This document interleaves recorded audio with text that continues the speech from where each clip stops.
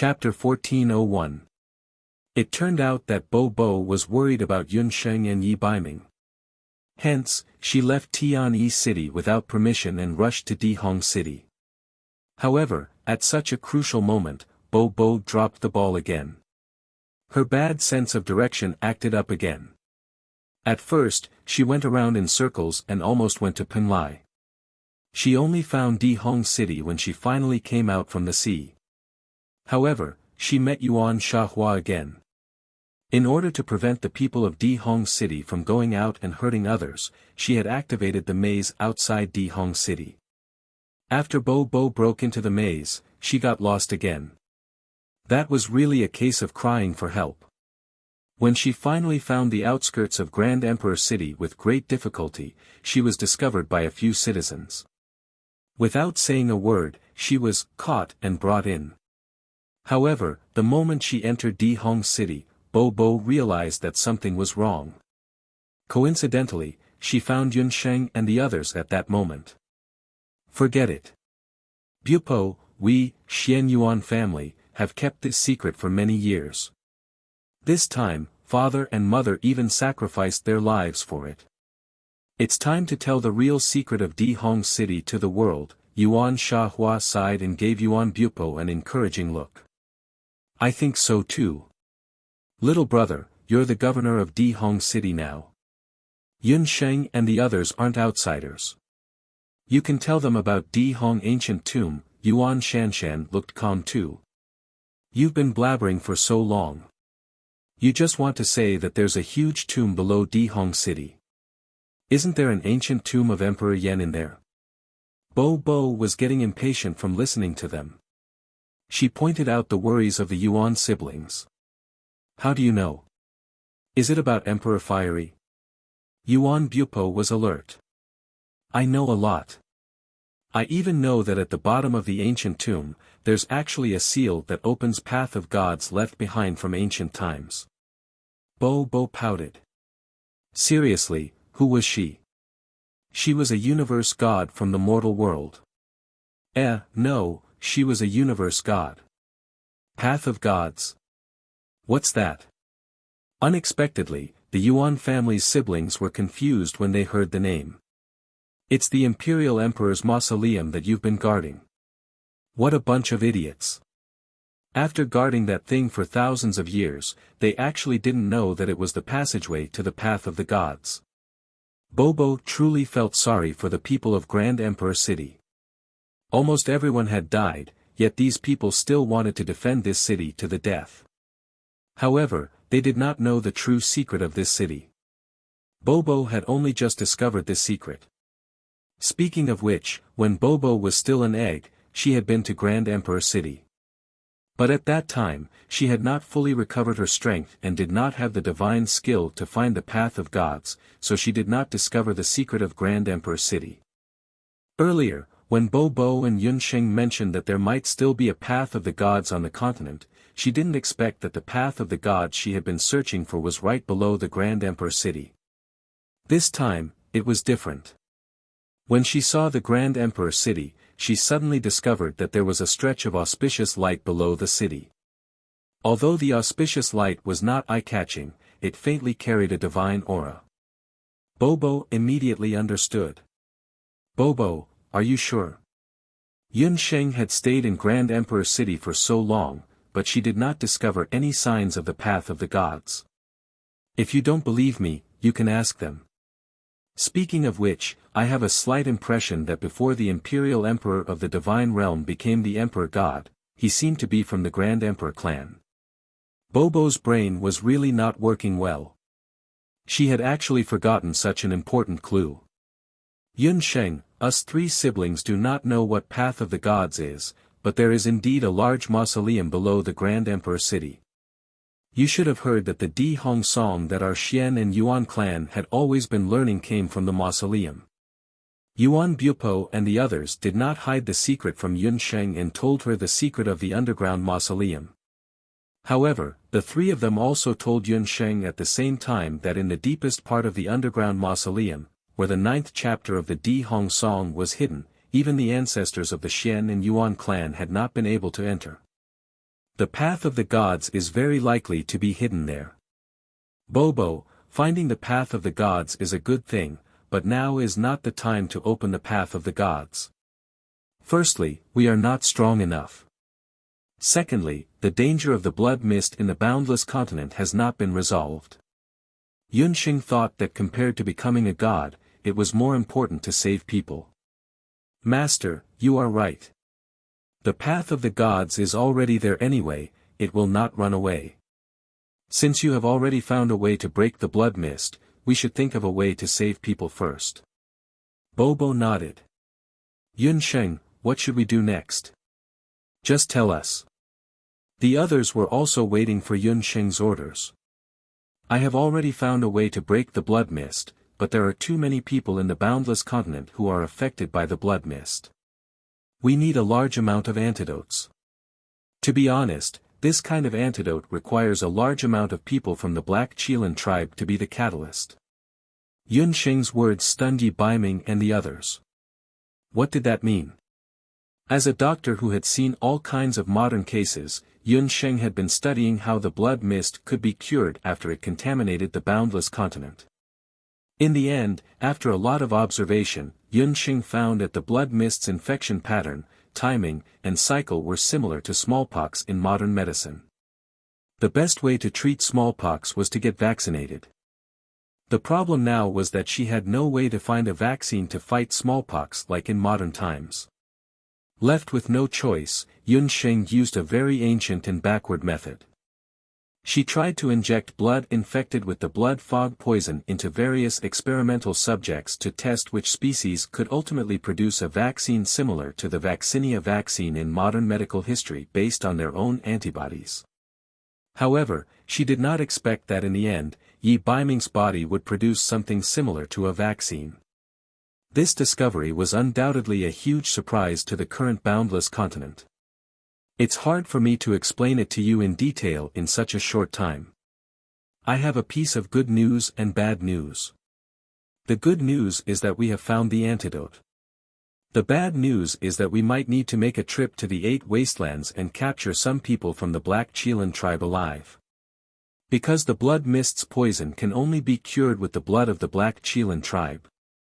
Right now, relying on Yi Baiming to produce the vaccine alone is too slow and far from enough. Yunsheng was having a headache over this matter.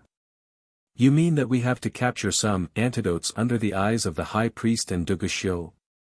Yi Baiming finally understood what Yunsheng meant. That's what I mean. Yunsheng nodded helplessly. Chapter 1402. The 8 Wastelands Continent. What a joke. You invited us here in the name of the patriarch of the Hua clan to betray the beast clans and help the human race, didn't you? Huh, Yunsheng, are you an idiot, or do you think we're idiots? Li Pa, the behemoth clan leader with the most explosive temper, slammed the table and stood up. There were a few other Bakra Orcs clan leaders present, including Green, Zi, Rita, and Lu Yunchuang. The 8 Wastelands continent and the Boundless continent were on the verge of war. The other 4 major beast tribes were all under the control of the beast god Alter and Duguxiu. Only these few beast tribes were not in cahoots with them. Therefore, after Yunsheng took the risk to return to the Bakra Orcs, she secretly contacted Lu Yunchuang and asked her to contact everyone in the name of the Chinese. The young clan leaders did not expect to see Yunsheng and Yi Baiming when they arrived in the Chinese territory. After Yunsheng and the others escaped from the Bakra Orcs, the high priest announced to the public that Yunsheng and Yi Baiming were spies from the boundless continent. Anyone who could kill either of them could become the high priest of the beast god Alter. At this time, the 2 of them still dared to appear in the Chinese territory so openly. They must have eaten a bear's heart and a leopard's gall. Young clan leader Rita, you've misunderstood. I'm not asking you to betray the Bakra Orcs. I just want to convey the message of the major countries and major forces of the boundless continent. The humans and the beast tribes have been fighting for thousands of years. It's time to put aside the hatred between us. Yunsheng was already mentally prepared to be reprimanded by everyone. Humph, you make it sound nice. The humans are cunning. The beast tribes will never get along with the humans. Z did not sound nice either. Z had suffered a lot because of Yunsheng. He did not forget how Yunsheng threatened him and Zhen Xian to give up their cities in the 8 Wastelands Tower. Why can't they get along? You are now in the territory of Hua people. You should have seen that humans, orcs and half-orcs can live in harmony. Even the first celestial fox people, Hu Yan, has always advocated for the harmony between the human race and the beast race. One of the main reasons that Yunsheng invited them to the Hua city was that she wanted these young masters to witness it with their own eyes. For thousands of years, what stood between the beast race and the human race was not just the Dutian blood realm, but also hatred and misunderstanding. Hearing Yunsheng's words, the few young clan leaders fell silent. When they arrived at the Chinese city, they found that the local residents got along well with each other. To put it bluntly, these cities were originally the poorest cities in their tribal countries. That was why they were seeded. However, with the combined efforts of the humans, beasts, and half-beastmen, it had begun to take shape in just a few months. Unlike the first generation of beasts who were forced to come to the Bakra orcs, after thousands of years, the few young clan leaders' hatred for the human race had faded. The reason why they had been obsessed with attacking the boundless land was more because of the teachings of their ancestors. The few young clan leaders were also very dissatisfied with the actions of the high priest and Duguxiu these days. In particular, they heard that in order to conquer the boundless land, the high priest and the rest even wanted to kill all the humans and magical beasts in the entire boundless land.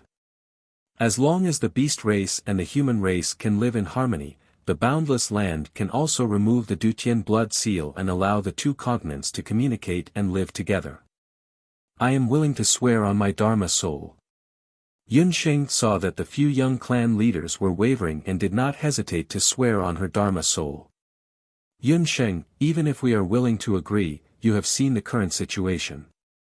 Our loved ones are all in the hands of the high priest and Duguxiu. If we take any action, it might endanger their lives. It is not convenient for us to work with you directly, Green said. Rita and Purple nodded at the side.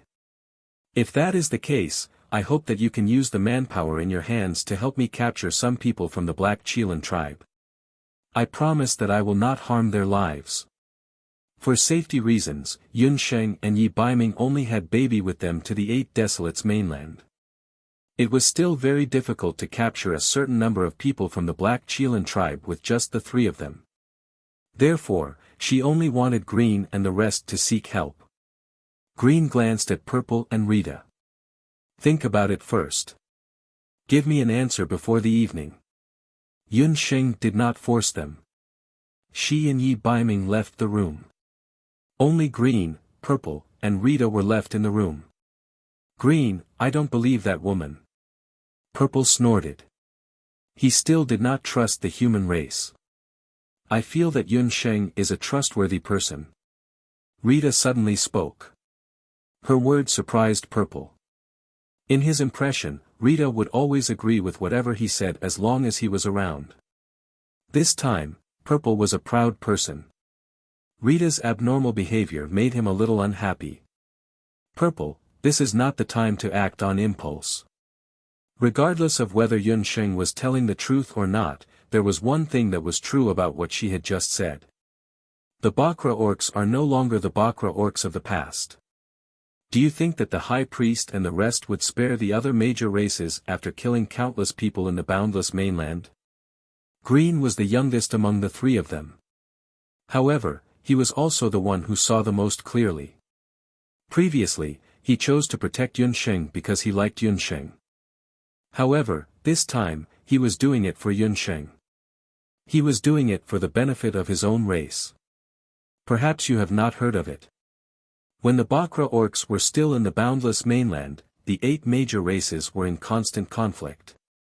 It was because of the rise and resistance of the human race that the Bakra orcs were expelled from the boundless mainland. That was why the Bakra orcs were united today. However, all of this will definitely fall apart because of the dominance of the Beast God altar and the Black Chelan tribe. When Green thought of his old grandfather, who was still not imprisoned in the Dark Beast God altar, a wave of anger surged in his heart. Green, are you saying that you want to help Yunsheng and become enemies with the Beast God altar? Purple was also shocked by Green's words. It's not about becoming enemies with the Beast God altar. We have to save ourselves. We only need to do this secretly. If Yunsheng and the rest succeed, the Beast God altar's plan will be thwarted. They will need more time to counterattack the boundless mainland. We can make use of this opportunity to rescue the chief and the rest. However, if they fail, it won't be much of a loss for us. After Green's analysis, Purple and Rita felt that what he said made sense. If that's the case, let's do it. However, we have to be extremely careful. The few young chiefs immediately decided to help capture some people from the Black Chelan tribe. Chapter 1403. With the cooperation of the 4 beast tribes, Yunsheng and Yi Baiming were able to capture the Black Chelan tribe members in the 8 wastelands more smoothly. For the sake of concealment, Yunsheng, Yi Baiming, and Bo Bo worked separately. Every time they captured 10 Black Chelan tribe members, Yi Baiming would hand them over to Bo Bo before sending them back to the boundless land. There are about 1,000 people. After the experiment, we can extract their blood according to your request and make enough antidotes. Little wild cat, isn't everything going smoothly? Why are you still frowning? Yi Baiming had just handed a batch of people over to Bo Bo when he saw that Yunsheng was still frowning. The wild kittens he knew could be cunning or crazy, but the one in front of him was not the one who frowned every day and had a bitter face like a little old woman. Night Fox, even if I found the antidote, it would only treat the symptoms and not the root cause. The boundless land is too vast. As long as the blood fog poison doesn't disappear, there will be people infected. Yunsheng was worried about this point. This newly developed antidote was similar to the modern scientific definition of cowpox. It could indeed treat and prevent the spread of the blood fog poison. However, due to the special antidote extracted from the Black Chelan tribe members, its medicinal properties were still very strong. Usually, newborns and especially weak women and children couldn't use it. In other words, in order to cure the blood fog poison, they had to find the root cause of the blood fog poison. It was a pity that she had been in the 8 wastelands for so long without any clues. Yunsheng, you have already done your best. Don't blame yourself too much. Now, we have to stabilize the situation in the boundless land. Then, I will accompany you to find a way to get rid of the blood fog. Yi Baiming consoled her. Yunsheng forced a smile. At this moment, a member of the 9 Phoenix tribe walked in. Miss Yunsheng, we have discovered 2 groups of Black Chelan tribe caravans. They are quite strong and we are lacking in manpower. Since that's the case, Night Fox, we will split up. Yunsheng didn't suspect anything. In order to not expose the identities of the beast tribes, the young tribe leaders didn't show up for this secret cooperation. If they encountered stronger Black Chelan tribe members, Yunsheng and Yi Baiming would have to take action personally. After separating from Yi Baiming, Yunsheng and a few members of 9 Phoenix tribe hid in an ambush on an open area. The sky gradually darkened. This area was a rocky mound, and the line of sight was still quite wide. After waiting for more than an hour, a group of carriages appeared in front of them. In front of the carriages, the flag of the Black Chelan tribal country was flying. Go! After confirming his identity, Yunsheng waved his hand and rushed out with a few people from the 9 Wan tribe. There were about 7 or 8 people in the convoy, led by a man wearing a bamboo hat.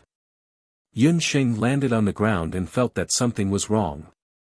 Yunsheng, I didn't expect you to come to 8 desolations alone. The man's deep voice startled Yunsheng. He took off his hat and revealed his face.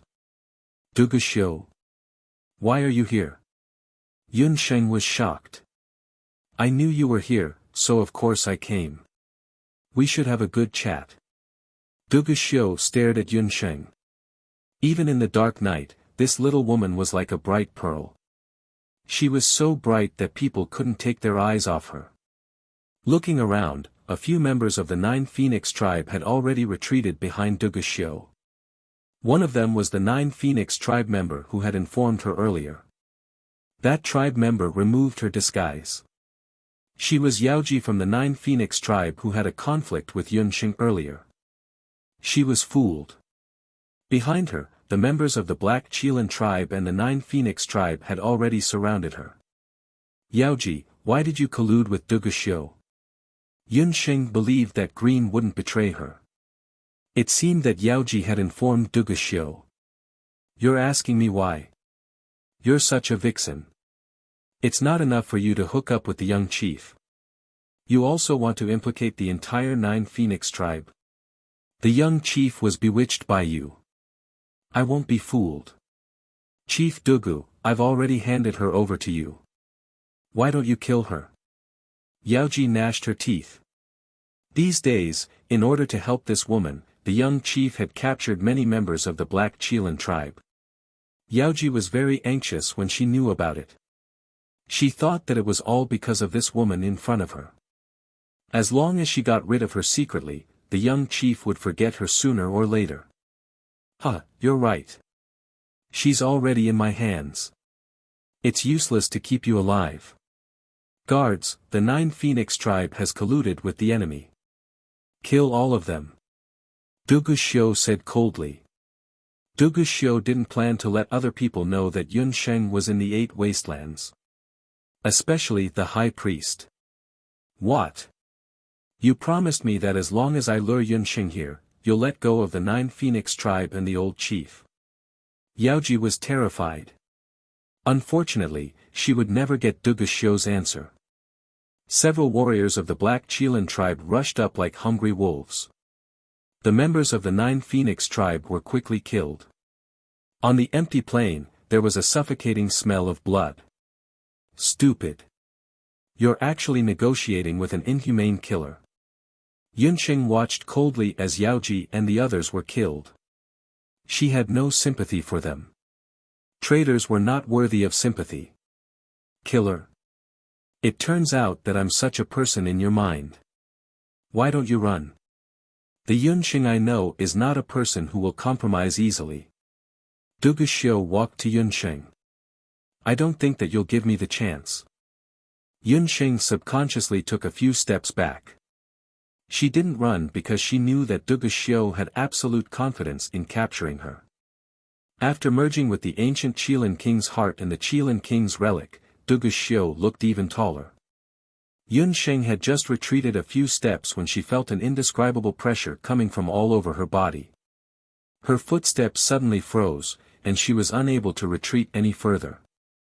Not only that, she also felt an invisible pressure that forced her to get closer to Dugu Xiu. This is... Yunsheng frowned. Such a strong pressure. This pressure even surpassed the pressure that Yunsheng felt when she faced the Phantasm Ghost King. The situation was worse than she had imagined. Could it be that Dugu Xiu had become so strong? Do you feel it? The power of the Qilin realm? Dugu Xiu was only a step away from Yunsheng. Looking at Yunsheng's stiff expression, he suddenly laughed out loud. His unbridled laughter echoed in the empty plain. Chapter 1404. The Power of the Realm. Yunsheng's heart shook when she heard this. The reason why the Phantasm Ghost King was able to stand on equal footing with Ming Ri in the underworld and enjoy godlike treatment was because he had comprehended a special ability called the Realm. The so-called realm was when he used his battle chi to the extreme and formed a protective layer around him that was difficult to break through. As long as he was within the protection of the realm, no magic, battle skills, or even sovereign god-level divine skills could harm him. It could be said that under the protection of the realm, Dugu Xiu was invincible. Yunsheng's body stiffened as she felt the evil aura emanating from Dugu Xiu, who was close by. The Black Qilin warriors not far away acted as if they didn't hear anything. Duguxiu's realm had reached the point where he could freely control it. As long as he wanted to, he could do anything to anyone within the range of his realm. He could even crush them instantly. Yun Sheng's expression changed. Speaking of which, I have to thank Yi Baiming for all of this. This power originally belonged to him. He was the one who gave up this power. Yun Sheng, have you ever regretted choosing him and not me back then? Duguxiu enjoyed the benefits of this powerful power. Not everyone is like you, addicted to power and power. In my eyes, even if you become a god, you still can't compare to Night Fox. Before Yun Sheng could finish speaking, Duguxiu's gaze sharpened and he grabbed Yun Sheng's neck. Her delicate skin was like a soldering iron, burning Duguxiu's skin. He glared at Yun Sheng furiously. This damned woman always had the ability to enrage him in the shortest amount of time. Yun Sheng, don't think that I'm still the Duguxiu from back then. I won't let you look down on me again and again. Don't think that just because I like you, you can trample on me as you wish. I've already tolerated you countless times. Duguxiu's anger dyed his eyes red. You can try. I promise that when you do, I won't even make a sound. Yun Sheng's neck had already turned red from Duguxiu's grip. She could feel that the air entering her lungs was getting lesser and lesser. Duguxiu was so angry that his nostrils flared. He clenched his 5 fingers one by one. As long as he used a bit more strength, he could kill this woman who was always going against him. Do you know what the boundless continent has become? Later Qin is now a land of death, Yun Sheng said intermittently. Shut up. Duguxiu angrily threw Yun Sheng to the ground. Cough cough. You don't allow me to say it. Duguxiu, you should stop. Half of your blood is from the human race. You were once the emperor of Later Qin. Although you were an iron-blooded emperor, you did your best for the people of Later Qin. Think about the great rivers and mountains of the Later Qin, and the tens of thousands of people. Are you willing to see everything you've done in the past be destroyed in a single day? Yun Sheng's words made Duguxiu's heart feel like it was being pierced by needles. Later Qin. His motherland. Although he had been in the 8 Desolates mainland for many years, everything that had happened in Later Qin seemed to have happened yesterday. In those years, he was still the iron-blooded crown prince of Later Qin. His father was still alive, and his mother was still so kind. All of this was still vivid in his mind. When he saw the 8 blood stars explode and the people of the boundless continent fall into madness, Duguxiu's heart throbbed a little. That used to be his motherland. Duguxiu, I know you care about it too. Do you know how to make the blood fog disappear? Yun Sheng's words cut off Duguxiu's memories abruptly. He took a few steps forward and stared at Yun Sheng. There were still 2 purplish finger marks on her neck. These were all caused by him. After fusing with the Black Qilin King's heart and the Saraira, he had become even more violent and bloodthirsty. Just now, there was a moment when he really wanted to kill Yun Sheng. If this continued, would he become someone who could not even recognize himself? Yun Sheng, don't bother about the boundless continent and the 8 Desolates mainland. Leave with me, okay? Duguxiu said in a low voice. He raised his hand and wanted to touch Yun Sheng's face. Yun Sheng wanted to reject him, but she noticed the look in Duguxiu's eyes. Duguxiu's eyes were very complicated. There was pleading and sorrow. Yun Sheng's face was reflected in his eyes. At that moment, he was like a patient who had placed all his hopes on Yun Sheng. As long as she nodded, he was willing to let go of everything. As long as she nodded. Yun Sheng's heart skipped a beat. She acted out of character and did not immediately break free from Duguxiu's hand. In her body, the power of the celestial fox Saraira slowly radiated out. When his calloused hand touched Yun Sheng's smooth skin, Duguxiu's body could not help but tremble. Duguxiu, look at me. Did you just say that you are willing to let go of everything with the Black Chelan tribe and return to the boundless continent with me? Unknowingly, Yun Sheng's eyes turned golden. However, Dugu Xiu, who was intoxicated by Yun Sheng's rare obedience, did not realize this. He only saw that the woman in front of him did not reject him. There was a faint smile on her lips. At that moment, Yun Sheng was so beautiful that even the moon in the sky could not compare. At this moment, he only wished that time could stop. This way, he could look at her forever and be with her forever. I can return to the boundless continent with you.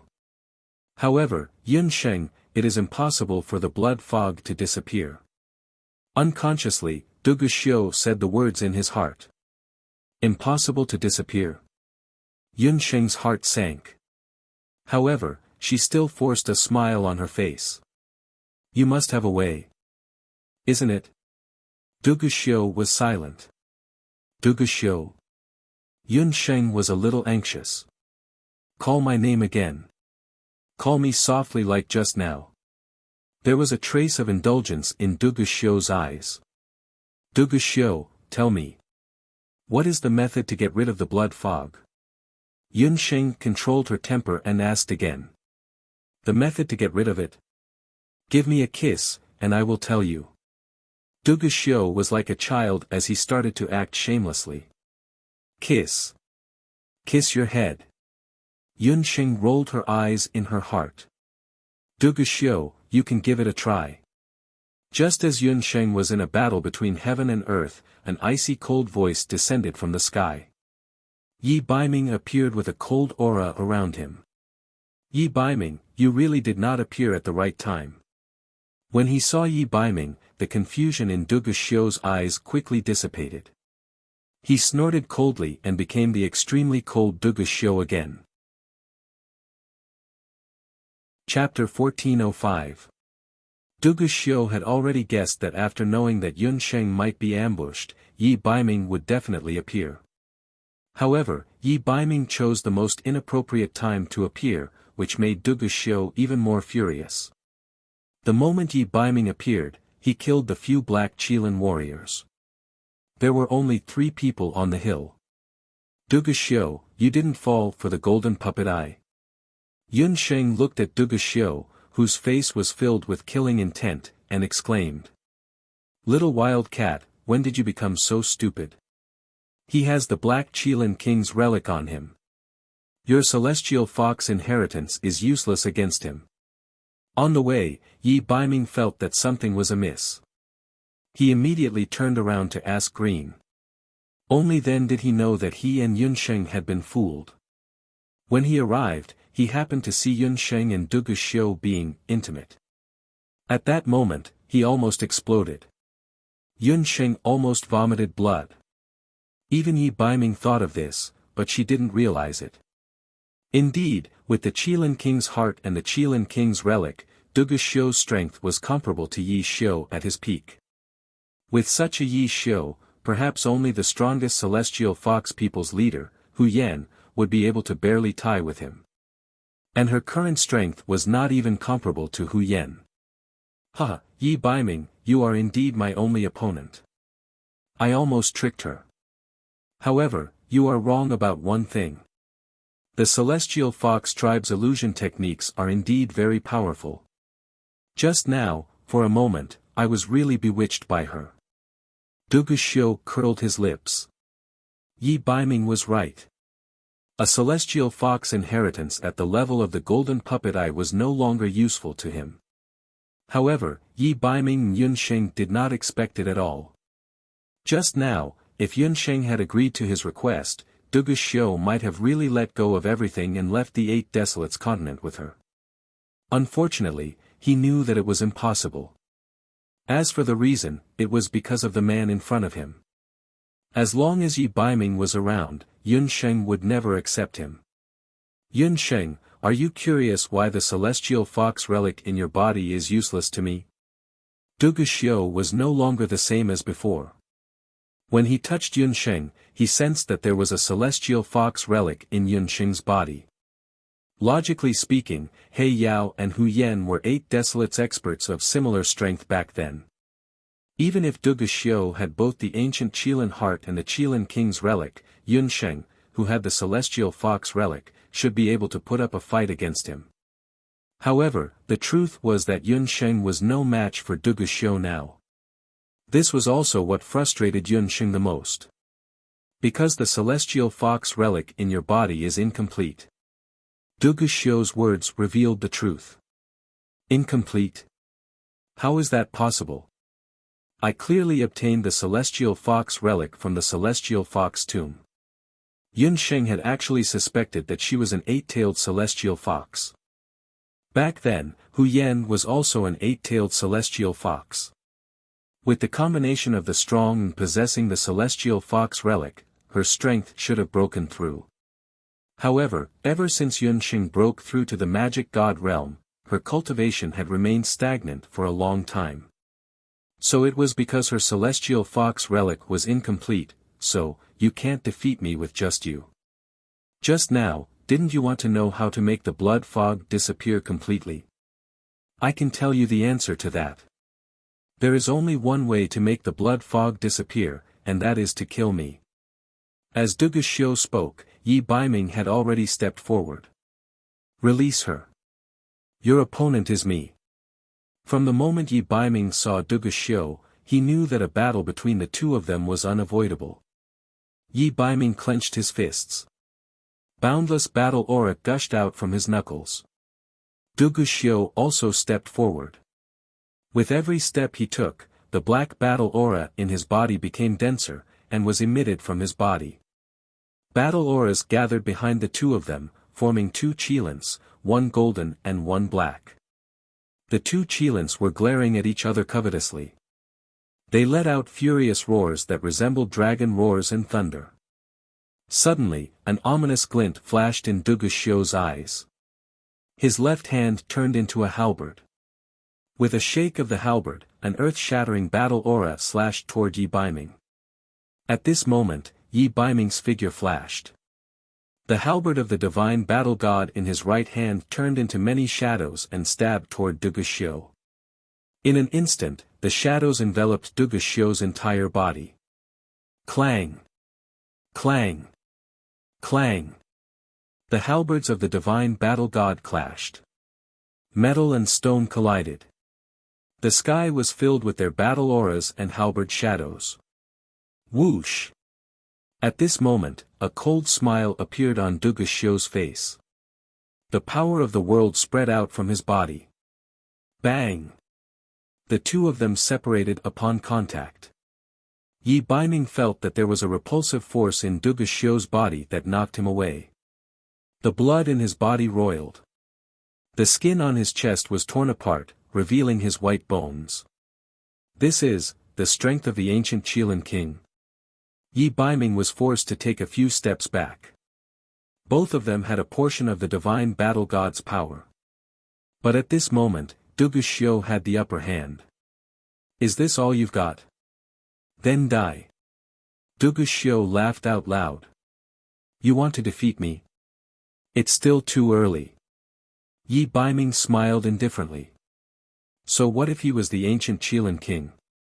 The life and death talisman in his body quickly took effect and healed his wounds. The two of them fought until the sky turned dark. In an instant, the sand and stones on the hill were flying. Neither of them gave way to the other. Red-furred monster, it's you again. Just as Yi Baiming was about to fight to the death with Dugu Xiu, a popping sound appeared in the sky. When Popo heard that Yun Sheng had been ambushed, he immediately rushed over. But who knew that he would encounter such a scene? A heinous person like you should disappear from the human world forever. Today, I, the world god, will let you have a taste of being banished. Banished to the abyss for 100 years. Popo chanted. Dugu Xiu felt the ground sink. His body was sucked into a bottomless abyss. Everything around him disappeared. Huh, master, Qilin brat, you can rest assured now. This eyesore has been banished underground by me.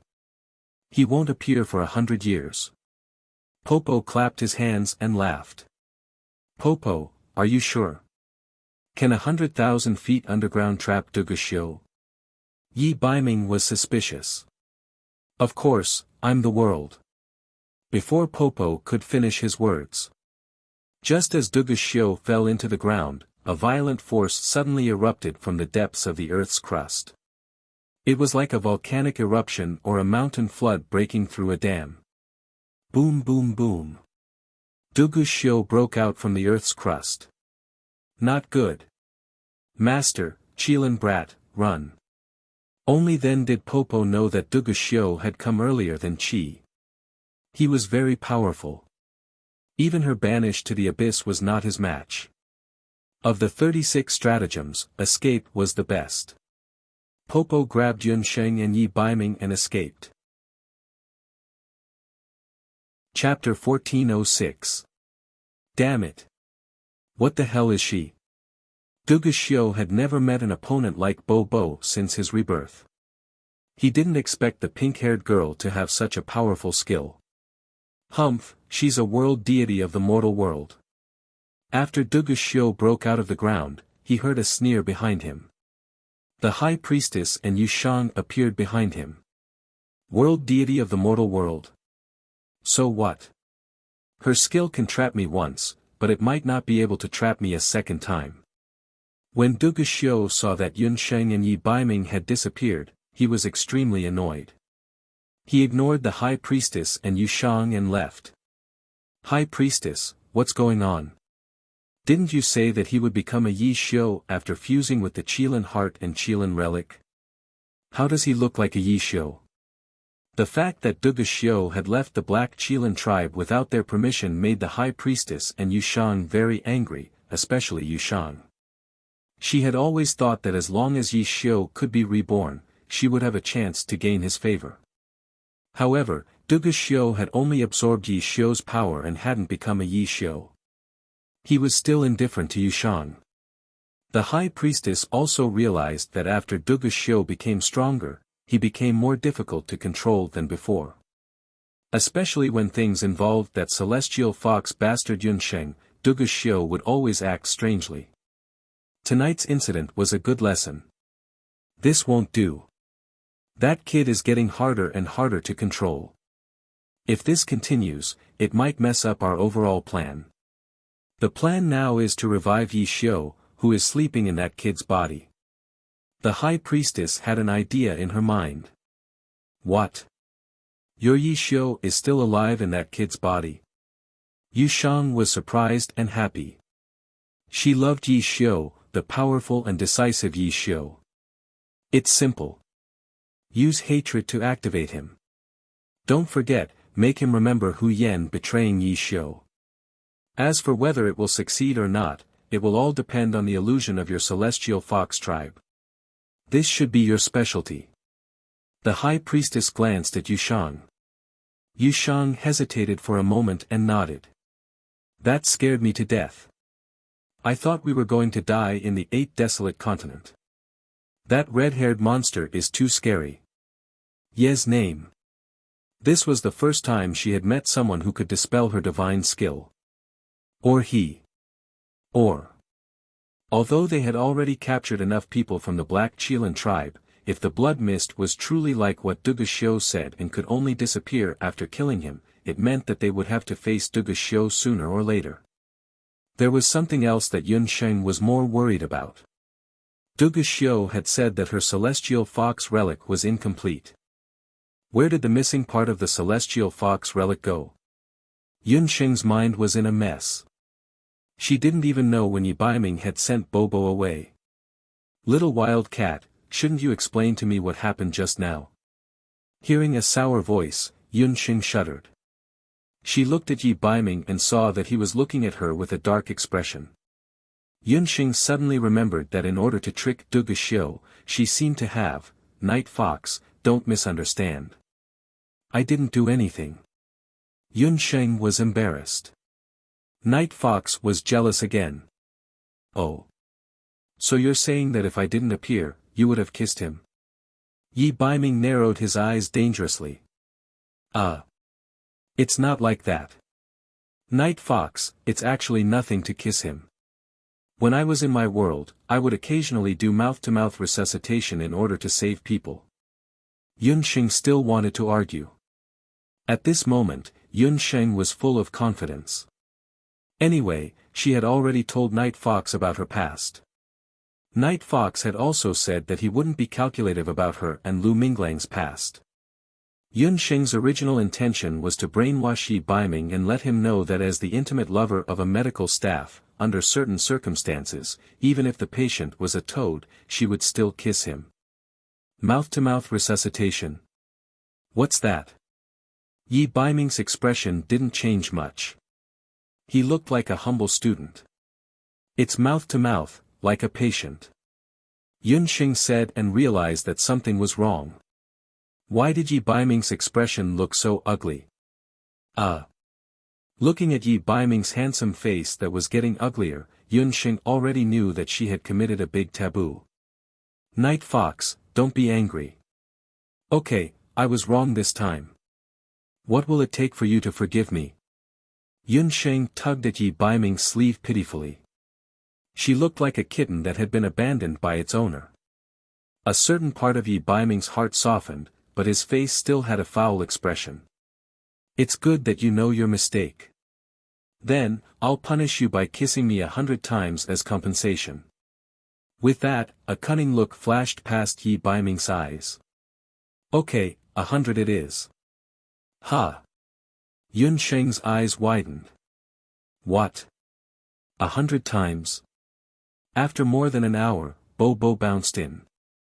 He discovered that Yi Baiming, who had a dark face earlier, was now beaming with joy. On the other hand, his master's cheeks were red and his lips seemed to be swollen. My dear master, do you have a fever? Why is your face so red? Bo leaned forward with a face full of curiosity. No. Bo, where are the people from the Qilin tribe? I'm going to start the experiment. Yunsheng looked embarrassed. She found an excuse and slipped away. Next time, even if he died, he wouldn't dig his own grave and let that guy hit him when he was down.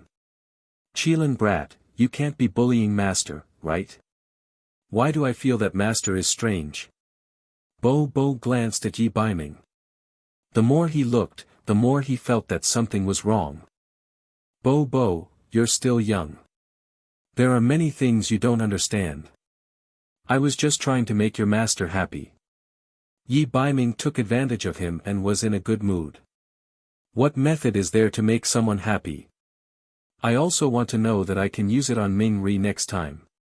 Every time he sees me, he looks like I owe him a pile of gold coins. Hearing that, Bo immediately turned into a good student who was full of curiosity and looked at Yi Baiming expectantly. Hee, you really want to know? Alright, I'll reluctantly tell you. Yi Baiming whispered a few words into Bo's ear. Really? As long as it's like this, Ming Ri will be happy. Alright, I'll try it next time. Hearing that, Bo realized that the method to make Ming Ri happy was actually so simple. Her face was filled with joy. She made up her mind that the next time she met Ming Ri, she would definitely try it. Chapter 1407. Saintess, do you really plan to use Celestial Fox's illusion to revive Yi Xiu, who is sleeping in Dugu Xiu's body? It's too dangerous. The great Magus doctor was very worried when he learned that the Saintess was going to follow the High Priest's wishes and revive Yi Xiu. I love Yi Xiu, not Dugu Xiu. Besides, Dugu Xiu has always been infatuated with that bitch called Yunsheng. Once Yi Xiu revives, he will definitely give the order to attack the boundless land, Yushang said firmly. Yushang had already made up her mind. That night, she and the high priest made preparations in secret. They invited Dugu Xiu with the excuse of observing the situation in the boundless land. As soon as Dugu Xiu entered the main hall of the beast god altar, clouds of pink smoke suddenly spewed out from the main hall. High priest, Yushang, how dare you plot against me? Dugu Xiu knew that something was amiss. He wanted to quickly leave the main hall, but the pink smoke blurred his surroundings. The smoke gradually condensed into an image. A woman appeared in the image. Yunsheng. Duguxiu's heart twitched when he saw the woman. The woman in the image was dressed in a holy sorcerer's robe. Her eyes were melancholic and sorrowful. No, you are not Yunsheng. Yunsheng would definitely not have such eyes. The Yunsheng that Duguxiu knew had a pair of sparkling eyes that were as bright as the stars even in desperate situations. However, the woman in the image was very similar to Yunsheng. The two of them looked very similar. Hu Yan. Another person appeared in the image. It was a black-haired man. He was tall and had a pair of eyes that were as deep as the sky. He was originally an extremely cold man, but the moment he saw the woman, the iceberg in his eyes melted instantly. It was an expression that only a man would have when he saw the woman he loved. When he saw the man, Duguxiu's heart trembled again. This familiar feeling, Hu Yan, the first celestial fox people's chief. The black-haired man's silhouette was almost identical to Yi Baiming. However, the man had ankle-length hair and looked wilder. He was Yi Xiu, the first black Qilin patriarch, Yi Xiu. Yi Xiu, do you really want to fight to the death with the humans? Hu Yan turned around and looked at the handsome man in front of her. Of course, the humans have killed countless of my people. This time, I will slaughter them all. Don't worry, I'll be fine. Yi Xiu hugged Hu Yan. There was a hint of hesitation in Hu Yan's eyes. Yi Xiu, have you never thought of living in peace with the humans? Hu Yan, you're spouting nonsense again. How can humans and beasts live in harmony? We beasts are the noblest, while humans are lowly and filthy. Yi Xiu's tone was a little unhappy. This was not the first time Hu Yan had mentioned this to him. A woman was a woman after all. Even someone as powerful as Hu Yan could not help but be soft-hearted. Don't say any more. I've made up my mind. If you don't want to kill those humans, stay in the camp and wait for me to return with the other beast patriarchs. By then, I'll be the Wuji king, and you'll be the noblest woman by my side. Yi Xiu gently planted a kiss on Hu Yan's forehead before reluctantly letting her go. Looking at Yi Xiu's tall figure disappear into the vast night, Hu Yan also sighed. Her figure flashed as she rushed in the opposite direction of Yi Xiu. When she arrived at the humans' camp, a human ruler appeared in front of her. You. When the human powerhouse saw Hu Yan, there was a hint of admiration and doubt in his eyes. This is the refining method for the 8 Desolation Divine Tool. Collect the materials on it. You need to refine the 8 Desolation Divine Tool within half a month. Hu Yan took out a sketch and handed it to the human powerhouse. What? Duguxiu's body could not help but lean forward. A sketch of the 8 Desolation Divine Tool. He did not expect that the 8 Desolation Divine Tool in the hands of the humans was actually created by Hu Yan. Why are you helping us? The human ruler took the sketch. He did not understand why Hu Yan would help them. The Bakra orc's attack was too fierce. The humans were already an arrow at the end of its flight and could be killed at any time. I'm not helping you. I'm helping myself. Hu Yan's voice sounded unusually hollow under the vast starry sky. Duguxiu suddenly clutched his chest. He felt that his heart was beating violently. It was not his heart, but the heart of the black Qilin king Yexiu. His heart hurt as if it was being torn apart. It was heartbreaking. That was the woman that Yexiu loved the most, the woman that he was willing to use his life to protect. She actually betrayed the Bakra orcs and helped the humans expel the Bakra orcs from the boundless continent. Why? Why did she do that? The black Qilin king relic in Duguxiu's body screamed crazily. No. Black Qilin chi spewed out from Duguxiu's body. Yexiu, who was lurking in Duguxiu's body, finally awakened. His red hair had turned black. Duguxiu's hair had grown a lot longer. In his eyes, hatred had devoured everything. The fog in the main hall dispersed. The high priest and Yushang looked at the man who was standing stiffly with trembling faces. When he slowly turned around, the high priestess and Yushang were both shocked by the unique aura of a night cultivator. Patriarch. Is it you? You're finally alive. I've waited for so many years, and you're finally here. My honorable patriarch, the only patriarch. The high priest's tears flowed down. He fell to the ground recklessly and kissed Yeshio's feet. Yeshio, is it really you? Do you still recognize me? I'm Yushang. I'm Hu Yushang. Yushang's face was full of admiration. She stared at Yeshio.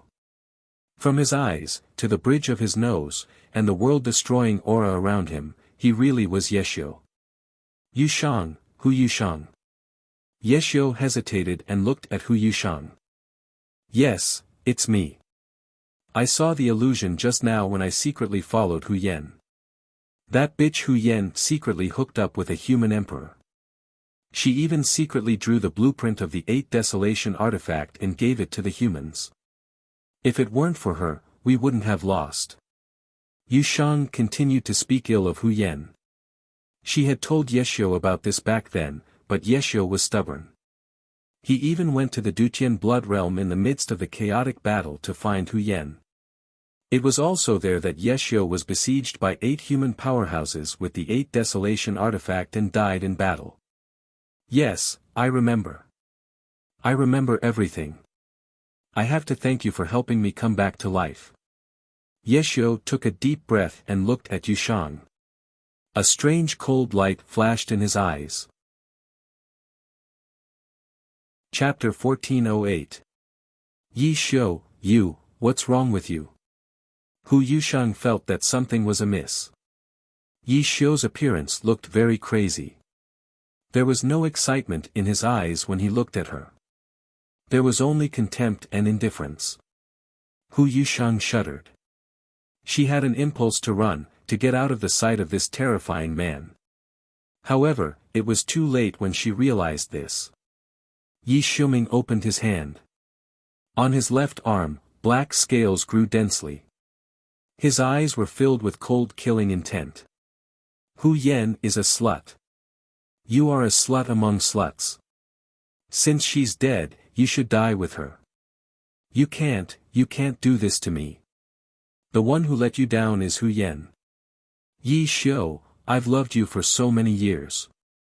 You can't do this. You will get retribution. Hu Yushang struggled frantically. However, how could she break free from Yi Xiu who already possessed realm power? Boom! Yi Xiu's palm energy pierced through Hu Yushang's head. Hu Yushang's head exploded. The high priest who was prostrating on the ground felt a chill run down his spine. Yi Xiu.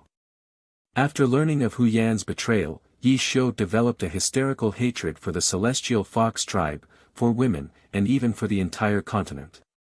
This hatred transformed into a terrifying destructive power. Shadow, tell me what happened on the continent in the thousands of years that I wasn't around. After killing Yushang, Yi Xiu calmly wiped away the blood on his hand. Yes, Patriarch. Ever since we. The high priest gave a brief account of what had happened. So, that celestial fox bastard stole more than 1,000 people from my black Qilin tribe right under your noses? Shadow, is this what you've learned after following me for so many years? Yi Xiu's voice was filled with displeasure, and he raised his voice a little. Patriarch, this subordinate is useless. Patriarch, please tell us what we should do next. Yi Xiu's shocking pressure made the high priest not even dare to breathe loudly. However, at the same time, there was a joy that bordered on ecstasy in his heart. That's right, this was the Patriarch. The Patriarch he respected and followed. Compared to the chieftain who was bewitched by the fox smoke, Yi Xiu was the most perfect chieftain of the black Qilin tribe. Go and capture those young clan leaders who colluded with the enemy, as well as all the people of the 7 major beast clans. Yi Xiu's words stunned the high priest. Capturing those few young clan leaders was pardonable, but what about the other beasts? There were so many beasts, how could they all be captured in such a short time? Humph, you still don't understand. Capture them and tell those people from the boundless continent that if they don't hand over the Black Chelan tribe one by one, I'll slaughter a beast race city every other day. Of course, I'll start with the Chinese. Yi Xiu's eyes were filled with killing intent. Clan leader, if we do this, won't the other beast clans be displeased? A Black Chelan warrior in exchange for the lives of a city's citizens. Even the high priest felt that this method was too cruel. So what if they are dissatisfied? If it wasn't for me, they would have died in the boundless continent. It's time for them to do something. If those beasts don't obey, the Black Chelan tribe will be enough from now on. Yi Xiu waved his hand, and the high priest could only bow and retreat. After Yi Xiu's resurrection and regained control of the beast god altar, he ordered the capture of the young clan leaders of the 3 major beast clans and imprisoned all the people of the major beast clans. This set off a bloodbath in the 8 wilderness mainland. After hearing the news, Green, Z, Rita, and the rest left the city under the escort of their subordinates. Green, I've already said that we shouldn't have cooperated with that woman. She escaped back to the boundless continent, and all of us and countless people are going to suffer. Z was filled with regret when she thought of the tens of millions of people being massacred under the D clan. Z, you still don't understand. It's only a matter of time before Yi Xiu is resurrected. Just like what Yun Xing said, the Black Chelan tribe is arrogant. It's only a matter of time before they annihilate the other beast clans. Green was more worried about the 9 Phoenix clan leader who was restrained by Yi Xiu. Yi Xiu couldn't capture them for the time being, so he would definitely target the clan leaders first. Both of you, stop arguing. The only thing we can do now is to tell Yun Sheng about the situation in the 8 wilderness mainland. Rita's heart was burning with anger. What's the use of telling her? If she could defeat Yi Xiu, she wouldn't have run away. Z was annoyed. Have you forgotten that Yun Sheng is the successor of the celestial fox? She has the celestial fox's relic in her body. If there was anyone in the 8 wilderness mainland who could go against Yi Xiu, it would be the celestial fox people, Long Huyan. The celestial fox people back then looked the same as Yun Sheng now. They both had 8 tails. As long as Yun Sheng can perfectly merge with the celestial fox's relic, she can go against Yi Xiu. Rita and Yun Sheng had crossed paths a few times. She firmly believed that only Yun Sheng alone could resolve the current crisis.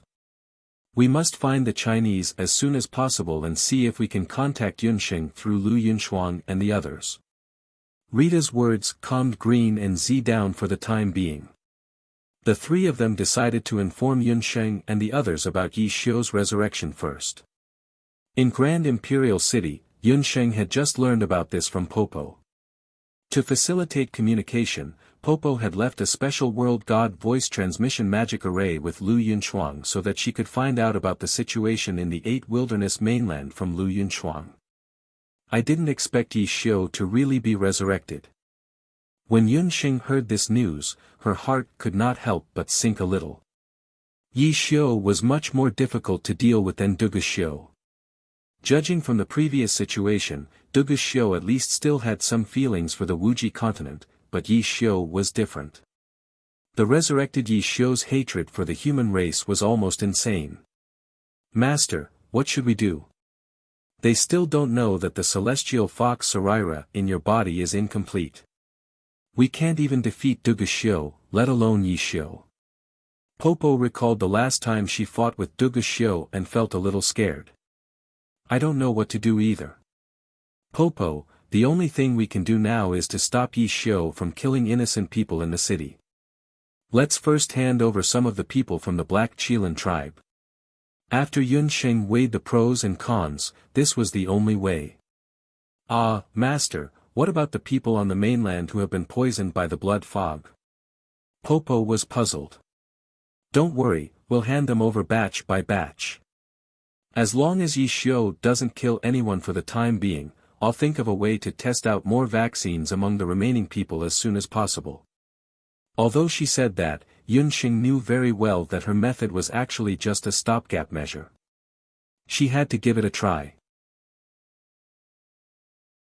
Chapter 1409. Yi Xiu's sudden resurrection caused the pressure on Yunxing's shoulders to increase. She also understood that the Nine Luan tribe, the D clan, and the Behemoth tribe were targeted by Yi Xiu because they were on good terms with her. Little wild cat, you don't have to force yourself too much. If it really comes to a point where we have no choice, we can try to break through the path of the gods. Yi Baiming also saw that Yunsheng had been depressed these few days. Her face had become much smaller, and his heart ached. Night Fox, I'm fine. After I test out the first batch of vaccines, if it really doesn't work, we'll make a trip to the Grand Emperor city. Yunsheng could only do this at the moment. Although she didn't know if the path of the gods in the Grand Emperor's tomb really existed, it seemed that the only way to defeat Yi Xiu was to fight for the path of the gods. Regardless of whether they succeeded or not, even if they couldn't break through the path of the gods, it would still allow their strength to break through. No matter what you want to do, I'll accompany you. You haven't rested for a few days. If you don't rest tonight, I'll accompany you to sleep. Yi Baiming teased. Yunsheng also felt dizzy. Under Yi Baiming's gaze, she could only sleep first. Perhaps it was because she hadn't rested for too long, but when she just fell asleep, Yunsheng's mind was still groggy. After an unknown period of time, she finally fell asleep. In the dream, Yunsheng vaguely saw a figure. That figure was very familiar. She could vaguely see that it was a woman. The woman walked further and further away. Wait, who are you? Yunsheng tried her best to chase after her as she shouted loudly. All of a sudden, the figure turned around and turned into a statue made of smoke. That celestial fox statue looked like the fox smoke statue in the celestial fox temple, but at the same time, she also felt that it was very similar to the statue in the celestial fox tomb. Senior Fox Smoke. Are you Senior Hu Yen? Are you trying to tell me something through the dream? Yunsheng raised her head and looked at the celestial fox statue. However, no matter how much she asked, the celestial fox statue remained motionless. Just as Yunsheng was about to give up, a bolt of lightning struck the celestial fox statue. The original celestial fox statue revealed the celestial fox Saraira inside. The Saraira was immediately split into four. Yunsheng sat up abruptly.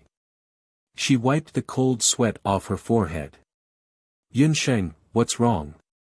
Yi Baiming heard the commotion and rushed in. Seeing Yunsheng in a daze, he hurried forward and hugged Yunsheng. The woman in his arms had an ice-cold body and appeared unusually petite. It's nothing, Night Fox. I seem to have comprehended a new celestial fox legacy, foresight. It was only when Yunsheng woke up that she suddenly realized that she had unknowingly comprehended the 8th celestial fox legacy that Madame Roland had imparted to her, foresight. Did the celestial fox legacy give you a nightmare? Yi Baiming looked at Yunsheng worriedly. That shouldn't be a dream. In my dream, I saw the celestial fox Saraira in the celestial fox statue being split into four. Night Fox.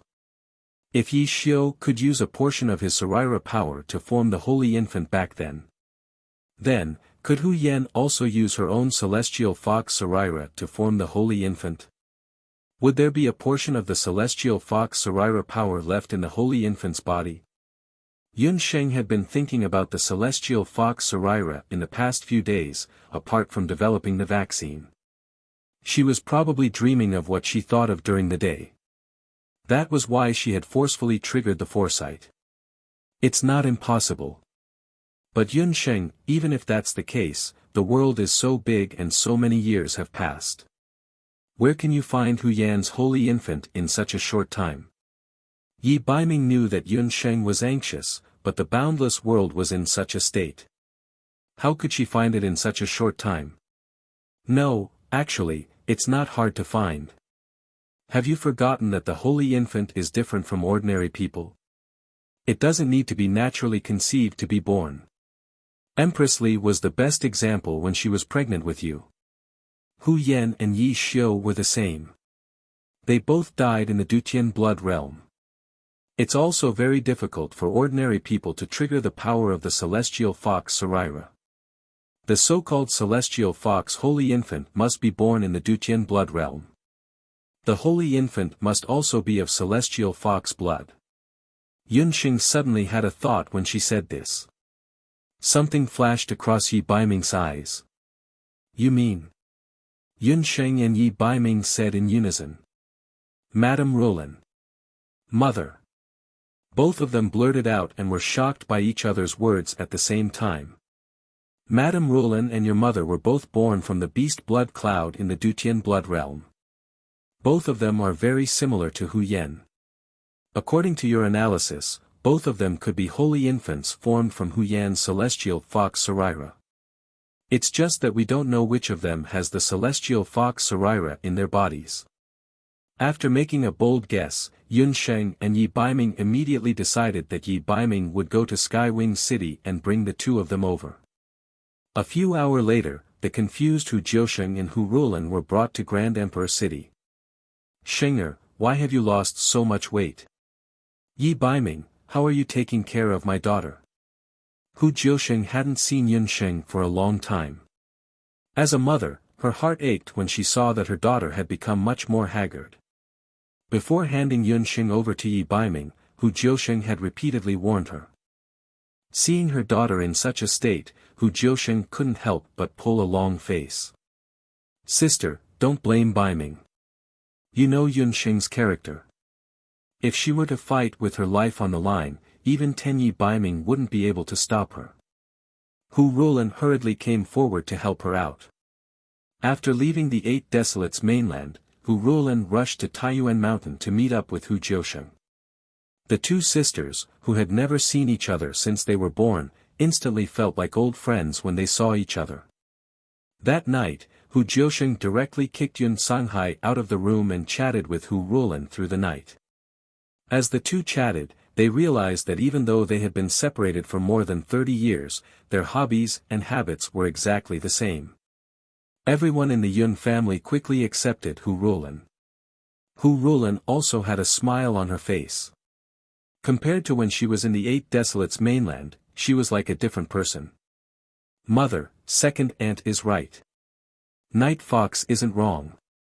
Yunxing hurriedly went forward to coax her mother. Humph, you little girl. As the saying goes, a married daughter is like spilled water. Now, you only know how to protect your man. Hu Jiusheng scolded jokingly. Mother, don't scold me. I'm here this time because I have something important to discuss with you. Yunxing couldn't out-talk her mother. She hurriedly changed the topic and roughly told Hu Jiusheng and Hu Rulan about the dream she had last night. Unexpectedly, Hu Rulan and Hu Jiusheng revealed strange expressions after hearing Yunxing's description. Chapter 14:10. Sheng, did you also have the same dream? Hu Jiusheng and Hu Rulan looked at each other in dismay.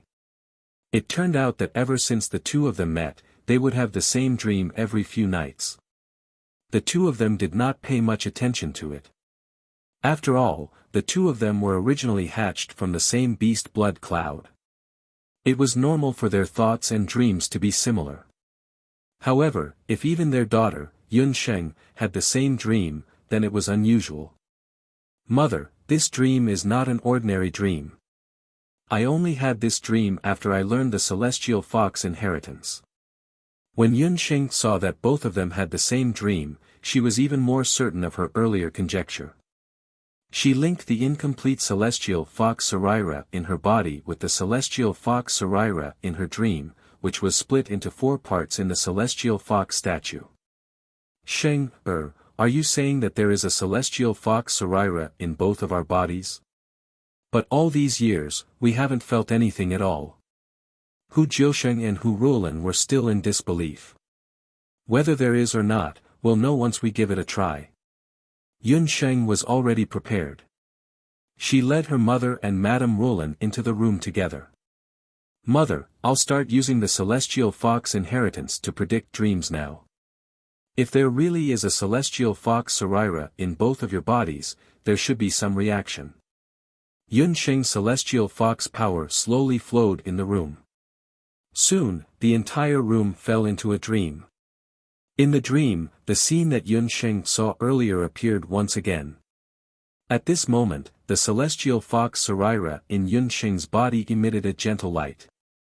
Following the appearance of the celestial fox Sarira, Hu Jiusheng and Madame Roland's bodies emitted the same gentle light. A ball of light emerged from each of their bodies. The two balls of light were like children who had found their mother and quickly gathered towards the celestial fox Sarira in Yun Sheng's body. The three celestial fox Sariras merged completely. When the three celestial fox Sariras were completely merged, Yun Sheng felt that the magic power in her body was like a stream after the rain. It suddenly became much more abundant and became an extremely wide river. So there really is a part of the celestial fox Sarira in our bodies. Hu Jiusheng and Roland Fu were both deeply moved after they woke up. For so many years, the two of them never knew that a part of the celestial fox people's power of the celestial fox Sarira was actually in their bodies. Sheng's a dream's prophecy. The celestial fox Sarira in our bodies is out, but where is the fourth part of the power of the celestial fox Sarira? A mere 3/4 of the power of the Sarira is still not enough to defeat Yi Xiu after his rebirth. Madame Roland had also learned about the recent events in the Eight Wastelands mainland from Yun Sheng. After learning about the death of the celestial fox people's Long Hu Qianqiu, Madame Hu Roland's eyes darkened, but she felt relieved in her heart. Before coming to the boundless mainland, Hu Roland had thought that the way she and Hu Qianqiu got along as husband and wife for so many years was correct. However, it was only when she saw the way her sister, Hu Jiusheng, and Yun Sanghai got along as husband and wife that she realized that Hu Qianqiu had never loved her from start to end. Now, she had completely given up on Hu Qianqiu. However, Yi Xiu had disregarded the friendship of the Bakra orcs and threatened Yun Sheng and the others with the lives of the various beast clans. This made Madame Roland very worried. "Don't tell me there's a third celestial fox holy infant in the boundless mainland?" Hu Jiusheng questioned. "That's not very likely. The beast blood cloud that gave birth to us was split into two. We both have some impression of this." Madame Roland shook her head. "Mother, second aunt, you don't have to worry about this anymore. Yi Xiu and I have already decided to enter the Grand Emperor's ancient tomb and explore the path of the gods." After obtaining 2/4 of the celestial fox Sarira, Yun Sheng also felt that her strength had increased significantly, but she was still a distance away from defeating Yi Xiu. Not long after Yun Sheng sent off Hu Jiusheng and Hu Roland, a piece of bad news came. "What? You said the 9 Phoenix clan leader was killed?" The first person to be killed by Yi Xiu was the 9 Phoenix clan leader, who had a very high reputation among the Bakra orcs. Yi Xiu wanted to slaughter the members of the various beast clans. When the 9 Phoenix clan leader, who was imprisoned in the beast god altar, found out, he cursed Yi Xiu, and Yi Xiu killed him. Now, the entire 9 Phoenix clan is in turmoil. As the young clan leader, Lu's whereabouts are also unknown. After Lu Yunchuang brought this news, Yun Sheng was also saddened. Yi Xiu had done it in the end. She had some friendship with the 9 Phoenix clan leader. That old man had taken care of her on many occasions. If this continues, the other beast clans will also be killed sooner or later. Lu Yunchuang and the others were also struggling to hold on. Looks like there's only one way left. Yun Sheng looked at Yi Baiming. Yi Baiming also looked at her.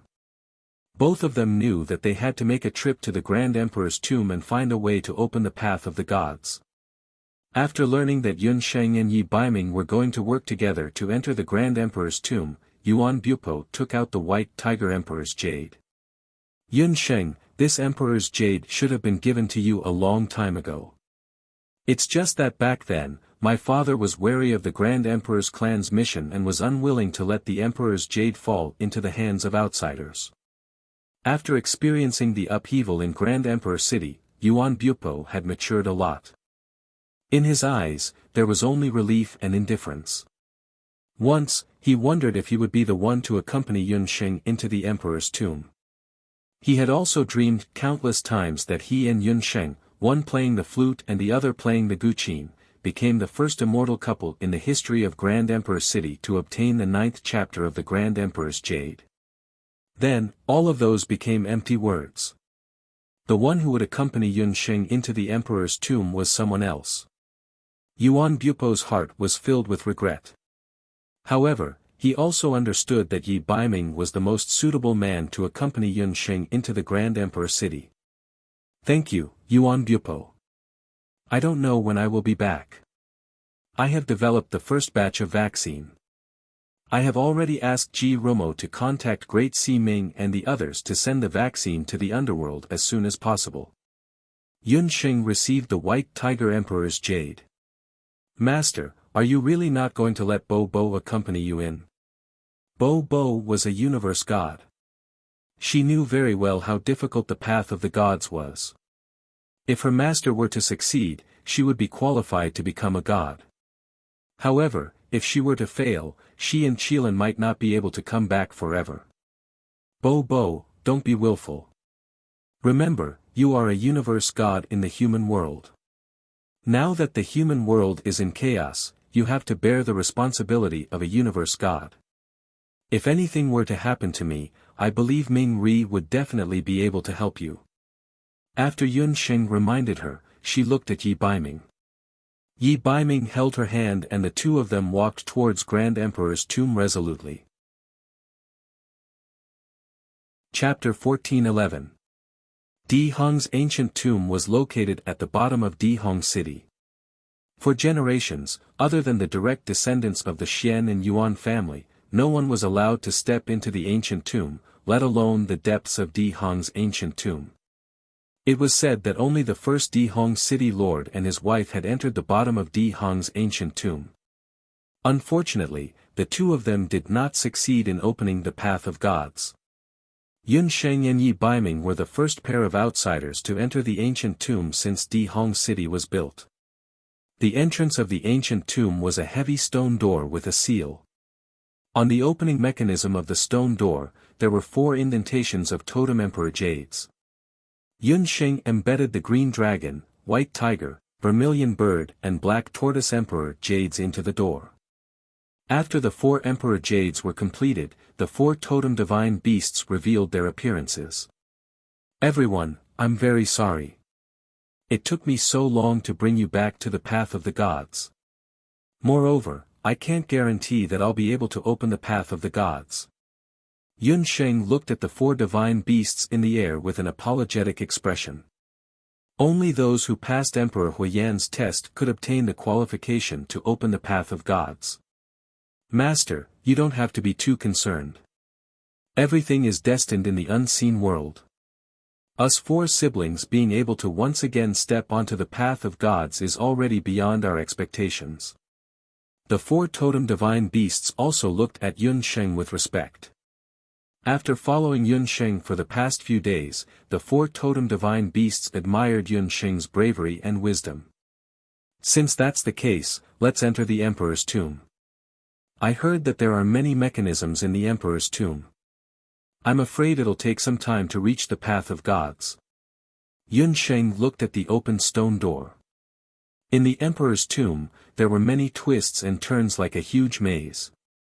According to Yuan Bupo, many of the ancestors of the Xian and Yuan family who entered the Emperor's tomb in Di Hong City had lost their way in the maze. Some of them were trapped for months or even a year. Master, you don't have to worry about the maze and mechanisms. To tell you the truth, us 4 siblings are also the totem guardian beasts of the Emperor's tomb. The 4 totem beasts said. The mechanisms and labyrinths of the Grand Emperor's tomb were meant to trap those with impure thoughts and evil intentions towards the path of the gods. However, Yun Sheng and Yi Baiming were different. The two of them did not enter the Grand Emperor's ancient tomb to open the path of gods for their own selfish reasons. They had come for the sake of all the humans and beasts in the boundless continent and 8 desolates continent. Thank you, Lord Divine Beasts. Yun Sheng and Yi Baiming heaved a sigh of relief when they heard this. Not having to go through mazes and decipher traps could save a lot of time. The longer they stayed in Di Hong's ancient tomb, the greater the danger of the continent. However, even though the maze and traps are gone, the deepest part of Di Hong's ancient tomb, where the 9th chapter of Di Hong is stored, is not something that we can control. That place is also the last checkpoint to open the path of the gods. If you succeed, you will have the chance to receive the guidance of Emperor Huiyan and step onto the path of the gods. However, if you fail, you will be trapped in Di Hong's ancient tomb forever. The 4 totem beasts told Yunsheng everything they knew. It's not too late for you to retreat now.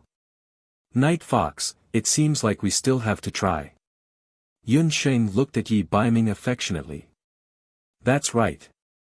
Since we have come this far, even if there is a mountain of swords and a sea of fire in front of us, we will walk through it hand in hand. If we don't become gods, we will become ghosts. Together with you, I am not afraid of anything. Yi Baiming smiled confidently. There was only unwavering determination in his eyes. The two of them walked through the stone door together and walked towards the depths of Di Hong's ancient tomb. Yunsheng and Yi Baiming did not know that at the moment they entered Di Hong's ancient tomb hand in hand, there were 2 pairs of eyes watching them from somewhere in the realm of the gods. Of these 2 people, one was Emperor Huiyan, who had an astonishing heavenly might, and the other was a dignified and beautiful female venerable. The 2 of them were watching everything that was happening in Di Hong's ancient tomb through a sky well. Emperor Huiyan, are these 2 the people that you have your eyes on who can step onto the path of the gods once every 3,000 years? The goddess' beautiful eyes were filled with anticipation as she smiled faintly. That's right. Make a guess. This time, will it be me or you who will win? Emperor Huiyan looked at the couple in the sky well with interest. My guess is, just like 3,000 years ago, they will not be able to pass the test. The goddess shook her head. Mortals had always thought that the path of the gods was difficult to walk. However, they did not know that the path of the gods was not difficult at all. The most difficult part was opening the path of the gods. This was because to open the path of the gods, one must first pass the test of the gods. In particular, this path of the gods had been paved by Emperor Huiyan when he became a god. Emperor Huiyan was known to be a harsh emperor in the realm of the gods. However, as long as one could pass his test and open the path of the gods, one would be able to achieve great things in the realm of the gods in the future. This time, I'm afraid you are going to lose. The 2 of them are different from the pair of lovers back then. Emperor Huiyan said confidently. Emperor Huiyan, you can't be so sure. Let's just wait and see. After all, the answer will be revealed soon. The goddess pursed her lips and smiled. After tens of millions of years, the days in the realm of the gods were very boring. She hoped that the new couple chosen by Emperor Huiyan would not be like the pair of love-struck women and resentful men from 3,000 years ago. Emperor Huiyan had misjudged them again. Just as the 4 great totem divine beasts had said, after removing the mechanisms and the maze, it was no different from an ordinary ancient tomb. In the ancient tomb, there were everlasting lamps that would never be extinguished.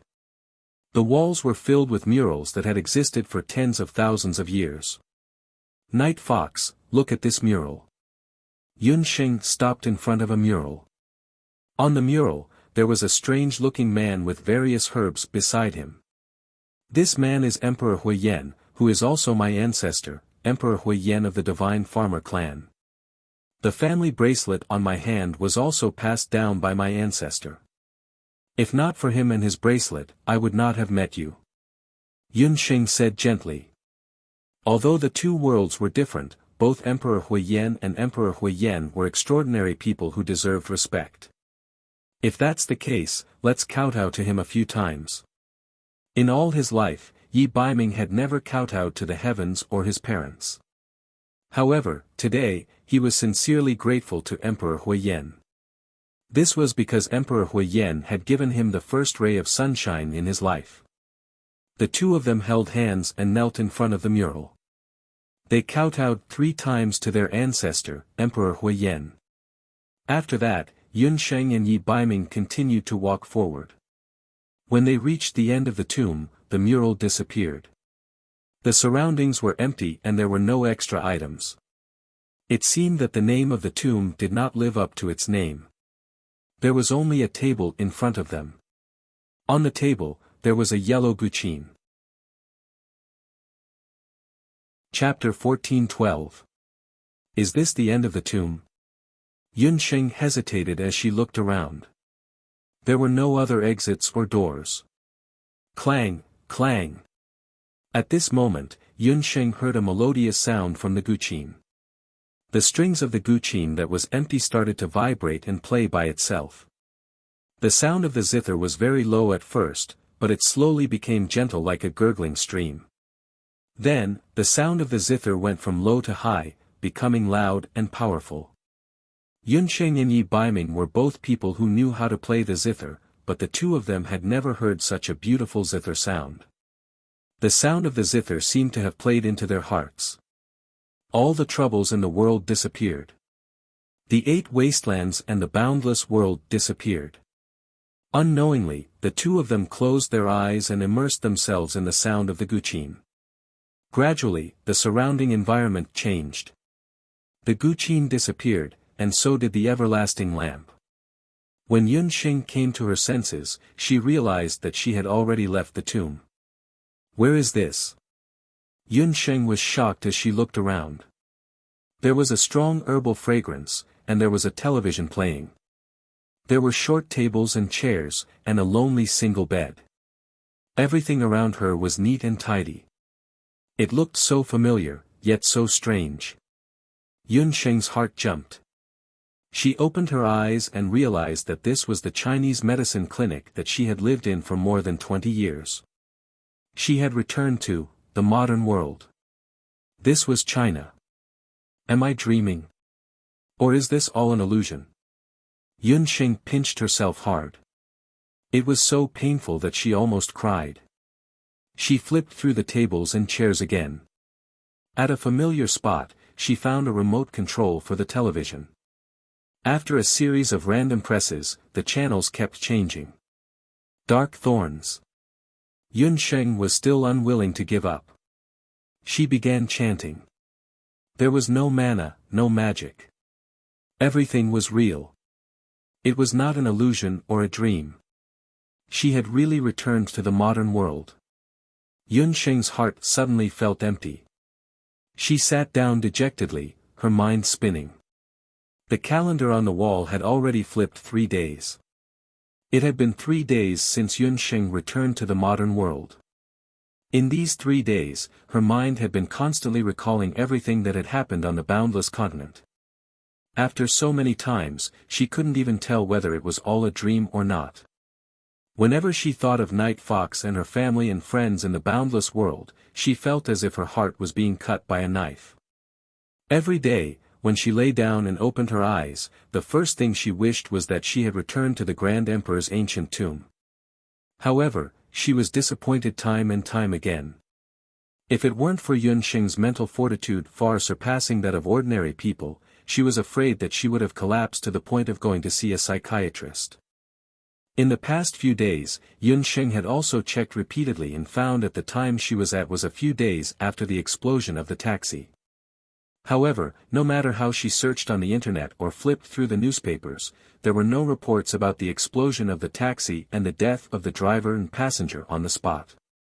On the 4th day, Yun Sheng finally believed that she had indeed returned to the modern world and that everything that had happened in the past could have been a dream. A dream. Yun Sheng smiled bitterly and finally accepted this reality. The small clinic also began to operate as usual.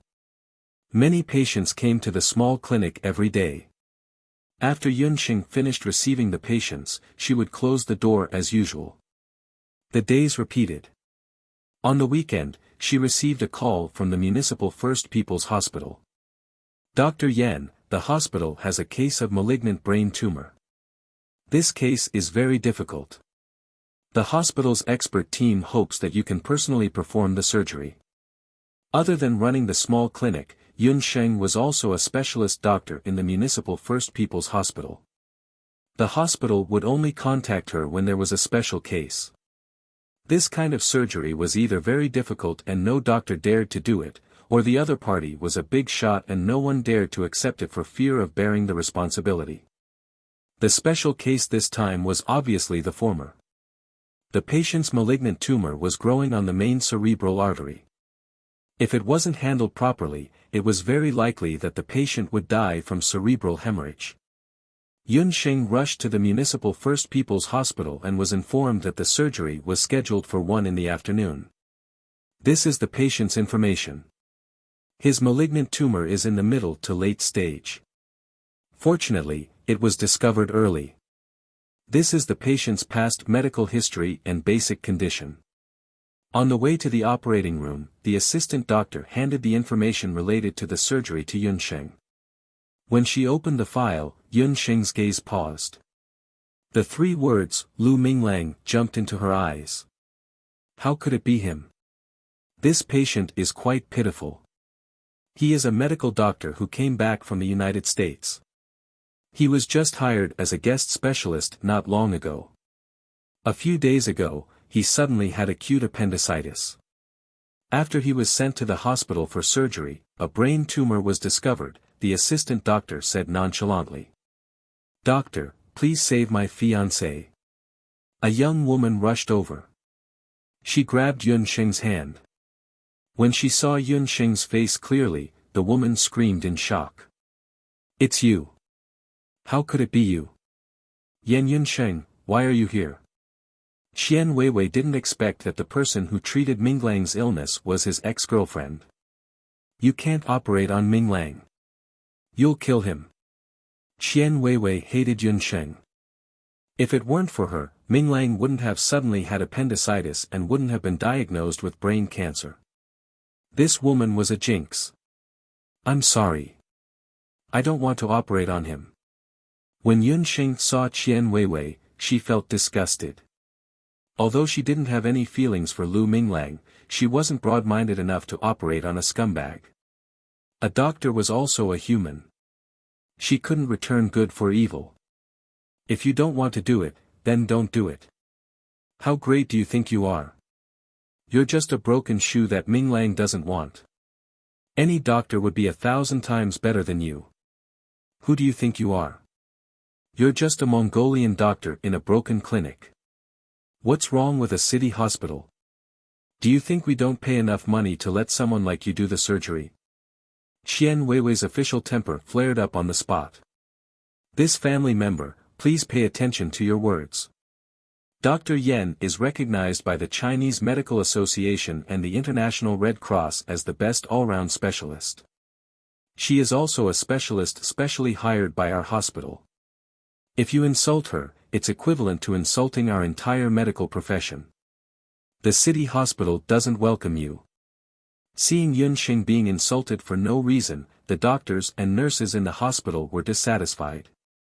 They all knew Dr. Yan. She was young, but her medical theory and clinical experience were very rich.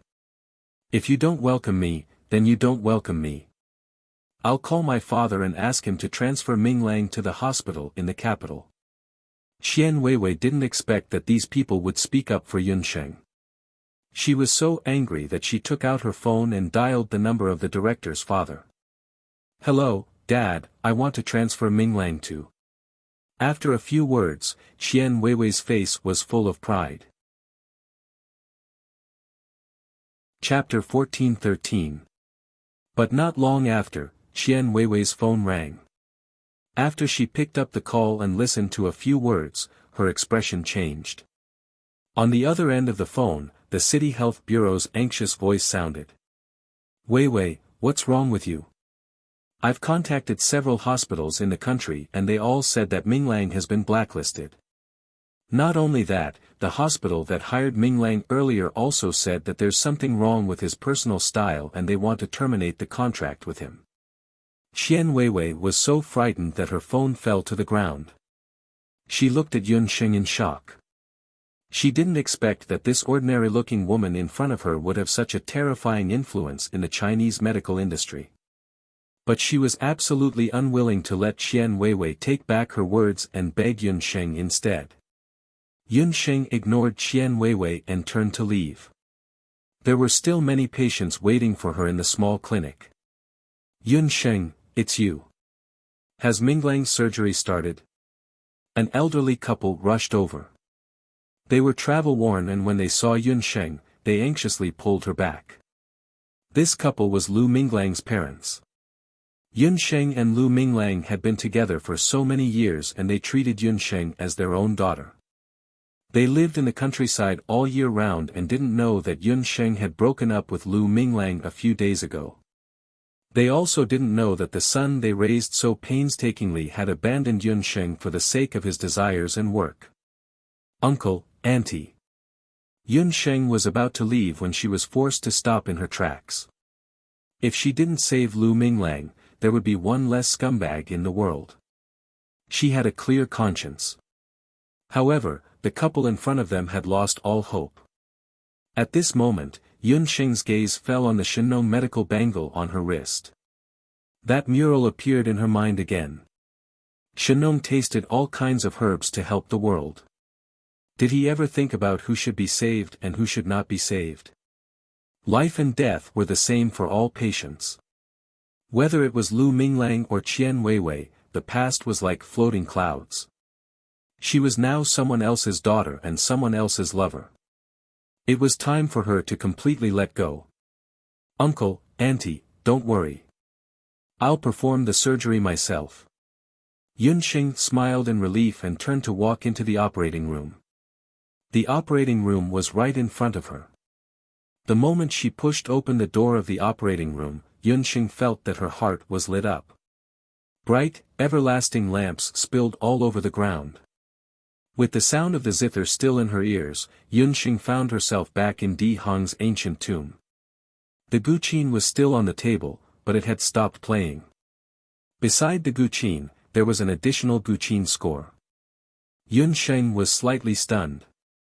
She looked around and saw Yi Baiming standing there, smiling at her. Night Fox. Even though they had only been separated for a moment, Yun Sheng felt as if the two of them had been separated by life and death. Her nose turned sour as she rushed forward and hugged Yi Baiming. I thought I would never see you again. Yun Sheng was really afraid that everything in front of her was a dream.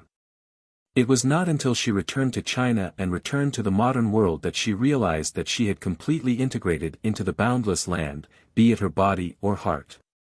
Because her family and friends were here, and the people she loved the most. The Yun Sheng who lived in the modern world was just a shell. Little wild cat, don't cry. I won't leave. Everything is just a test given to us by Di Hong's 9th chapter. When Yi Baiming saw Yun Sheng whose nose and eyes were red, he felt pity and love for her. He kissed away her tears tenderly. Actually, he was also very nervous. He was really afraid that Yun Sheng would not pass the test. The test of Di Hong's 9th chapter was like a dream, but it was also incomparably real. If she could not pass it, Yun Sheng would have to stay in China forever. Didn't you go through the test? When Yun Sheng saw Yi Baiming's calm expression, she felt a little uneasy. Logically speaking, since both of them had heard Di Hong's 9th chapter, shouldn't they go through the test together? These few days, she had suffered a lot. However, looking at Night Fox, she did not seem to suffer at all. Could it be that Emperor Yen was so biased that he gave her such a difficult test, and gave Night Fox a test with a cheating artifact? To put it bluntly, this test was to test Yun Sheng's medical ethics. If not for the compassion she felt for Lu Minglang's parents, the Shenong medical bangle, and the many years of Emperor Yan's teachings, she might not have been able to pass this test. I also went through a test. However, it was just a small test. I came out without much effort. Yi Baiming said casually. When Yun Sheng was not paying attention, Yi Baiming's eyes flashed with an obscure look. Both of them had passed the test of Di Hong's 9th chapter. The Guqin score recorded Di Hong's 9th chapter. However, with Di Hong's 9th chapter, where was Path of the Gods? Yun Sheng opened the Guqin score suspiciously. Yun Sheng, why don't you and I play Di Hong's 9th chapter together? After Yi Baiming and Yun Sheng finished reading the Guqin score, they were also amazed. Di Hong's 9th chapter was indeed a famous ancient song. Yun Sheng nodded. Both of them sat at the table.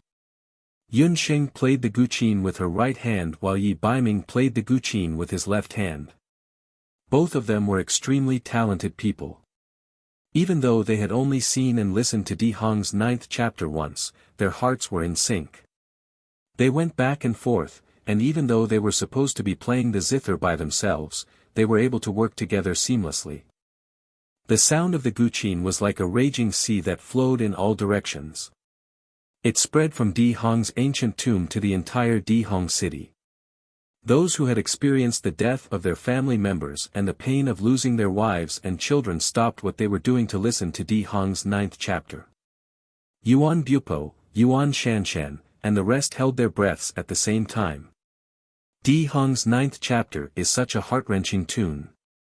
I'm afraid only the two of them can play such a tune together. Yuan Bupo's heart was filled with emotions. In the end, he still lost to Yi Baiming. He was the most suitable person for Yun Sheng. As the sound of the Guqin came to an end, Yun Sheng and Yi Baiming looked at each other and smiled. However, at that moment, a ray of golden light appeared in the sky above Di Hong city. The golden light shot down from the clouds in the sky and landed in Di Hong's ancient tomb. A majestic divine general in golden armor appeared in the clouds. He was dozens of meters tall and held a divine weapon in his hand. He was like a pillar that supported the heavens, standing between heaven and earth and the mountains. This divine general was Emperor Huiyan's divine general. He was many times stronger than the Shi clan divine general that Yun Sheng and Yi Baiming had met earlier. Emperor Huiyan was one of the few emperor gods in the divine world. His divine general had surpassed the over-god realm and was only second to an ultimate god. His strength was imaginable. The divine general's voice was like the rumbling of spring thunder, echoing in Yun Sheng and Yi Baiming's ears. Congratulations to both of you for successfully passing the test of Di Hong's ancient tomb. I am Emperor Huiyan's former divine general. The path of the ancient gods is about to open. Are you ready to embark on the path of the gods and head to the divine world? Chapter 14:14. Going to the realm of the gods. Yun Sheng and Yi Baiming looked at each other. They had opened the path of the gods, but they did not expect to go to the realm of the gods immediately. Everyone knew that the path to the realm of the gods was difficult, but if one successfully stepped on the path of the gods, it meant that they would have to stay in the realm of the gods forever. General, we did not open the path of the gods to become gods. Please forgive us, but I'm afraid we can't go back to the realm of the gods with you, Yun Sheng said after pondering for a while. How dare you? The human realm only has a chance to become gods once every 3,000 years. If you want to become gods, why did you open the path of the gods? What nonsense! The general was enraged. The two of them did not know how to cherish such a precious opportunity. It was no wonder that the general was furious. He waved the artifact in his hand and pointed it at Yun Sheng and Yi Baiming. Wait! At this moment, 9 fire dragons flashed across the sky, and the sky seemed to be split in half.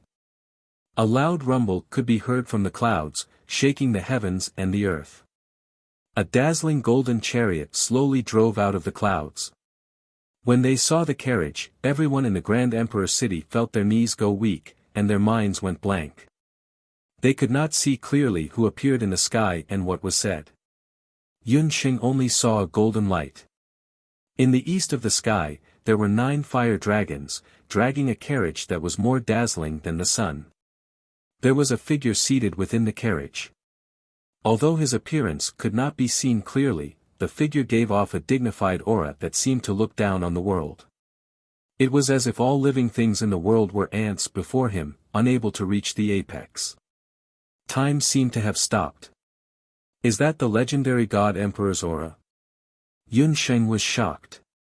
Although she had felt the God Emperor's aura when she played the Millennium Ice Zither, it was just an illusion. Compared to the real Emperor Huiyan who came in the carriage, his aura was less than 1/10. Yun Sheng only felt that it was difficult to breathe, and her knees felt as if they were loaded with thousands of pounds. But at this moment, Yi Baiming held her hand. There seemed to be an infinite amount of power in the man's hand. Yun Sheng felt her knees straighten again. She looked at Yi Baiming, whose eyes were like stars, and her heart was suddenly filled with infinite courage. The two of them stood shoulder to shoulder. Under the terrifying God Emperor's aura, they were not afraid at all. Even the general in front of the God Emperor could not help but raise his eyebrows. As expected of the people chosen by the God Emperor, they were indeed extraordinary. The resentment he had for the two of them earlier had also lessened significantly. How many generations of descendants are you from the Yen clan? Emperor Fire could tell that Yun Sheng was not from this world at a glance. The Emperor Huiyan had seen the test of the 9th chapter of the Great Emperor's Tomb. He laughed heartily and did not seem to be angry at Yun Sheng and Yi Baiming for going against the flow. I am Yen Yunsheng, your 526th descendant. Yen Yunsheng was not intimidated by the great ancestor's godly aura. I am Yen Yunsheng. I am your 526th descendant. Just based on this point, it was clear that this descendant of his was superior to others in terms of temperament and courage. The Emperor Huiyan liked her very much. He had been the emperor for so many years and the ultimate gods and over-gods were all respectful to him. Very few people spoke to him in such a neutral tone. Both of you have passed the test in the great emperor's tomb, but why are you not willing to step on the path of gods and become gods? As far as I know, if you stay, you will face the most serious crisis in the history of the mortal realm, Emperor Huiyan said and looked at Yi Baiming meaningfully. The Emperor Huiyan was the incarnation of Emperor Huiyan. His test for his descendant, Yun Sheng, was more of a test of medical ethics. However, the Emperor Huiyan's test was different for Yi Baiming. However, he had also passed the test, which surprised the Emperor Huiyan. Emperor Huiyan, your test for us is to see if our minds are strong enough to become gods. However, if we pass the test and become gods, but leave behind the mess of the mortal realm, then your test for us will be in vain. You don't want your descendant to become a deserter, do you? Yun Sheng replied. You're right, but you've missed this opportunity to enter the path of the gods. Next time, you might not be able to open the path of the gods so smoothly. Don't you regret it? Emperor Flame felt sorry for them. It had been 3,000 years. It was not easy to open the path of gods again. We won't regret it. However, Emperor Huiyan, we have a purpose for opening the path of gods this time. We hope you can do us a favor. Yun Sheng and Yi Baiming did not enter the emperor's tomb to become gods. Their purpose was to find a way to resolve the calamity caused by Yi Xiu's rebirth. I'm well aware of your intentions. However, there is a great disparity between the mortal realm and gods. The mortal realm's calamity must be resolved by the mortal realm itself. Emperor Huiyan's words made Yun Sheng and Yi Baiming's heart sink. However, I can do you a small favor. Whoever started the trouble should end it. The answer is in all directions. After saying that, Emperor Huiyan's divine light receded. The celestial emperor's chariot rumbled forward and disappeared into the clouds. Whoever started the trouble should end it. The answer is in all directions. Yun Sheng and Yi Baiming were even more confused. What did Emperor Huiyan mean by that? The two did not get an answer and left the Grand Emperor's tomb resentfully. As soon as they left the tomb, Bobo ran over with a face full of excitement. "Dear Master! How was it? Did you find a way to deal with Yi Xiu?" Bobo had seen the divine light in Grand Emperor City. The divine power of the God Emperor was indeed not to be underestimated. It scared a little master god like her. Unfortunately, Emperor Huiyan did not tell us any answer. He only said one sentence: whoever started the trouble should end it. The answer is in all directions. Yun Xing shook her head. The answer is in all directions. Bobo tilted her head and thought. Master, I can't be. A sudden thought popped up in Bobo's mind, and she jumped up. Master, I think I know what Emperor Huiyan meant. The answer is in all directions. He must be talking about my mother god, supreme god of the four directions. In the god realm, supreme god of the four directions looked at the emperor's chariot with some annoyance. Emperor Huiyan, you have done me in this time. The one who made the bet with Emperor Huiyan was the mother goddess of Pops, the four directions supreme god. She was the supreme god of the four directions, supreme god of the god realm. She was once Emperor Huiyan's subordinate, but later became his best friend.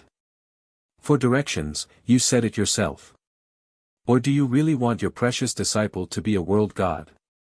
Emperor Huiyan's face was full of smiles. Forget it. This time, I admit defeat. Supreme God of the Four Directions looked helpless.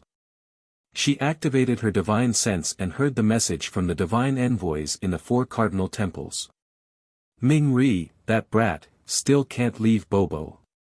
Fine, I will help them this time. Supreme God of the Four Directions stepped into the void and disappeared. Emperor Huiyan's face was full of smiles and his eyes were unfathomable. Chapter 14-15. In order to meet Supreme God Four Directions, Bobo went to the underworld and found Ming Ri again. When he heard that Bobo wanted to introduce Yun Sheng to Supreme God Four Directions, Ming Ri refused on the spot. Bobo, you are too ridiculous. You clearly know the rules of the God realm. The Mother God is impartial. Why would she meet with two mere humans? Ming Ri said coldly. During this period of time, he was very annoyed because of the matters in the mortal realm. Seeing that Bobo was pestering him endlessly again, his originally expressionless face turned into a huge block of ice. Anyone who approached him would be frozen to the point of dizziness. Only Bobo, this guy, was still late. When Ming Ri was in a bad mood, she still came to provoke him. Hey, Ming Ri, what are you talking about? What do you mean by mere humans? That is my master. Besides, master and them have obtained the approval of Emperor Yen Yen and opened the gods' path. They almost became gods. How can they be mere humans? Bobo pouted her cute little mouth, put her hands on her waist, and looked like a female yiksha. When she was still an egg, she was afraid of Ming Ri, but now that she was a human, her courage grew a lot. She found that Ming Ri was just a paper tiger. Other than his black face, he didn't seem to be very powerful. You said it yourself, almost, that is, they are not gods yet. Foolish humans, they gave up the chance to become gods once every 3,000 years. What kind of master, what kind of? Ming Ri snorted coldly. Bobo repeatedly asked, but this time, Ming Ri was determined and refused to help Bobo contact Supreme God Four Directions. Bobo was depressed. She was worried, but suddenly, a flash of inspiration flashed in her mind. Didn't Qilin Kid teach her a method earlier, saying that it was used to make people happy, and it would be 100% hit? Even if it was the cold Ming Ri, it would be difficult for him to escape. Bobo's little face lit up, and she leaned in front of Ming Ri. When Ming Ri wasn't paying attention, she kissed him on the cheek. Ming Ri didn't react at first. His face was stiff, and there was still Bobo's saliva on his face. Hey, it seems to be useless. It can't be, ah. That day when Qilin Boy used it on Master, Master looked very happy. Bo glanced at Ming Ri's face and found that he still didn't smile. That's right, the position must be wrong. Qilin Boy said that it must be mouth to mouth for it to be effective. Bo secretly cheered herself on in her heart. She pulled Ming Ri's shoulders over and hung her two hands on Ming Ri's body. She pouted her mouth and firmly bit Ming Ri's lips. After finishing it, Popo blinked and looked at the son of the underworld. There's hope. Bobo was pleasantly surprised to find that Ming Ri's eyes were a little different. His face that was as black as the bottom of a pot actually had a slight crack, and the corners of his lips seemed to be slightly raised. Continue to work hard. Kid Qilin said that the more times, the better the effect. It would be best to gather 100 times. Bo felt a little pity for her small arms and legs. It was all Ming Ri's fault for growing so big. There were still 98 times. Fortunately, although Ming Ri looked cold, his mouth was quite soft and sweet. It was like the candy that Master bought for her when she was in the boundless world. Bo felt that she still liked to bite Ming Ri's mouth. Bo pouted her lips, aimed at the target, and took another bite. Only this time, before she could bite Ming Ri, she suddenly hugged him. Ming Ri actually bit her first. Bo suddenly felt that something was wrong, but it was all too late. Woo, why did she feel that she seemed to have been sold by Qilin Boy? So, Ming Ri agreed to help us introduce Supreme God for directions. When Bo returned to the mortal realm again, Yunxing waited for a big piece of good news. Yes, Ming Ri agreed. When Bo mentioned Ming Ri, her face turned red. Bo, why is your face so red? Yunxing realized that there seemed to be something wrong with her little Bo. Woo, dearest master, Bo seems to be sick. Bo threw herself into Yunxing's arms and cried. Yunxing was shocked. Bo was sick. Bo was a divine body. When she was still an egg, she was very healthy. Now that she had broken out of her shell, how could she fall sick so easily? Yunxing looked at Bo from head to toe and found that other than her heart rate and pulse that were slightly abnormal, everything else was normal. Didn't you just go to see Ming Ri? Why are you sick? Yunxing was suspicious. But when Yunxing mentioned Ming Ri, Bo's heart and pulse began to beat wildly. Her face was also like a Shaohua stove, burning hot. Woo, master, you see, I'm sick again. Bo continued to cry. Stop, Bo, you tell master first, what happened? Yunxing looked at Bo and had a feeling of not knowing whether to laugh or cry. Woo, Bo also doesn't know. Since Bo followed Qilin Boy's method to make Ming Ri happy, she became like this. It must be that Ming Ri, that big bad guy, has some messy venereal disease on his body and passed it to her. Bo looked angry. Venereal disease. Yunxing was speechless for a while. Who was the one who taught Bo these nonsense words? Bo, don't worry. Tell me, what method did Night Fox teach you? Yunxing had an ominous premonition. Although Bo looked like a little Lolita, in terms of psychology, she was 100% pure. Yanran and a child were useless. That day, Bo saw Master and Qilin Boy kissing. Bo thought that Master was bullied and wanted to seek justice for Master. But Qilin Boy said that it was a way to make Master happy. Bo told Yunxing that Qilin Boy said that the best way to make a person happy was to kiss 100 times. Bo also secretly looked at her master. She seemed to be very happy. Yunxing's face was speechless. When Bo said that, her face began to blush. Damn Night Fox, you dirty guy, what nonsense did you put into Bo's little head? I'll settle accounts with him later. Yunxing gnashed her teeth in her heart. Bo, don't worry, in fact, you don't have an illness. If I'm not wrong, you should. Like Ming Ri. Yunxing rubbed Bo's hair with a look of love. This child finally grew up and became enlightened. Like Ming Ri. When Bo Bo heard this sentence, it was as if she had been struck by lightning. This was 100 times more shocking than hearing that she was sick. How could she like Ming Ri, that 1,000-year-old iceberg? Chapter 14-16. After listening to Bo Bo's explanation of what had happened in the underworld, Yunxing finally understood. She'd only been able to meet Supreme God for Wei this time because of Bo Bo's little honey trap. Poor little girl. She didn't even know that Yi Baiming had sold her.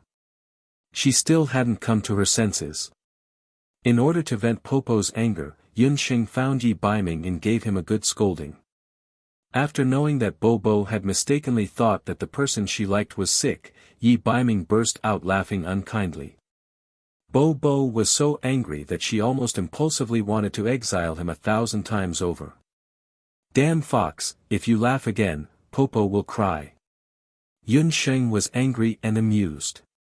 At first, she was a little annoyed with Yi Baiming, but after thinking about it, she immediately understood Yi Baiming's intentions.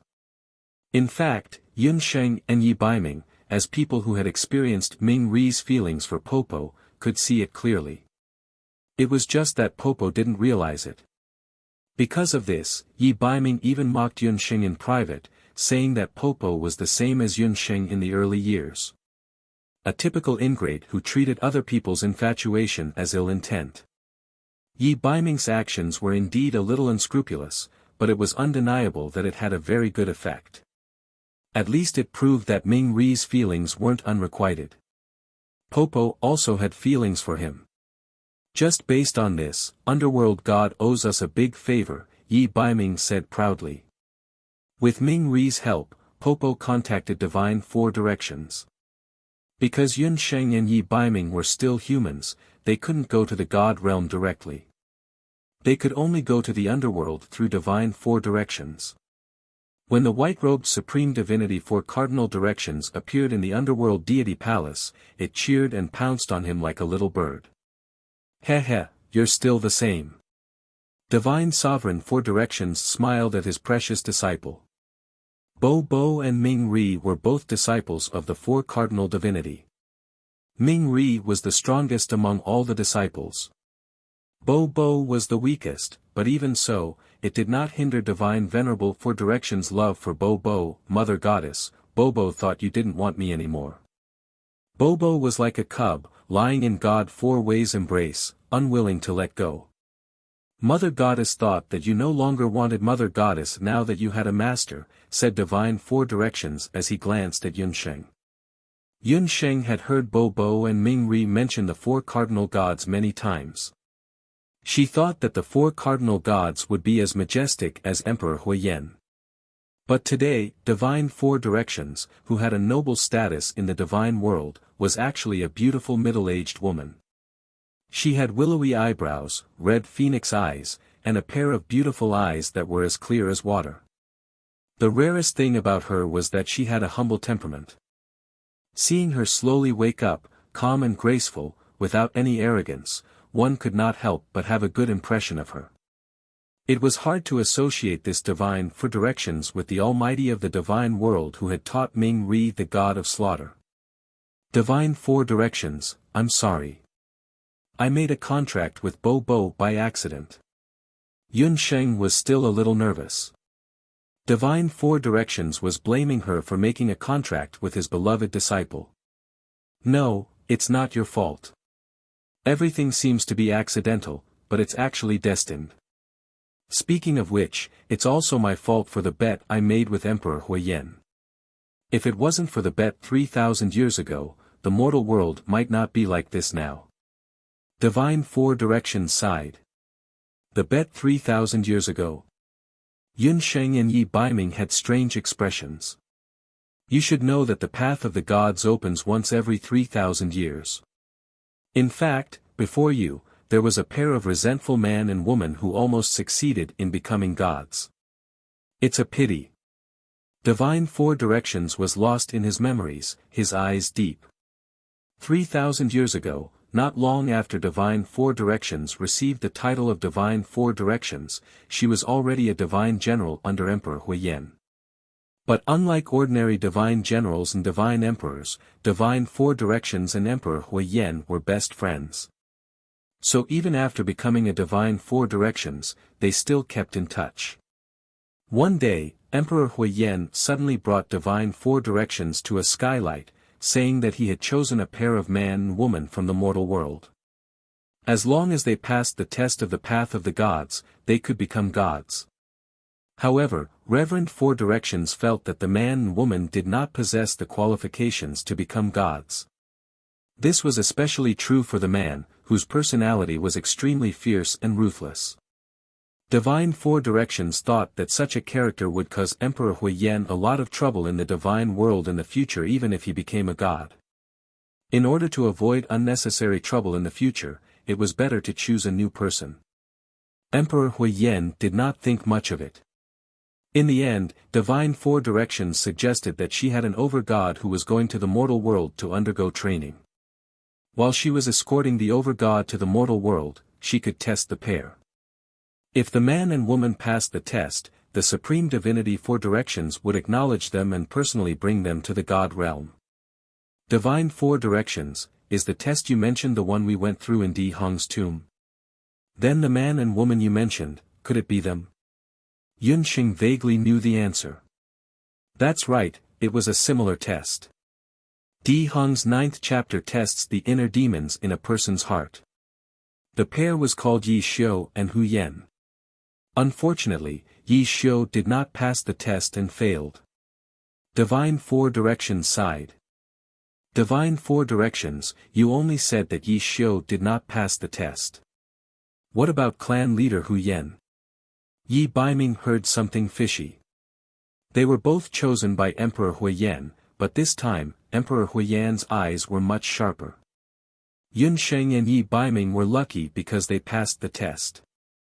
Celestial Fox People's Long Huiyan passed the test. At that time, I suggested that we take her to the divine world. She is modest and knows when to advance and when to retreat. She is a rare heroine.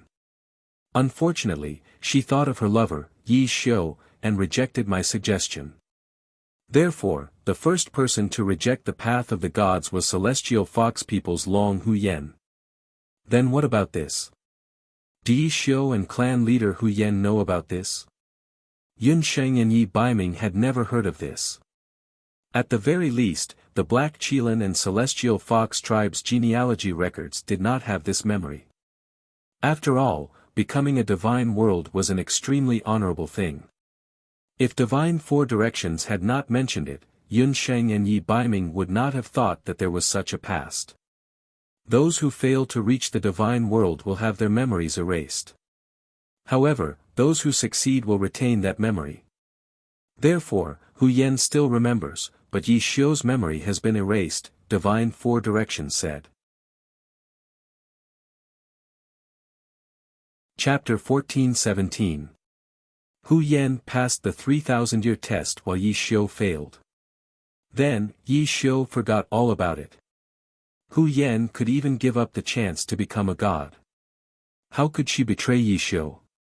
However, the truth was that Yi Xiu thought that Huiyan had betrayed him and the two of them fell out. In the end, the Bakra orcs were defeated in the Dutian blood realm and Huiyan and Yi Xiu died. Supreme Divinity, if you don't mind, what was their test back then? Yunsheng's heart was in her throat. She could vaguely guess that this was the root cause of Huiyan's and Yi Xiu's falling out. It was also the key to whether she could find the last part of Celestial Fox's Saraira. Yi Xiu's and Huiyan's test was the same. Their test was whether they could accept humans and beasts to coexist peacefully. The result was obvious. It had been 3,000 years, but every time Supreme God Four Cardinal thought of the test, he could not help but sigh. Huiyan was a broad-minded woman. She practiced medicine and had a good relationship with humans. However, Yi Xiu's parents were harmed by humans when he was young, so he had always hated them. Although the two of them loved each other deeply, they were fundamentally at odds with each other. I see. No wonder Hu Yan and Yi Xiu fell out at the last moment. Even so, Hu Yan did not betray Yi Xiu. She gave up on going to the divine realm alone and chose to stay with Yi Xiu. Isn't this enough to prove her feelings for Yi Xiu? Yunxing felt that it was not worth it for Hu Yan. That emotional and strong woman sacrificed her chance to become a god. In the end, she did not get to be with Yi Xiu. Instead, she became the person he hated the most.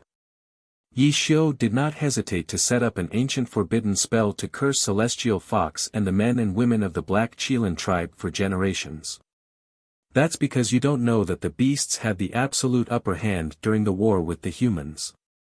At that time, Hu Yan gave the sketch of the Octaterra artifact that she had painstakingly drawn for many years to the human powerhouses. Even Popo and Ming Ri were stunned when they heard this. How is that possible? The Eight Desolates divine artifact was created by Hu Yan. Yunxing did not expect that the Eight Desolates divine artifact was not created by the human race. No wonder the artifact is called the Eight Barons artifact. However, Hu Yan's actions are tantamount to betraying the Bakra orcs. Bobo clicked his tongue.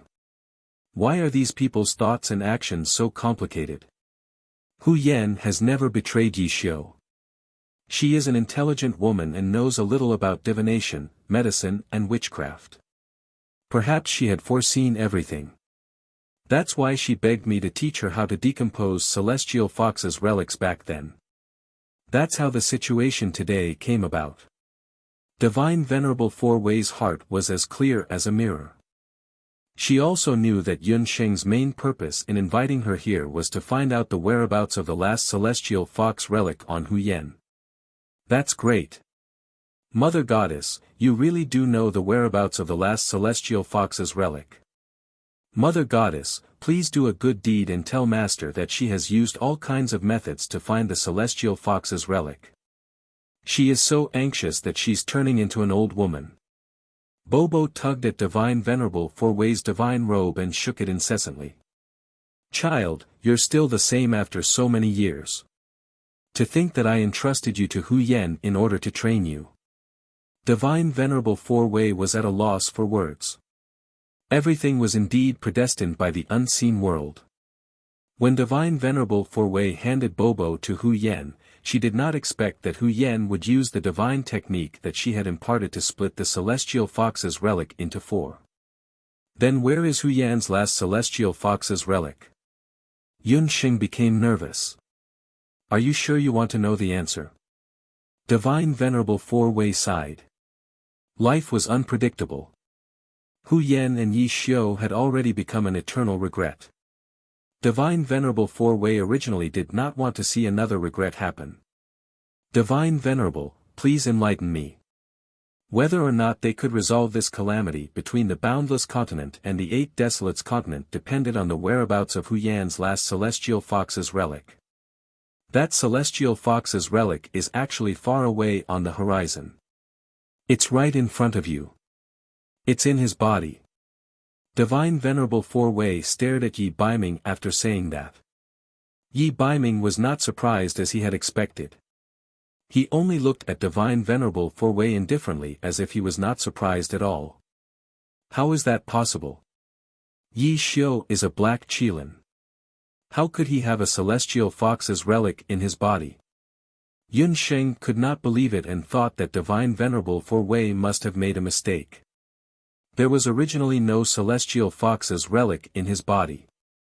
Hu Yan's fourth Celestial Fox's relic was originally left in the remains of the Qilin King Yi Xiu. The reason she did that was to increase Yi Xiu's chances of survival. However, when Ming Ri used the Hellfire to regenerate his bones and flesh, a portion of the Celestial Fox's relic was transferred to his flesh and bones. Divine Venerable Four-Way did not know that his two disciples had actually done such a heaven-defying thing behind his back, which was not easy even in the God realm. Then how can we extract the Celestial Fox's relic from his body? Yunxing asked again. Previously, she had used a precognitive dream to extract the Celestial Fox's relic from her mother and Madame Roland's bodies. She did not know if the same method could be used on Yi Baiming's body. You and Yi Baiming are of a different race, and the two of you are not related by blood. In order to extract the relic, your spirit and body must be compatible. You should already understand what I mean. After Divine Venerable Four Wei finished speaking, he shook his head with a look of regret. If the spirit and body were compatible between a man and a woman, wouldn't that mean? However, the relationship between her and Yi Xiu was restricted by the ancient forbidden curse. Wouldn't that mean? Yun Sheng did not want to continue thinking about it. As expected. Actually, I had already guessed this when I accepted Di Hong's 9th chapter test, but I was not sure at that time. Yi Baiming smiled faintly. He did not complain, nor did he feel sad. He simply accepted this fact calmly. Yi Xiu, you already knew. What kind of test did you accept in Di Hong's ancient tomb? Why didn't you tell me then? Yun Sheng looked at Divine Venerable Four Wei, then at Yi Baiming, then at the dejected Ming Ri and Bobo. The ominous feeling in her heart grew stronger and stronger. Bobo, Ming Ri, leave the two of them alone for a while, Divine Venerable Four Wei said softly. Bobo's eyes were red as she left with Ming Ri, leaving only Yun Sheng and Yi Baiming. Yun Sheng, I didn't tell you because I didn't want you to think too much. Yi Baiming gazed at Yun Sheng gently and gently hugged her. Moreover, even if I told you, it wouldn't change anything. Because I only have one choice, and I want you to live well. Chapter 14:18. Early in the morning, Yun Sheng woke up. Night Fox. Yun Sheng ignored her aching body and looked at, beside her, Yi Baiming still had his usual smile on his face, but his eyes were closed forever. Tears welled up in her eyes, and her heart was empty. Yun Sheng laid on Yi Baiming's body, sobbing uncontrollably. A few days later, Yun Sheng returned to Grand Emperor City alone. Master, are you all right? Not seeing Yi Baiming, Popo's heart skipped a beat. Could it be that Qilin brat had already? Popo looked at her master nervously, but she saw that there was no fluctuation in her master's eyes. Yuan Shahua, Yun Sanlang and his wife looked at Yun Sheng worriedly. They had already heard what had happened from Bobo. Why was it so cruel? Yun Sheng and Yi Baiming were clearly in love, but because of an ancient forbidden spell, they were separated by heaven and earth. Popo, bring me to the 8 Desolates continent. Yun Sheng nodded at everyone. Night Fox had sacrificed himself in order to protect the boundless continent and the 8 Desolates continent. She would not disappoint him. On the 8 Desolates continent, there was a storm of blood. After the death of the 9 Phoenix tribe leader, the beasts on the continent could no longer tolerate Yi Xiu's violence after his rebirth. They banded together and attacked Sky Harmony City. Under He Yao and the High Priest's watch, the entire Sky Harmony City was impregnable.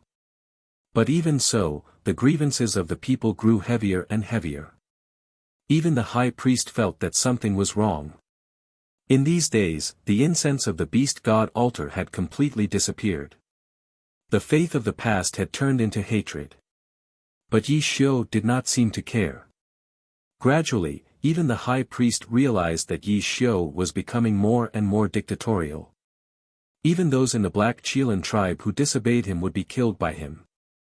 Yi Xiu, return my grandfather's life. Outside the Qilin palace, several figures rushed in extremely quickly. Several Black Qilin warriors were killed immediately. Green and purple appeared in front of Yi Xiu, their bodies full of hostility. When Green saw Yi Xiu, his pupils shrank. Black Qilin King Yi Xiu. Xiu, who was once regarded as the savior of the Bakra orcs, who sacrificed his own life in exchange for the Bakra orcs' escape, was right in front of him. He was the one who killed his grandfather. What savior? What strongest clan leader in history?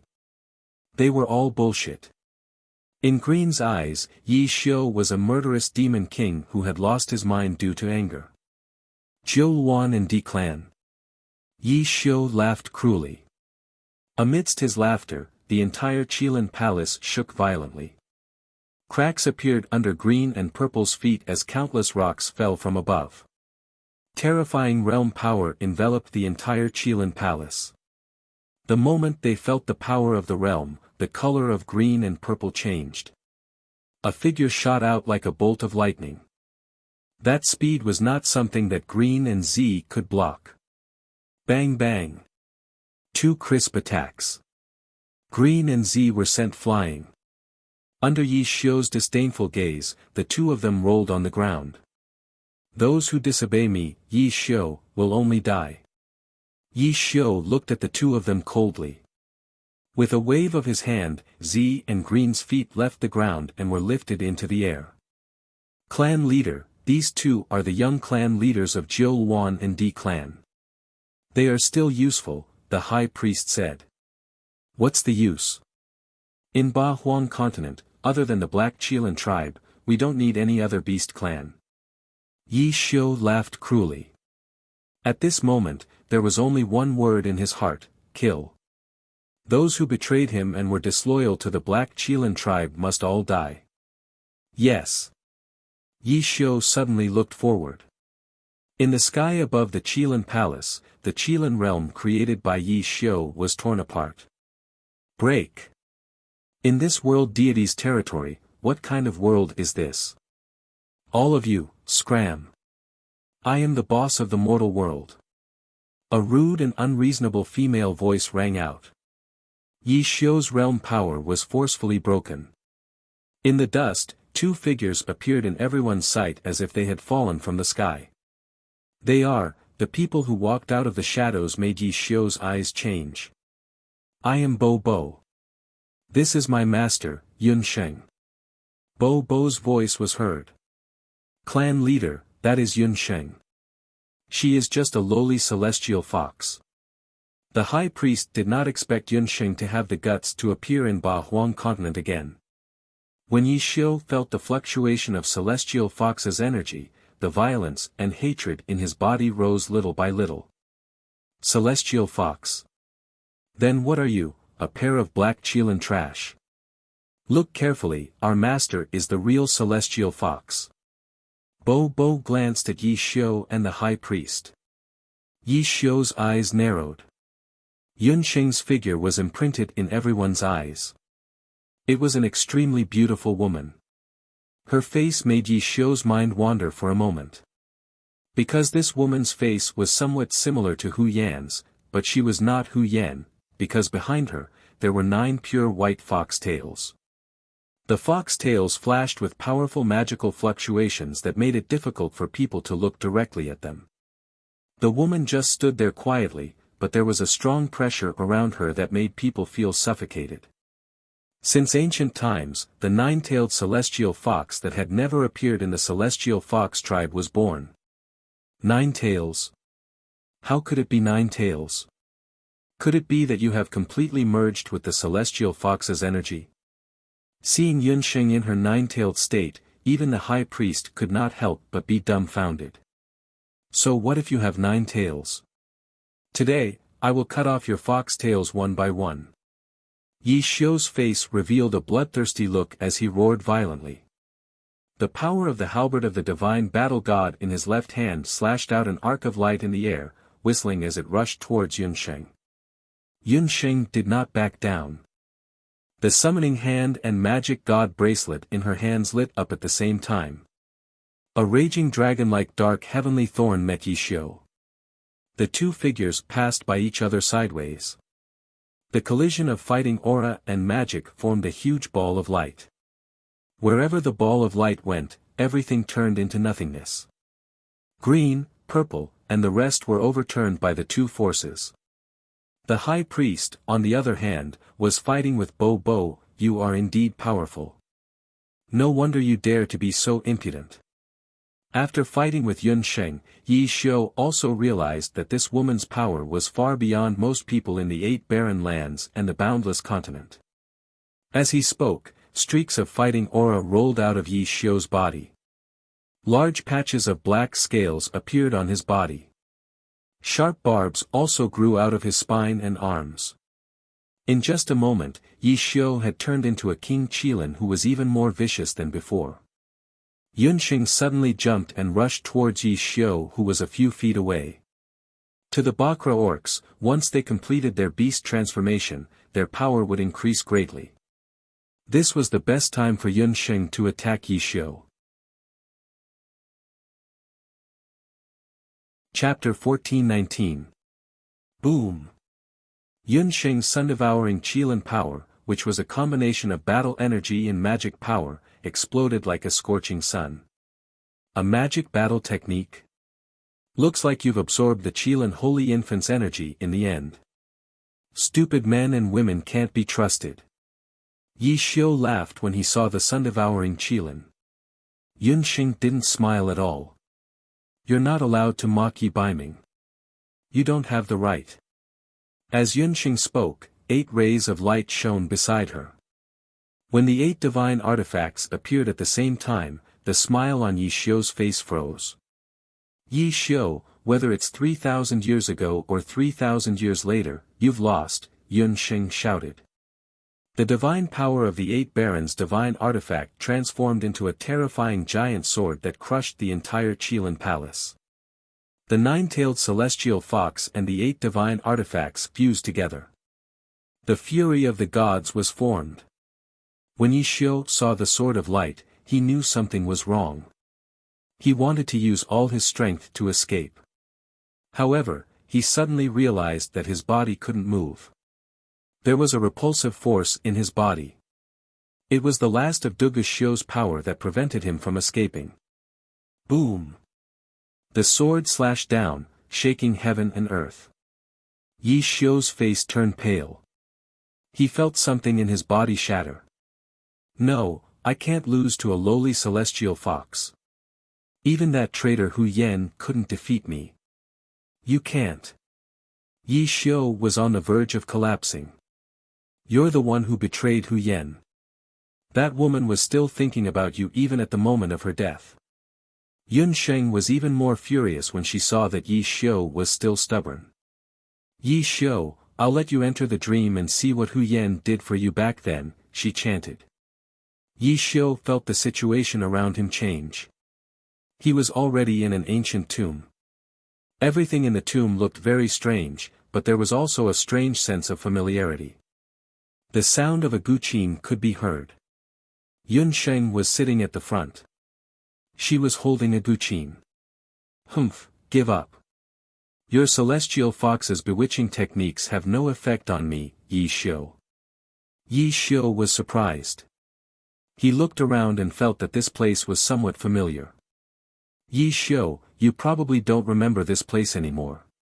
This is the Grand Emperor's tomb. Back then, you and Hu Yan experienced the path of the gods here. Today, I will let you experience the test from that day once again. Yunxing's zither music lingered in the air. That was Yi Xiu's test. On the boundless continent, blood flowed like a river. The humans, beasts, and half-beastmen were engaged in a fierce battle. Yi Xiu stood amidst a mountain of corpses and a sea of blood. There was only madness in his eyes. Countless divine soldiers and divine generals were approaching from the sky.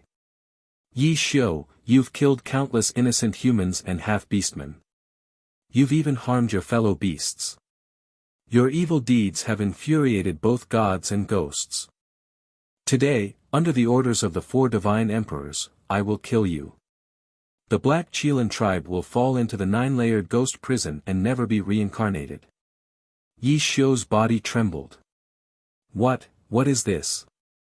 This is the test you went through in the Grand Emperor's tomb. It's a test given to you by the God realm. At the same time, it's also a prophecy.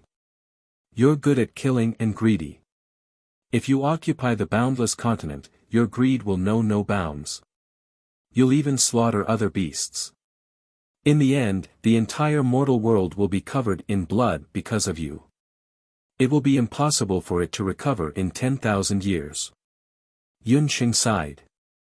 Back then, Hu Yan had also learned from the 4 cardinal deities that Yi Xiu would commit such heinous crimes in the next 100 years.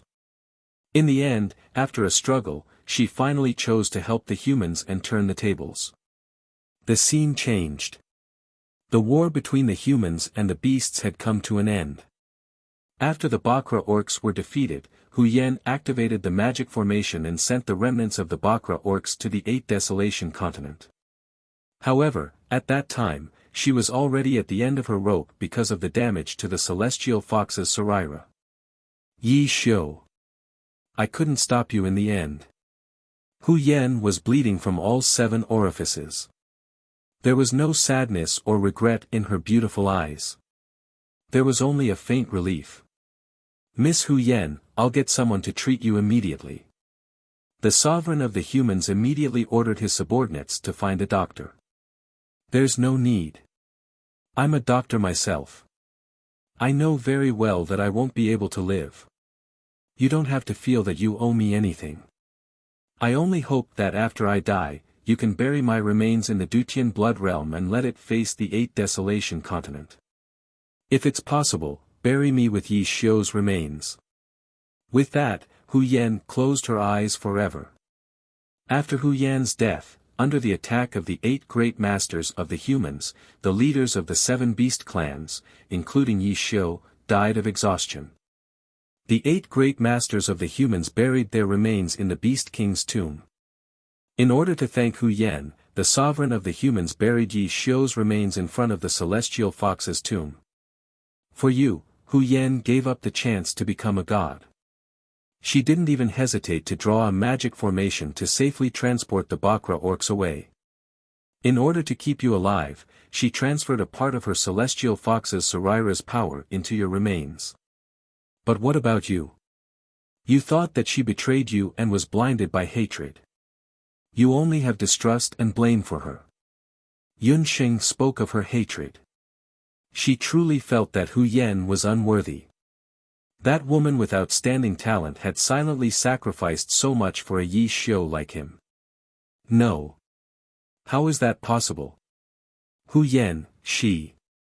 Yi Xiu's eyes were filled with disbelief, but everything was so real. Whether Hu Yan's actions were true or not, you can go back to 8 Desolation and ask. As your shadow, the high priest already knew about this after the incident. The great witch doctor too, but they chose to hide it. Yun Sheng's words sent chills down Yi Xiu's spine. Then Hu Yan. Where is she now? Yi Xiu looked at Yun Sheng.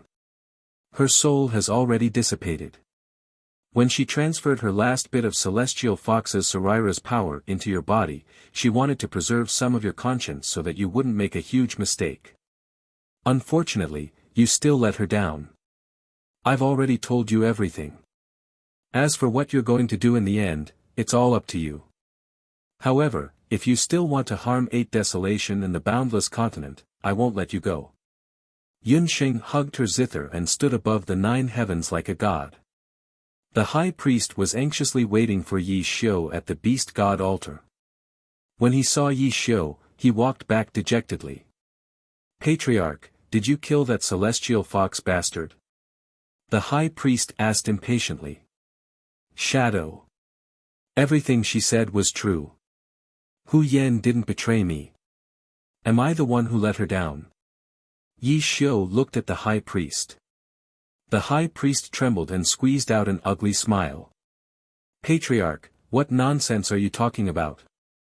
Hu Yan betrayed you. Betrayed? Then what did the great witch doctor say? Yi Xiu grabbed the great witch doctor. Patriarch Yi Xiu, don't kill me. I've already given you Lady Yushang's letter. It explains everything that happened back then. The great witch doctor wanted to argue, but Yi Xiu's palm landed on his head. He screamed in agony as his brain splattered on the ground. Ha ha. Hu Yan, I let you down in the end. Tears streamed down Yi Xiu's face. He ignored the high priest's cries and rushed out of the Qilin palace. Chapter 1420. The battle that took place in the 8 wastelands was earth-shattering. Even the god realm knew that the first 9-tailed celestial fox had appeared in the human world. Whether it was the Black Qilin King or the nine-tailed celestial fox, they were both existences that could rival the god realm. After that battle, the Black Qilin King Yi Xiu was defeated and his whereabouts were unknown. As for the nine-tailed celestial fox, it was rumored that she was most qualified to become a god. After the 8 wastelands and the boundless continent suffered a heavy blow, the flames of war ceased. The new world god of the human world, Bo, came forward and pulled the strings between the 8 wastelands and the 4 great nations, the temple, and the elite camp of the boundless continent to sign a ceasefire agreement. The Dutian blood world that originally represented the thousands of years of hatred between the 2 major beast tribes finally completed its historical mission. The blood clouds dispersed and the sky returned to its peaceful blue color. The original Dutian relay station also became a part of history. Now, regardless of whether it was the human race or the beast tribe, they could freely travel between the 2 continents. The hatred between the human race and the beast tribe faded with time and was gradually forgotten by both the human race and the beast tribe. Time flew by and in the blink of an eye, half a year had passed. Another year of spring arrived. In an unknown mountain village in Zhou State, in front of an inconspicuous thatched house. The fiery red hemostatic flowers bloomed just in time. A pot-bellied woman was half-squatting in front of the herb field. Although her body was a little inconvenient, her movements of pulling the weeds were very agile. Her golden eyes flashed and soon, all the weeds in the herb field were pulled out. The woman raised her head and used her hand to block the bright sunlight. The sparkling and translucent sweat on her forehead made her face look like a jade plate, emitting sparkling and translucent light. "Yun Sheng, I have some sweet rice wine here. You can use it during your confinement." The village chief brought a jar of rice wine and walked over with a smile. "Thank you, Grandpa Village Chief." Yun Sheng smiled as she received the rice wine. Half a year ago, when Yun Sheng returned from the 8 wastelands, the blood fog on the continent dissipated. The newly developed vaccines were also distributed to the people of the continent. She rejected the invitations from Zhou State and the Dharma Temple and returned to Banana Leaf Village. Not long after she returned, she discovered that she was pregnant. After hearing the news, Hu Jiusheng and Yun Sanghai both asked her to return to Taiyuan Mountain, but Yun Sheng politely refused. She stayed in Jiaya village and even took over the position of magician in the village temple. She planted various herbs in the local medicine fields and selected some children with potential to learn magic. Her body was already 6 months old, and it was gradually becoming inflexible. After sending off the village head, Yun Sheng returned to her room. She put down the rice wine and walked into the inner room. The furnishings in the room were simple but neat. Yi Baiming lay quietly on the bed. Half a year ago, when the ancient forbidden curse took effect on Yi Baiming, Yun Sheng obtained the last quarter of the celestial fox relic in Yi Baiming's body. However, Yi Baiming didn't die immediately. Instead, he lay there quietly like a vegetable. His breathing and pulse had almost disappeared, but his appearance was exactly the same as when he was alive. Yun Sheng knew that it was possible that the life and death talisman in Yi Baiming's body had taken effect. However, he didn't wake up again. "Night Fox, why aren't you waking up? Our child will be born in a little more than 3 months. From the pulse, she should be a girl. You said that our daughter's name is Yi Lingyue," Yun Sheng said softly. Every day, she would wipe Yi Baiming's body, shave his newly grown stubble, and massage his muscles. This man was still as handsome as he was when he was alive. In the room, the destiny mirror shone and Ji Rumo appeared behind Yun Sheng.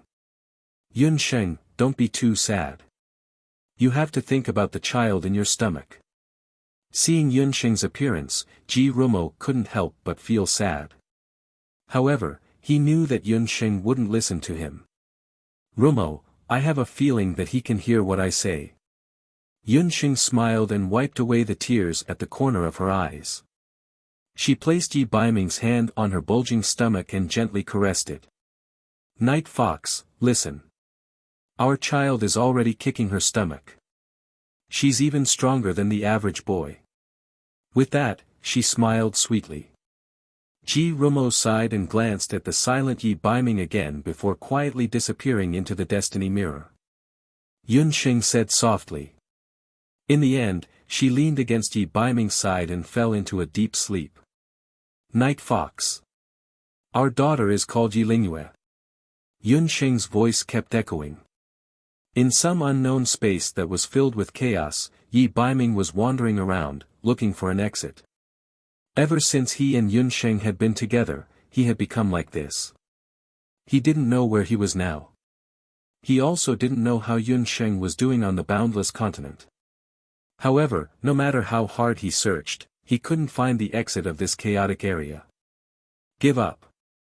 People who use the power of the life and death talisman will never be able to walk out of here. A man appeared in front of him. You are. Yi Baiming looked at the melancholy man in front of him. Me. I am the previous owner of the life and death talisman. The man looked dignified, but his complexion wasn't very good. There was a hint of worry between his brows. The previous owner of the life and death talisman. That was the person that Popo had mentioned earlier. The first human to obtain the life and death talisman. His lover had been demoted to a human because of him, and he had been trapped in the god realm forever. But hadn't he already become a god? Why was he still here? The area we are in now is a special space opened up by the life and death talisman. It's called the life and death chaos. Since we are all willing to sacrifice ourselves for our loved ones, in the endless years to come, we will all be wandering around here like ghosts. We won't die, won't be destroyed, and won't be reincarnated. The man's voice carried a hint of melancholy. No, I am different from you. I am not willing to sacrifice myself for my lover. Yi Baiming's words stunned the man. Not willing. Then why did you activate the power of the life and death talisman to enter here? The man's ghost had always been in the life and death talisman. He had seen Yi Baiming activate the life and death talisman and become half dead. Back then, he had also prayed to the supreme divinity and sacrificed himself to be trapped here in order to save a chance to reincarnate for the woman he loved, the female master god who had created the life and death talisman. Since we want to live together, why ask for death? My woman may seem strong, but she is also very fragile. I promised her that I would accompany her until the very end. A gentleman's promise is worth 1,000 gold. I will never leave her. Yi Baiming smiled faintly. The conviction in his eyes burned the man's eyes. Since we want to live together, why ask for death? Back then, he and his lover had also given up because they felt that it was difficult to violate the rules of the gods. If they could have persevered a little longer back then, you are the person with the strongest conviction I have ever met. I have been trapped here for thousands of years, but I have never met someone like you. Perhaps, I can help you return to your lover's side, but you will have to pay a certain price. The man's ghost was enlightened after hearing Yi Baiming's words. What price? Before Yi Baiming could finish speaking, he felt as if his body was being sucked in by a strong suction force. His body was falling down like a cloud. I hope that in the future, you will not blame me. In the midst of the chaos, he only heard the man say faintly. The night was quiet. Yunxing felt her face itch. It was as if something had brushed past the corner of her eyes. That was, the man's slightly trembling, warm lips. She heard a dreamy sigh. The night was as cold as water, but the man's voice was mellow like a pot of intoxicating wine. Little wild cat, I am back. Chapter 1421. Several days had passed since Yi Baiming woke up.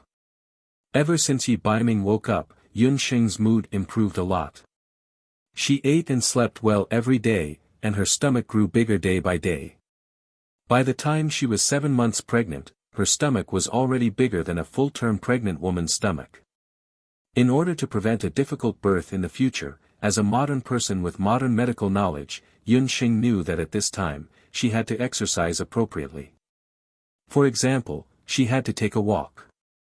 Therefore, every morning and evening, Yun Sheng would run to the village for a walk. Little wild cat, it's almost time to give birth. Don't wander around in the medicinal field.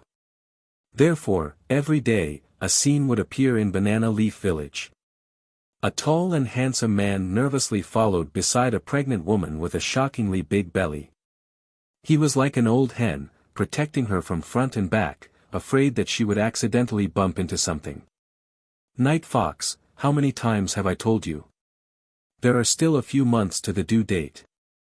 Are you the doctor or am I the doctor? Yun Sheng held her stomach and said unhappily. She was only 7 months pregnant. It was still early for her to give birth. When the villagers saw this, they all pursed their lips and smiled.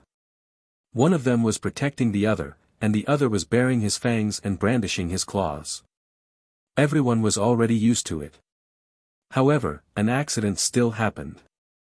One night, Yun Sheng suddenly felt a terrible pain in her stomach. By the time Yi Baiming realized that something was wrong, her water had already broken. Yun Sheng, don't be nervous. I'll go get a doctor now. Even someone like Yi Baiming, who didn't even frown when killing people on the battlefield, was at a loss at this time. Come back. Where are we going to find a doctor?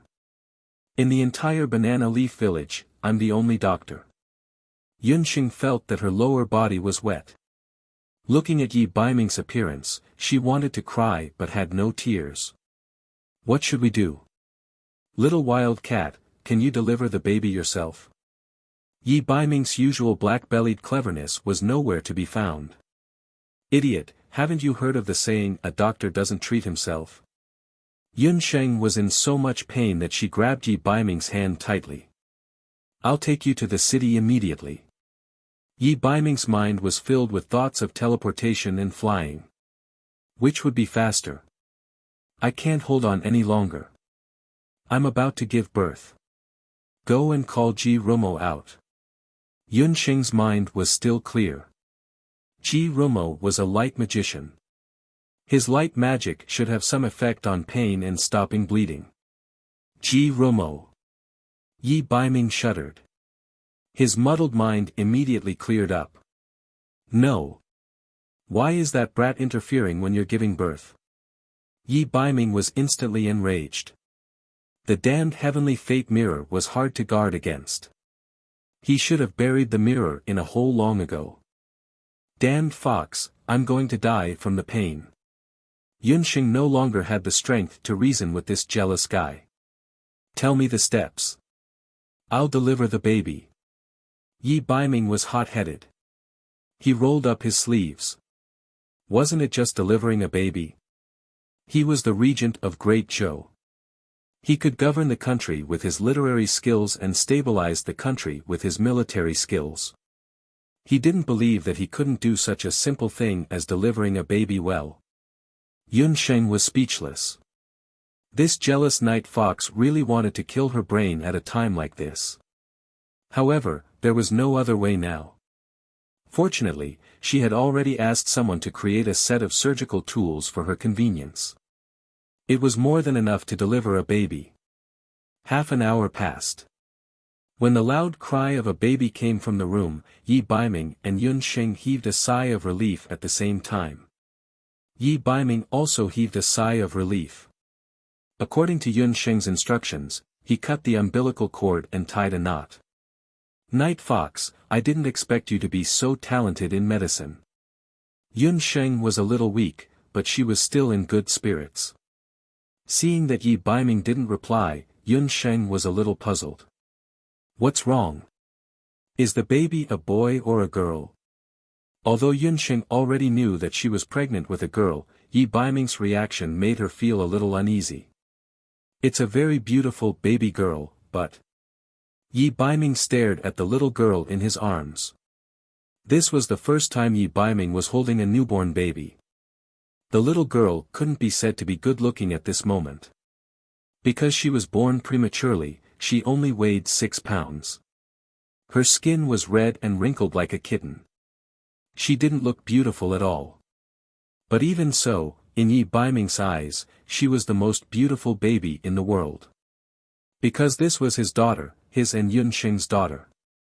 The subtle feeling of being connected by blood made him feel an indescribable excitement in his heart. But this excitement instantly sank when he saw the thing on the baby's arm.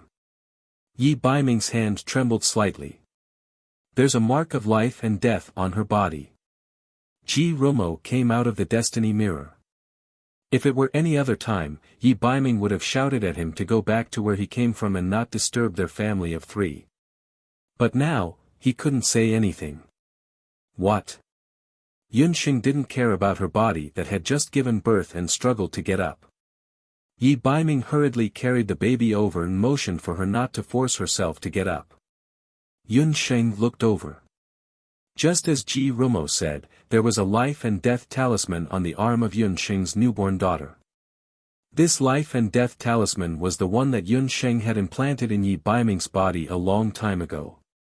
Why was the life and death talisman still there? Yi Baiming had always thought that the life and death talisman had disappeared after he used its power to resist the ancient Qilin forbidden spell.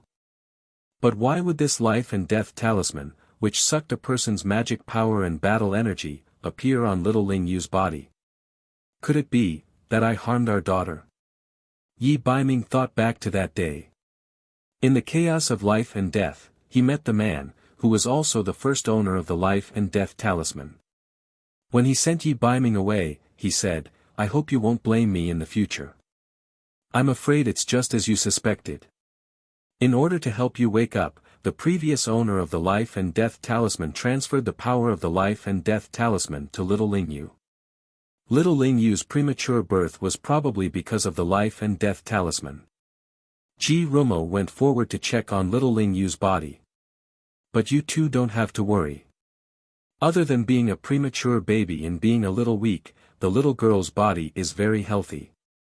The results of Ji Rumo's examination made Yunsheng and Yi Baiming sigh in relief. "It's all my fault. If it wasn't for me." Yi Baiming blamed himself. "Night Fox, this has nothing to do with you. You didn't know that the life and death talisman would be transferred to Ling Yu's body." Yunsheng saw that Yi Baiming was blaming himself and gently held his hand. "But the life and death talisman is still a sorcery item. As long as it stays in her body, it will be a hidden danger. Can I use surgery to remove it when Ling Yu is a little older?" Yunsheng looked at the life and death talisman with melancholy in her eyes. "I'm afraid that's not possible. If I'm not wrong, this life and death talisman has already mutated. It's branded in Ling Yu's soul and cannot be removed.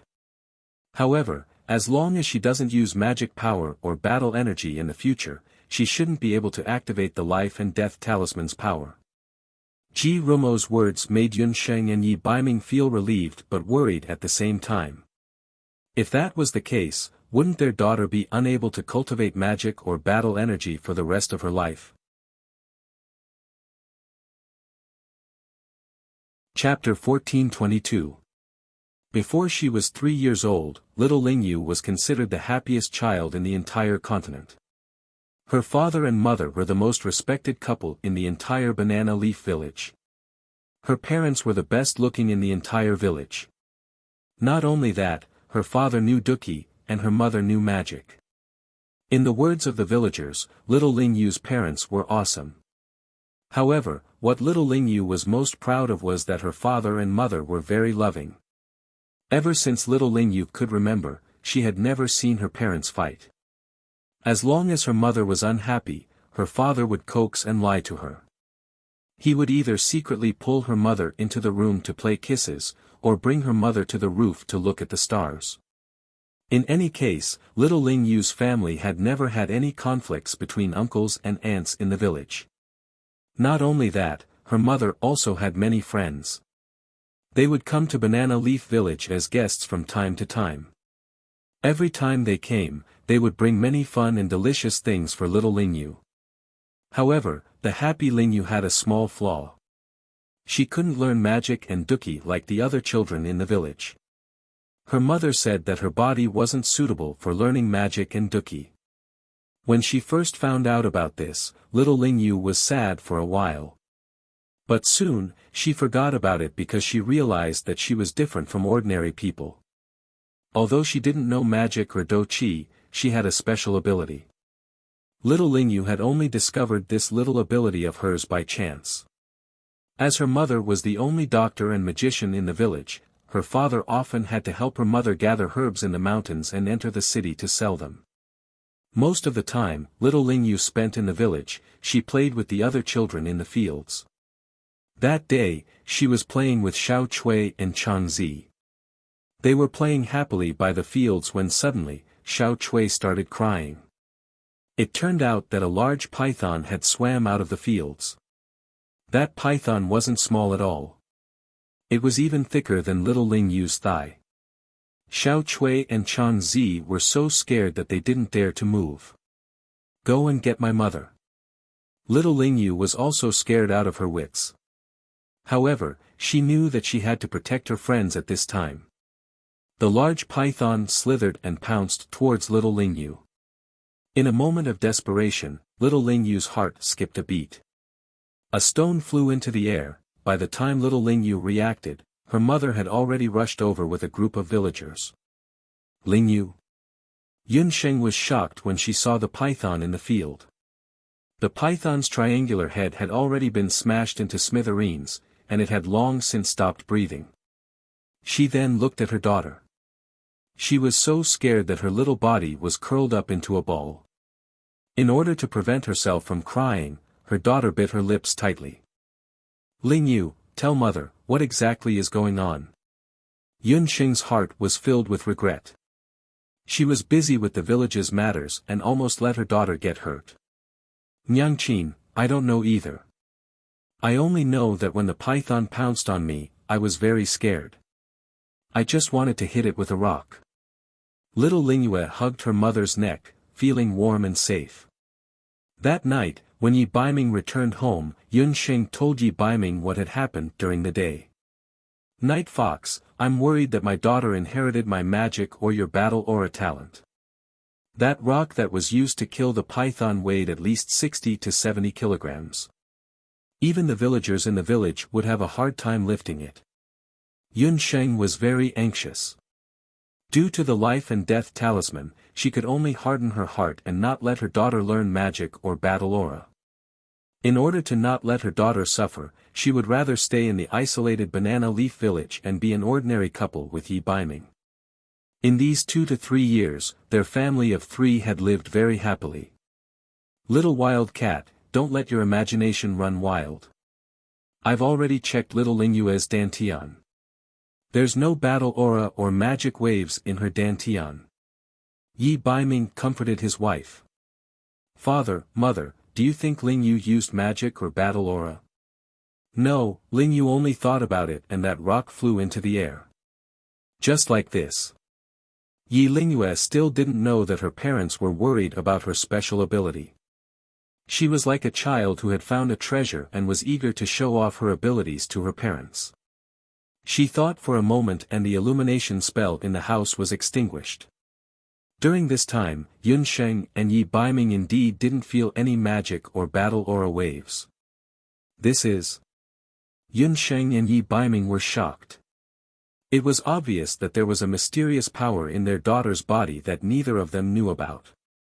In the next few days, Yunsheng and Yi Baiming asked around and finally, they found some useful information from Supreme God for directions. The special power in little Lingyue's body was indeed not magic or battle aura. It was an ancient power that had been circulating since the ancient times of the realm of the gods. It was called spiritual power. Little Lingyue's spiritual power was most likely related to the life and death talisman in her soul. However, Supreme God Four Directions couldn't be sure if little Lingyue's spiritual power would be activated after she used it. Supreme God Four Directions gave Yunsheng and her husband a seal. After some discussion, Yunsheng and Yi Baiming decided to temporarily seal the spiritual power in little Lingyue's body. Little wild cat, aren't we being too cruel by doing this? Yi Baiming looked at his daughter's sleeping face with a worried expression. I don't know if it's right or wrong to let our daughter continue to be an ordinary person. Although Lingyu has never mentioned Night Fox, she is a very proud child. I've secretly seen her outside the temple a few times, watching the children in the village learn magic. Yunsheng sighed. Other than a few people, very few people knew that Yunsheng had experienced a very tragic childhood. Before the age of 6, Yunsheng couldn't learn magic or battle aura for a period of time. If it wasn't for the fact that she had an unyielding adult soul in her body, she would have lived in inferiority and pain throughout her childhood. Don't worry. Our daughter has me and you, as well as the 2 little brothers in your stomach. Her future will be like the bright moon in the sky. She will always have our protection. As Yi Baiming spoke, he gently caressed Yunsheng's slightly bulging stomach. He also just found out that he was going to be a father again. When Yi Lingyue woke up the next day and heard her mother say that she was going to be an elder sister, the little girl was overjoyed. As a result, when she was happy, she forgot about the fact that she had spiritual power. She liked to circle around her mother every day, hoping that the stars would shine and the moon would shine, calculating when the 2 little brothers would be born. However, when Yunsheng was 4 months pregnant, something happened that completely changed the peaceful life of Yunsheng's family of 3. Chapter 1423. The story started when Yunsheng and her husband lived in seclusion in Banana Leaf Village. One day, a man and a woman came to Banana Leaf Village. How should this couple be described? The woman had a head of pink hair and was energetic like a scorching sun. She was incomparably enthusiastic. As soon as she entered the village, she rushed in with familiarity. Together with her was a black-haired man. That man's appearance aside, just a glance from his long and narrow eyes could freeze a person to death.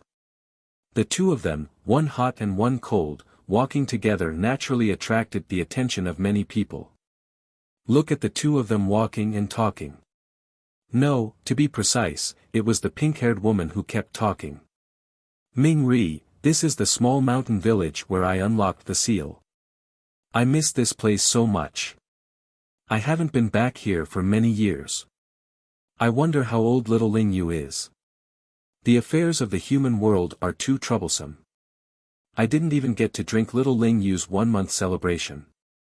I wonder how Master is doing. Has she gained weight or lost weight? I miss Master so much. I really miss the old days. The pink-haired woman kept talking. Her enthusiasm was even greater than that of the 8 ants in the village. The villagers passing by couldn't help but look sideways. When did such a person live in Banana Leaf Village? However, when the woman spoke, the man beside her only listened quietly. Occasionally, he would reveal a smile. Looking at the direction the 2 of them were heading in, it was the home of the village's model couple, Yunsheng and Yi Baiming. At this time, the couple happened to be at home. As soon as they arrived outside the Yun family's house, they saw a tall man with a round and jade-like little girl sitting on his shoulder. Daddy, charge forward. The little girl was like a general on the battlefield. With a wave of her small hand, Yi Baiming, who was treated as a horse, immediately rushed forward. That scene was really, very disharmonious. After successfully becoming a slave to his wife, Yi Baiming, the dignified war god of Zhou state, successfully advanced to become a slave to his daughter. Both Bo Bo and Ming Ri were stunned. Who would have thought that Yi Baiming, who was feared by both the people and the underworld, would be ordered around by a little girl? Father, turn right. The target is the pink-haired enemy. Yi Baiming was having a lot of fun with his daughter. When he heard about pink hair, he couldn't help but raise his head. He saw Ming Ri with his mouth wide open and an awkward expression on his face. Yi Baiming, on the other hand, had a calm look on his face. He did not feel embarrassed at all as he carried his daughter down. Go back to the house and see if your mother is awake. Tell her that your Aunt Bo Bo and Uncle Ming Ri are here to see her. Yi Baiming hadn't seen Bo Bo and Ming Ri for several years.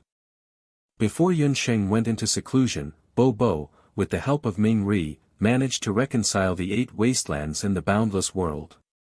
Bo Bo, the universe deity, was so busy that he was nowhere to be seen. As for Ming Ri, wherever Bo Bo was, there would be Ming Ri. Yi Baiming wasn't surprised that he appeared here. After a while, Yunsheng walked out of the house. When they saw Bo Bo, both of them let out a cry of surprise. "Ying, my dear master." When Bo Bo saw Yunsheng, he didn't care about his image as a universe deity. Just like when he was young, he pounced on Yunsheng. Little Lingyu, who was watching at the side, felt strange. Why was this weird auntie with pink hair more like a child than her when she was 3 years old? "Ming Ri, we haven't seen each other for a long time. You two go in first." Yi Baiming knew that since Yunsheng and Bo Bo met, they must have endless things to talk about. He smiled and invited Ming Ri into the house. After Ming Ri entered the house, he looked around. Although it was simple, the decorations were very warm. Yunsheng and Yi Baiming were really affectionate. The two of them had done so many things for the boundless world and the 8 wastelands, but in the end, they pushed away all the glory and lived in seclusion in the mountains. However, such a life made Ming Ri slightly envious. At least, Yi Baiming had Yunsheng and little Lingyu. To him, the happiness of his wife and daughter was far more important than anything else. After Yunsheng and Bo Bo chatted for a while, she pulled little Lingyu over. "Lingyu, this is your Auntie Bo. She is Mother's good sister." Back then, she accompanied Mother through life and death on the continent. The friendship between Yunsheng and Bo Bo was something that ordinary people couldn't understand. During the most difficult times for both of them, they gritted their teeth and persevered together. "Auntie Bo Bo, give me a hug." Little Lingyu wasn't shy and sweetly called her auntie. Little Lingyu is so obedient. "Sigh, look at how careless your Auntie Bo Bo is. I actually forgot to bring a greeting gift." Bo Bo's face was gloomy as she thought about it. "Little Lingyu, how about this? Auntie Bo Bo will give you an uninhabited primitive continent and let you be the landlord." Uninhabited continent? Landlord? What was that? Little Lingyu's little head still couldn't wrap around it. "Thank you, Auntie Bo Bo. I love being the landlord the most." However, little Lingyu was very quick-witted and quickly nodded her head like she was pounding garlic. When Bo Bo and her daughter said that, Yi Baiming and Yunsheng couldn't help but laugh. Giving an uninhabited continent as a greeting gift. Such words were really typical of Bo Bo's style. However, only a human world deity Bo Bo would be able to give such a greeting gift. Although little Lingyu didn't know what was going on, seeing how happy her parents were, she knew that it must be something good. She quickly kissed Bo Bo's face as a form of thanks. "Bo Bo, stop fooling around. Don't forget that you're not a world deity yet. If the deity emperor of the deity world finds out about this, you'll be impeached again." Ming Ri was also very helpless about the kiss. With such a big method of kissing, if Yunqing gave birth to 8 or 10 more, wouldn't she have to give the entire human world away? Not a world deity yet? What's going on? Bo Bo, aren't you already a world deity? Yunqing heard that and felt that something was definitely wrong. Yunqing clearly remembered that a few years ago, Bo Bo had accumulated a large amount of power of belief. In the final world deity selection, she defeated her competitors and became a true human world deity. How could she not be a world deity yet? Ming Ri, I told you to stop talking. Bo Bo glared at Ming Ri. She originally wanted to discuss this matter with her master, but when she arrived at Banana Leaf Village, she found out that her master was pregnant again. So she changed her mind and didn't plan to tell Yunsheng about going to the deity world. Bo Bo, we're all on the same side. If you have something to say, just say it. Yi Baiming knew that Yunsheng and Bo Bo were like sisters. Bo Bo's matter was Yun Sheng's matter. If Bo Bo wants to become a world deity, she must go to the deity world to accept the conferment. Originally, I planned to accompany her to the deity world, but during this period of time, the underworld isn't peaceful and I can't leave for a while. Ming Ri was worried that the confused world deity Bo Bo would go to the deity world alone, so he wanted to come to Banana Leaf Village to find Yun Sheng. Although Yun Sheng was a human, she had evolved into a nine-tailed celestial fox in the battle with Black Qilin Wang Yi Xiu. She had the body of a beast god and could enter the deity world. However, Yun Sheng was pregnant again. How could her body withstand the journey? I see. I can't go with you. Then let Night Fox go with you. He also has the body of a demigod and can enter the deity world too. Yun Sheng heard and thought for a while. Then she had an idea. That won't do. Master, you're pregnant with twins this time. It's inconvenient for your body. The Qilin boy must accompany you. Bo Bo quickly rejected. Bo Bo, you underestimate me. Moreover, I'm not alone. I still have the magical beasts in the beast language ring and little Lingyu to accompany me. Yun Sheng glanced at Yi Baiming. Yi Baiming understood and immediately expressed that he could escort Bo Bo to the deity world to accept the conferment of a world deity.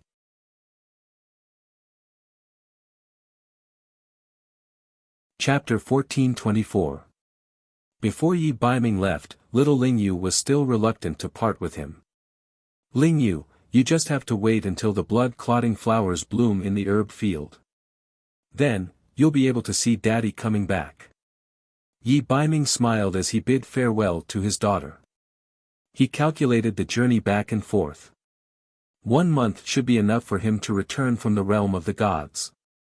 Yi Baiming and Popo left for a month. The child in Yun Sheng's stomach was already 5 months old, but there was still no news from Yi Baiming. This made Yun Sheng even more uneasy. She tried to contact the underworld sun, but even the underworld sun was cut off. Logically speaking, Popo should have already arrived at the realm of the gods and received the title of world god. Day after day of waiting made Yun Sheng restless. Mother, Daddy isn't back yet. Didn't he say that he'll come back when the blood-clotting flowers bloom in the herb field? Little Lingyu hugged her mother's hand and swayed it back and forth. Children were very observant. Little Lingyu also realized that after Daddy left, there was no one to play horse riding with her. There was also no one to make her mother happy. These few days, there was no smile on her mother's face. Sigh, she wanted Daddy to come back soon. Daddy will be back soon. Yun Sheng forced a smile and patted her daughter's head. Another half a month passed. The blood-clotting flowers in the herb field had all been harvested, but Yi Baiming still hadn't come back. Yun Sheng couldn't wait any longer. She had no choice but to contact the Netherworld Ghost King. The underworld god isn't in the Netherworld. The Netherworld Ghost King soon brought back a piece of bad news. About a month ago, which was half a month after Yi Baiming left, the underworld god suddenly left the Netherworld Palace. When he left, he took 100,000 Netherworld soldiers with him. Something must have happened. The ominous feeling in Yun Sheng's heart intensified. Disciple, how about I secretly make a trip to the god realm and ask around? The Netherworld Ghost King saw Yun Sheng's big belly and was afraid that her body would collapse due to excessive worry. No, Ghost King, you have some grudges with the god realm. Besides, with your status, it's not appropriate for you to appear in the god realm. I want to go there personally. Yun Sheng had been thinking about it for a few days. Even the usually calm Ming Ri would bring the Ming army to the god realm. Something must have happened in the god realm. But your body now. The Netherworld Ghost King looked at Yun Sheng's belly, which was twice the size of an average person's. She was only 5.5 months pregnant, but she already looked like she was about to give birth. Not to mention, Yun Sheng still wanted to bring little Lingyu with her to the god realm. My body is fine. This is already my second child. As for little Lingyu, she has always been obedient. Coincidentally, I know of a secret magic array that leads to the God realm. After making her decision, Yun Sheng returned to Banana Leaf Village and explained to her daughter that she was going to look for her father. Mother, we just have to enter this magic array and we'll be able to see father. Little Lingyu was confused as she followed her mother onto the God realm's treasure ship. The ship was flying in the sky, and below it was a boundless sea of clouds. Little Lingyu gathered her courage and looked down. Banana Leaf Village had already changed into a Xiao the size of an ant.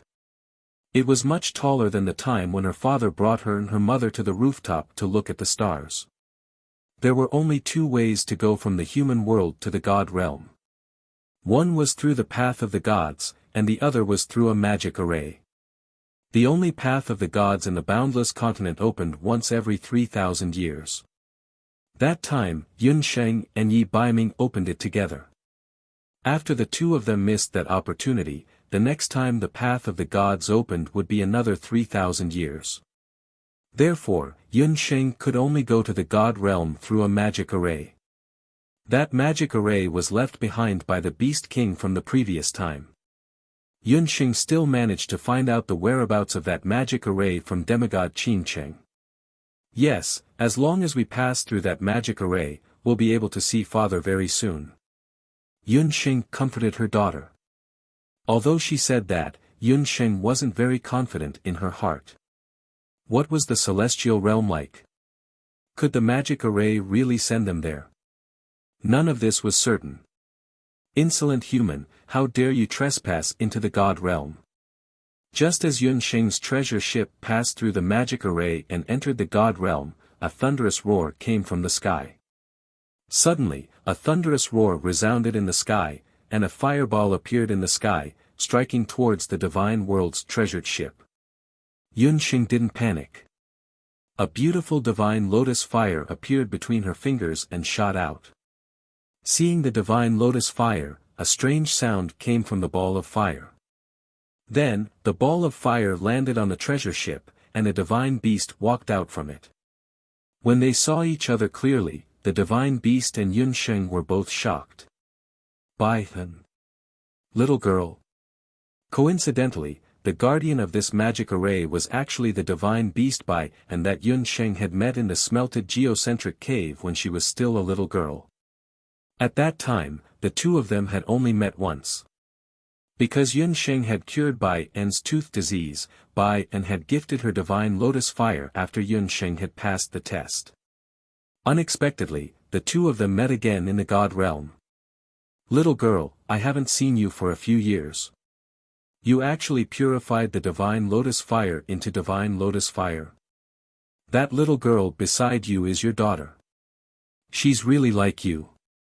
Both of you don't know the immensity of heaven and earth. Although Bai-en was a divine beast, he had an ugly face. He sized up little Lingyu. Unexpectedly, little Lingyu wasn't afraid when she saw him. She even boldly tried to pull Bai-en's tail. Bai-en was so shocked that his eyes widened. Senior Bai-en, I'm really sorry. I didn't know that you were the one guarding this magic array. I had no choice but to barge into the God realm. Yun Sheng told him about how she came to the God realm to look for her husband. What? Your husband is Yi Baiming? Good boy, that guy and the god of the underworld, Ming Ri, are famous people in the God realm. Bai-en's eyes widened when he heard that. It turned out that more than a month ago, Yi Baiming escorted Bo Bo to the God realm to receive his title. Before entering the God realm, everything was peaceful. But on the day before Popo was about to be conferred the title, Popo was taken away. Yi Baiming contacted Ming Ri, and the two of them immediately started an investigation. In the end, they found out that Bobo had been kidnapped by Shi Sanxian, the clan leader of the Shi clan, who had failed to be selected, and a priest from the human world. The two imprisoned Bobo in the Shi clan's forbidden grounds. They wanted to kill Bobo and steal her divine body.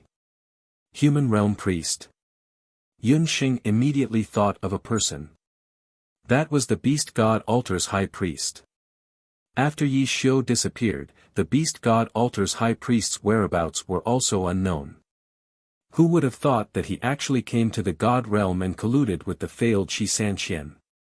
In that case, the beast king who committed crimes in the human realm was the Shi clan's Shi Sanqian.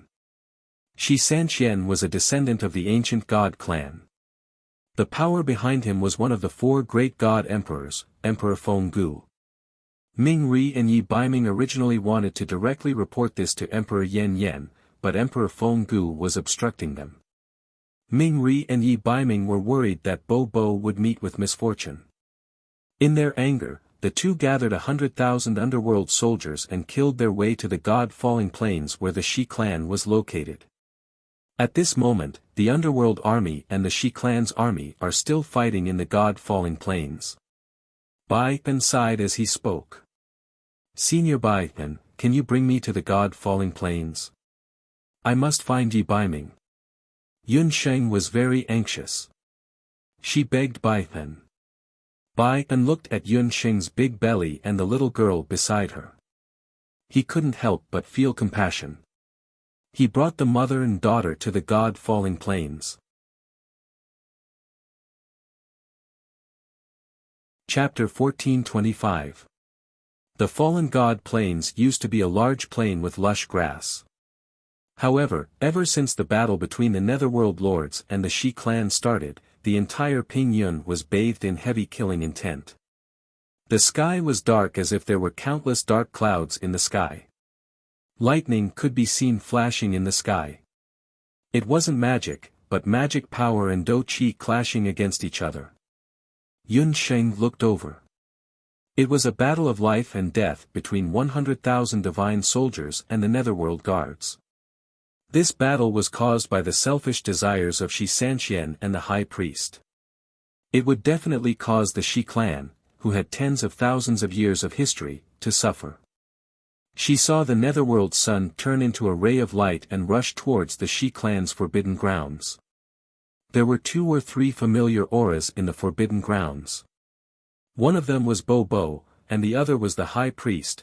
In the sky, there were 2 powerful auras, one black and one gray, that clashed with each other from time to time. They were Yi Baiming and Shi Sanqian. Divine soldiers fell from the sky from time to time. The entire battlefield was like an Azura hell. There were broken limbs everywhere. Yun Sheng was worried that her daughter would be frightened, so she didn't dare to enter the battlefield. Lingyue, mother is going to look for father. You stay here for the time being. Remember, don't leave the magic array that mother drew for you. If you really encounter any danger, use the heavenly fate mirror. There will be an uncle inside to protect you. Whether mother finds father or not, I will rush back in 3 days. Yun Sheng's heart clenched tightly as she looked at the increasingly intense battle. Yun Sheng drew a magic array. In order to protect little Lingyue, she specially left the heavenly fate mirror and 3 days' worth of food for little Lingyue. This magic array could hide little Lingyue's aura. As long as little Lingyue didn't walk out of the magic array, no one would discover her. Mother, Lingyue will definitely be obedient. I will wait for you and father to come back. Little Lingyue watched her mother leave and obediently stayed in place. A day passed. The battle in the sky was still ongoing, but father and mother still hadn't returned. Little Lingyue didn't have much of an appetite either. Although she didn't know what was going on, she vaguely knew that her parents must be in a difficult situation. She had to obediently wait here and not cause any trouble for her parents. At that moment, 2 figures appeared on the battlefield ahead. They were 2 people, one big and one small. The older one was a woman covered in blood. She was carrying a 6 or 7-year-old boy in her arms. The boy was also injured and his face was covered in blood. The woman was already heavily injured. Before she could reach the magic array, she staggered and fell to the ground. The little boy also fell to the ground. Mother, what's wrong? The little boy was also injured. He struggled to get up and groped his way to the woman's side. Little Lingyue had been practicing medicine with her mother since she was young. When she saw this scene, she subconsciously wanted to help. Just as she was about to step out of the magic array, the heavenly fate mirror flashed and a man appeared. Little Lingyu, you can't. Ji Rumo appeared. Ji Rumo wasn't a cold-hearted person. If it was any other time, he would also ask little Lingyu to help, but things were different now. The time wasn't right and the place wasn't right. This was the God's Fall Plains. In front of them was the Shi tribe's territory. The Shi tribe and Dark Lord were engaged in a battle of life and death. This mother and son pair were obviously Shi tribe members. Furthermore, the boy had a handsome face, and the woman's clothes made it obvious that she was not an ordinary person. Ji Rumo couldn't guarantee that they wouldn't hurt little Lingyu. Since Yunsheng asked him to stay by Lingyu's side, even if there was a trace of threat, he wouldn't let little Lingyu walk out of the magic array. But Uncle Rumo. They look so pitiful. That woman, she will die. Little Lingyu looked at the mother and son pair sympathetically. She had followed her mother around and had seen many patients. That woman was probably injured by a powerful magic array. She had walked for a long time and couldn't take it anymore. Little Lingyu, life and death are fated. This is her fate. Ji Rumo's gaze landed on the little boy. For some reason, when he saw the little boy, he had a very bad premonition in his heart.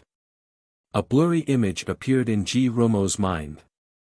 Shi Jui, if I, Yi Lingyue, have a next life, I will make you pay with your blood.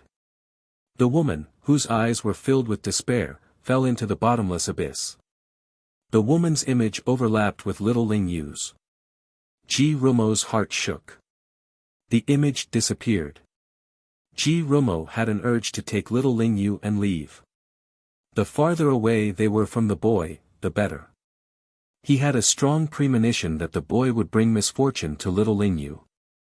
However, little Lingyu didn't listen to Ji Rumo. She was still looking at the mother and son in front of her. On the desolate God's Fall Plains, the boy crawled to his mother's side with great difficulty. Jui. Mother can't make it anymore. Remember, you must live well. Don't take revenge. All of this is your father's fault. The woman opened her eyes with difficulty and raised her hand to touch her son's face. Her eyes were filled with sorrow. If it wasn't for her husband's desire for power, their family of 3 would be very happy. Unfortunately, it was all too late. Before the woman could finish speaking, she couldn't catch her breath. Her hand slipped to the ground and gradually lost its warmth. Mother, mother, don't abandon Yi, her. The boy was like an injured wolf cub. A desperate cry came from his throat. Gone, there was nothing left. Father, mother, and all of his clansmen, they were all dead. Why? Why was he the only one who was still alive? Hugging his mother's already cold body, the little boy cried himself hoarse. In the end, he only felt his vision go black, and his small body fell to the ground. The moment he fell, he felt a soft hand supporting him. Lingyu, you. Ji Rumo sighed helplessly. He saw that Yi Lingyue still ignored his advice and rushed into the magic array. Uncle Rumo, he fainted. Can we think of a way to save him?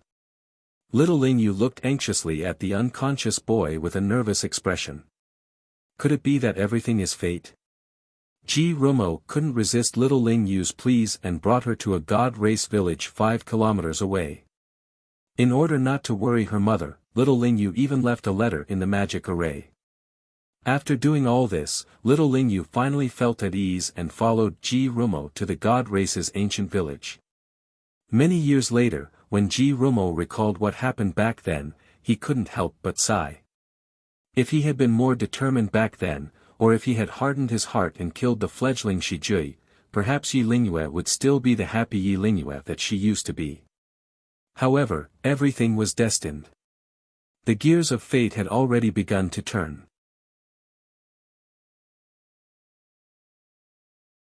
Chapter 1426.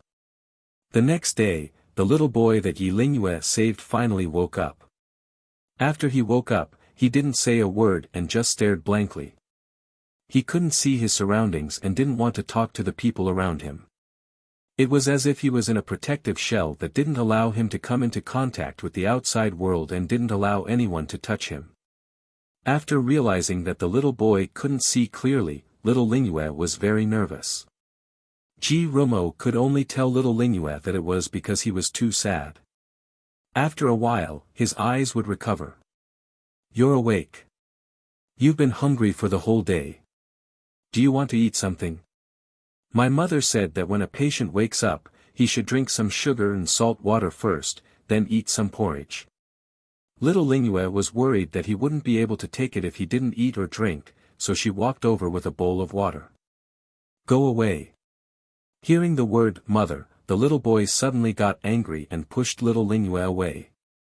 Little Lingyue wasn't prepared and fell to the ground. She had been doted on by her parents since she was young. When had she ever been treated so cruelly? She pouted and wanted to cry. However, at this moment, the sound of sobbing came from the bed. The little boy choked and bit his lip, trying his best not to cry. His father said that the men of the Shi tribe were indomitable men. Even if he bled to the last drop, he couldn't cry. "Little brother, don't cry. Uncle Rumo has already cremated your mother. This is her ashes." Little Lingyue saw that he was crying so sadly that she was embarrassed to cry. Alright, compared to her little brother, she only had a few scratches. She would be fine after licking it with her saliva. Feeling sorry for herself, little Lingyue stuffed an urn of ashes into the little boy's hands. The little boy stopped crying and hugged the urn tightly in his hands. "Why aren't you saying anything? Is it because you're unhappy?" Little Lingyue glanced at her little brother from the side. Seeing that he was still silent, she thought for a moment, then suddenly leaned forward and gave the little boy a peck on his face. "What are you doing?" Even though he couldn't see, from the sound, the little boy knew that the person who saved him was a little girl younger than him. He was already 7 years old, so he vaguely knew that there was some common sense between men and women. Kissing was something that only people who were very close to each other could do. Thinking of this, the little boy blushed. "Whenever my mother is unhappy, my father will kiss her to make her happy," little Lingyue said innocently. "Are you happier now?" Little Lingyue's voice was soft and sweet. It was like a beautiful song in his ears, causing the originally gloomy little boy's heart to soften a little. Before the upheaval, he was an obedient child. "I'm better now. Thank you. My name is Shijui.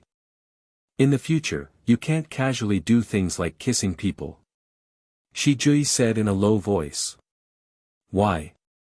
Little Lingyue's eyes widened. But every time she kissed her parents, they were very happy. "How do you want me to explain this?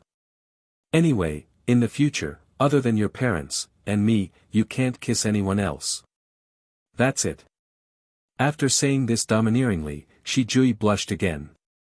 Although he couldn't see clearly what his little savior looked like, in Shijui's heart, he had already subconsciously regarded her as his personal belonging. "Oh, I understand." Little Lingyue didn't really understand. In the next few days, little Lingyue took care of Shijui. Unknowingly, the two of them became very good playmates. At the same time, the battle on the God's Fall Plains was coming to an end. Yi Baiming killed Shi Sanxian. After a fierce battle, Yun Sheng and Ming Ri killed the high priest and rescued Bobo from the forbidden area of the Shi clan. To prevent the Shi clan from rising from the ashes, Ming Ri and Yi Baiming worked together to banish the Shi clan to the extreme north, never allowing them to return to the realm of the gods. But after they did all this, Supreme God Four Directions brought a group of divine soldiers and divine generals to the God's Fall Plains. "Yi Baiming, Ming Ri, the two of you have really caused a huge disaster this time. Especially you, Yi Baiming. You are just a demigod, but you have caused so much bloodshed in the realm of the gods. I am under the orders of Emperor Huiyen to bring you to the Heavenly Court Temple for interrogation," Supreme God Four Directions said sternly. Supreme God Four Directions, Yi Baiming and I are husband and wife. We share weal and woe. I am willing to be interrogated with him. Yunxing didn't want Yi Baiming to be interrogated alone, so she insisted on going to the heavenly court temple with him. Mother Goddess, this is all because of Bobo. You can't blame the Qilin boy and master. If you want to punish someone, punish Bobo alone. Bobo pleaded with Supreme God Four Directions, but this time, even Supreme God Four Directions couldn't help them. Bobo, Ming Ri, stop fooling around. The four great God Emperors have their own conclusions. Don't worry, Mother Goddess will do her best to protect them. After receiving Supreme God Four Directions' promise, Bobo and Ming Ri relaxed a little. They had no choice but to part ways with Yunsheng and the others for the time being. Supreme God Four Directions, my daughter is still in the God's Fall Plains. She is very young. I beg you to let me find her before going to the trial. Yunsheng and Yi Baiming were still worried about their daughter's safety. Supreme God Four Directions agreed. Yunsheng and Yi Baiming contacted Ji Rumo and found the God Clan village. Daddy, Mommy. When little Lingyu saw her parents, she flew towards them like a little bird. Lingyu, let Mommy take a good look. Yunsheng already knew what happened from Ji Rumo. However, in order to not worry Yunsheng, Ji Rumo hid the fact that Shi Jui might be from the Shi clan. A smile appeared on Yi Beiji's face when he saw that his daughter was fine. Daddy, Mommy, Lingyu wants to. Little Lingyu looked at the familiar house in the village reluctantly. She hadn't had time to say goodbye to little big brother Jui. The four God Emperors are waiting for you. You can't delay any longer. Under Supreme God Four Directions' urging, the family of three left the God Clan village and headed towards the Heavenly Court Temple. Little Lingyu took one last look at the village and said in her heart, little big brother, you must recover quickly. I hope that the next time we meet, you will still remember me. Before Yi Lingyue left, she was still worried about little Jui. She gave a villager in the ancient village some money and asked the villager's daughter to take care of Shi Jui in her place. In the village, Shi Jui gradually recovered after little Lingyu's treatment. After a few days, he was finally able to open his eyes. You're awake. A girl from the ancient village stood in front of him.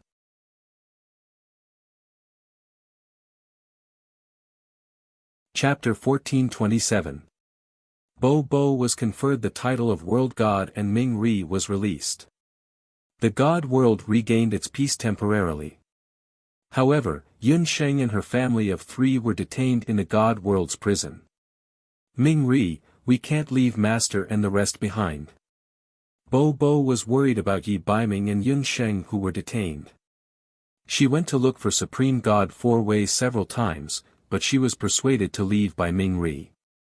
Bo, you have to believe in Mother God. She will definitely do her best to help Yunsheng and the rest. Ming Ri and Bo were anxiously waiting for news of Yunsheng and the rest's safety. Supreme God Four Way, who was caught in the middle, was extremely depressed. Of the two couples in front of her, one was her favorite disciple, and the other was an expert from the mortal realm who she had personally witnessed becoming a god. This time, their actions had caused a huge commotion in the God realm, and had already attracted the attention of the four great God Emperors. Although Shi tribe's patriarch, Shi Sanxian, was at fault, Ming Ri and Yi Baiming were also at fault for slaughtering hundreds of thousands of Shi tribe members.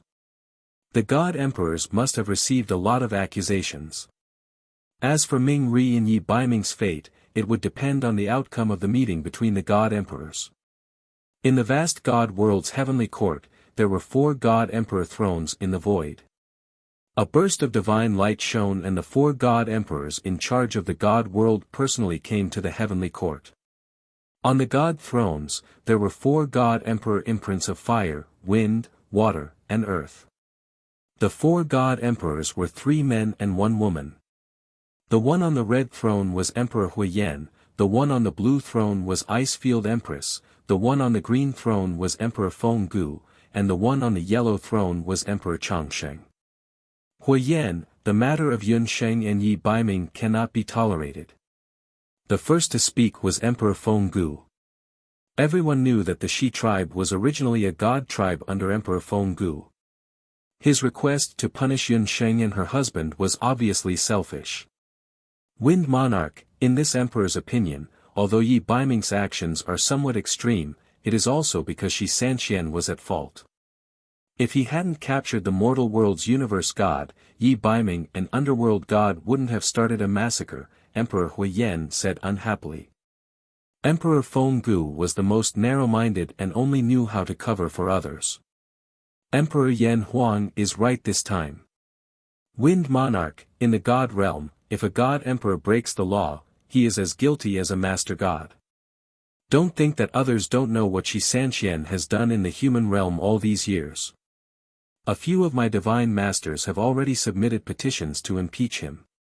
Monarch Chongsheng was the most impartial of the four monarchs.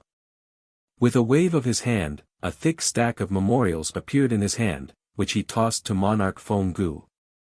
Wind Monarch, this emperor has also heard about what Chongsheng and Emperor Huiyan said. The Shi tribe's clan leader set up a shrine in the human realm for his own selfish reasons and even used the children and girls of the human realm to do some shady business, Ice Plains Empress added. Monarch Feng Gu looked embarrassed after reading the memorials. He didn't know that Shi Sanqian had caused so much trouble in the human realm.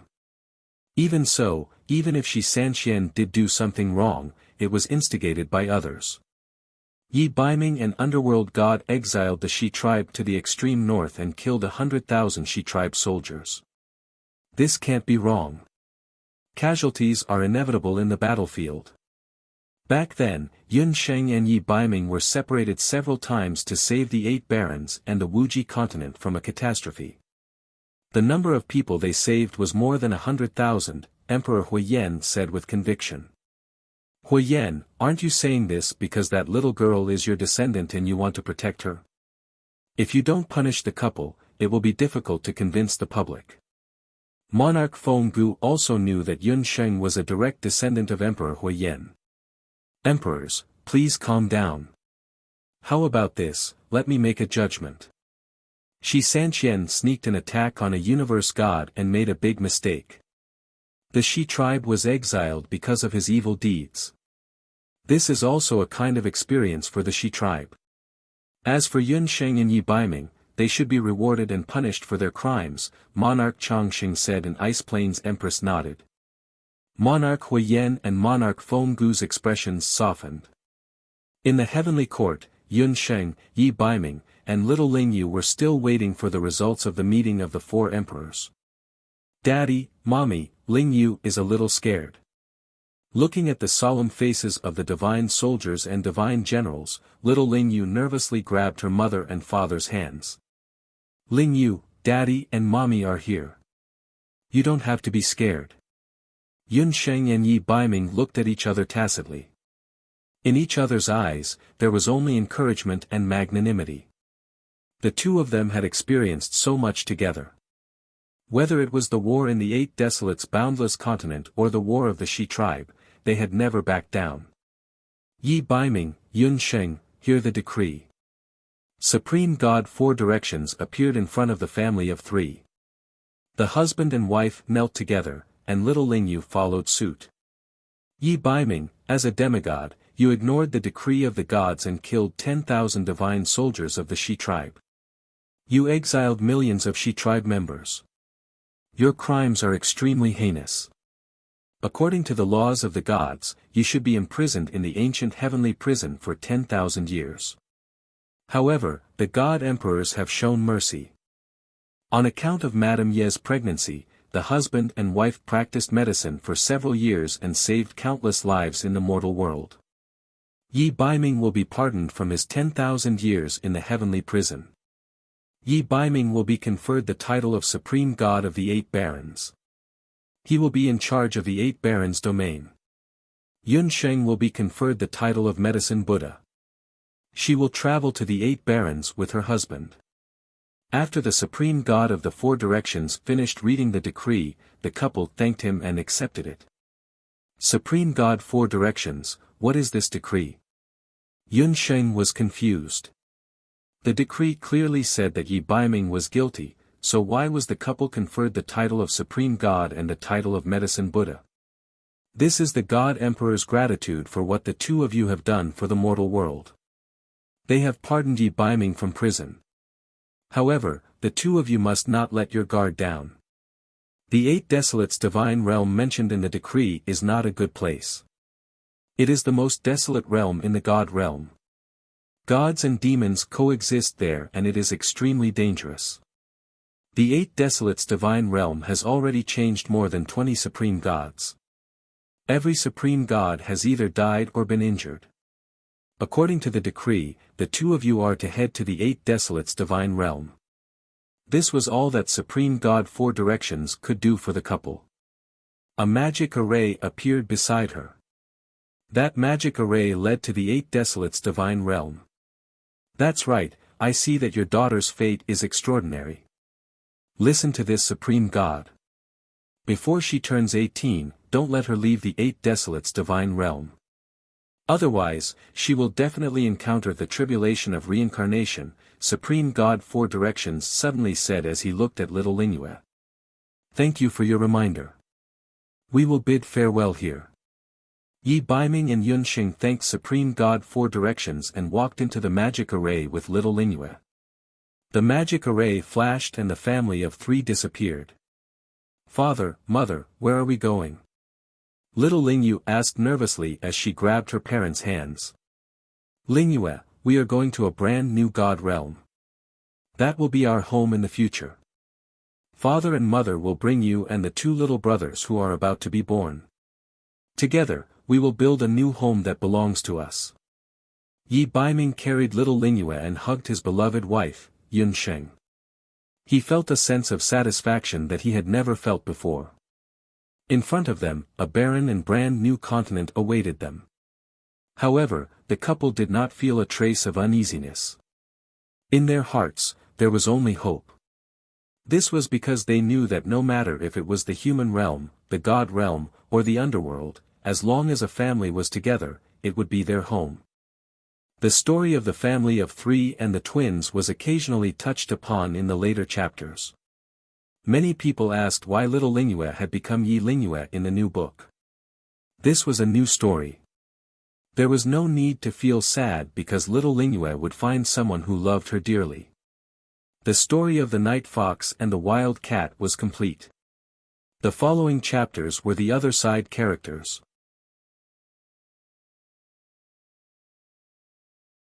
Chapter 1428.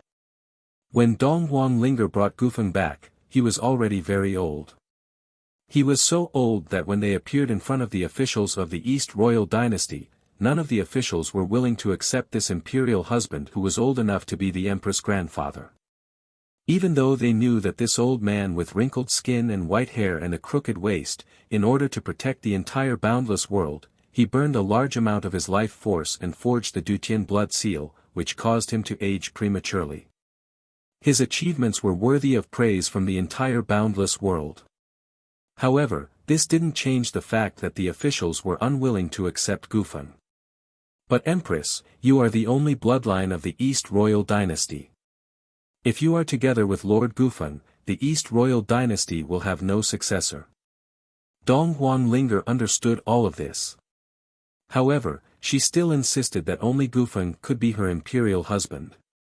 Gufeng silently looked at all of this and listened to it in his heart. When night came, Linger, you should listen to the official's suggestion and choose another imperial husband. I won't mind.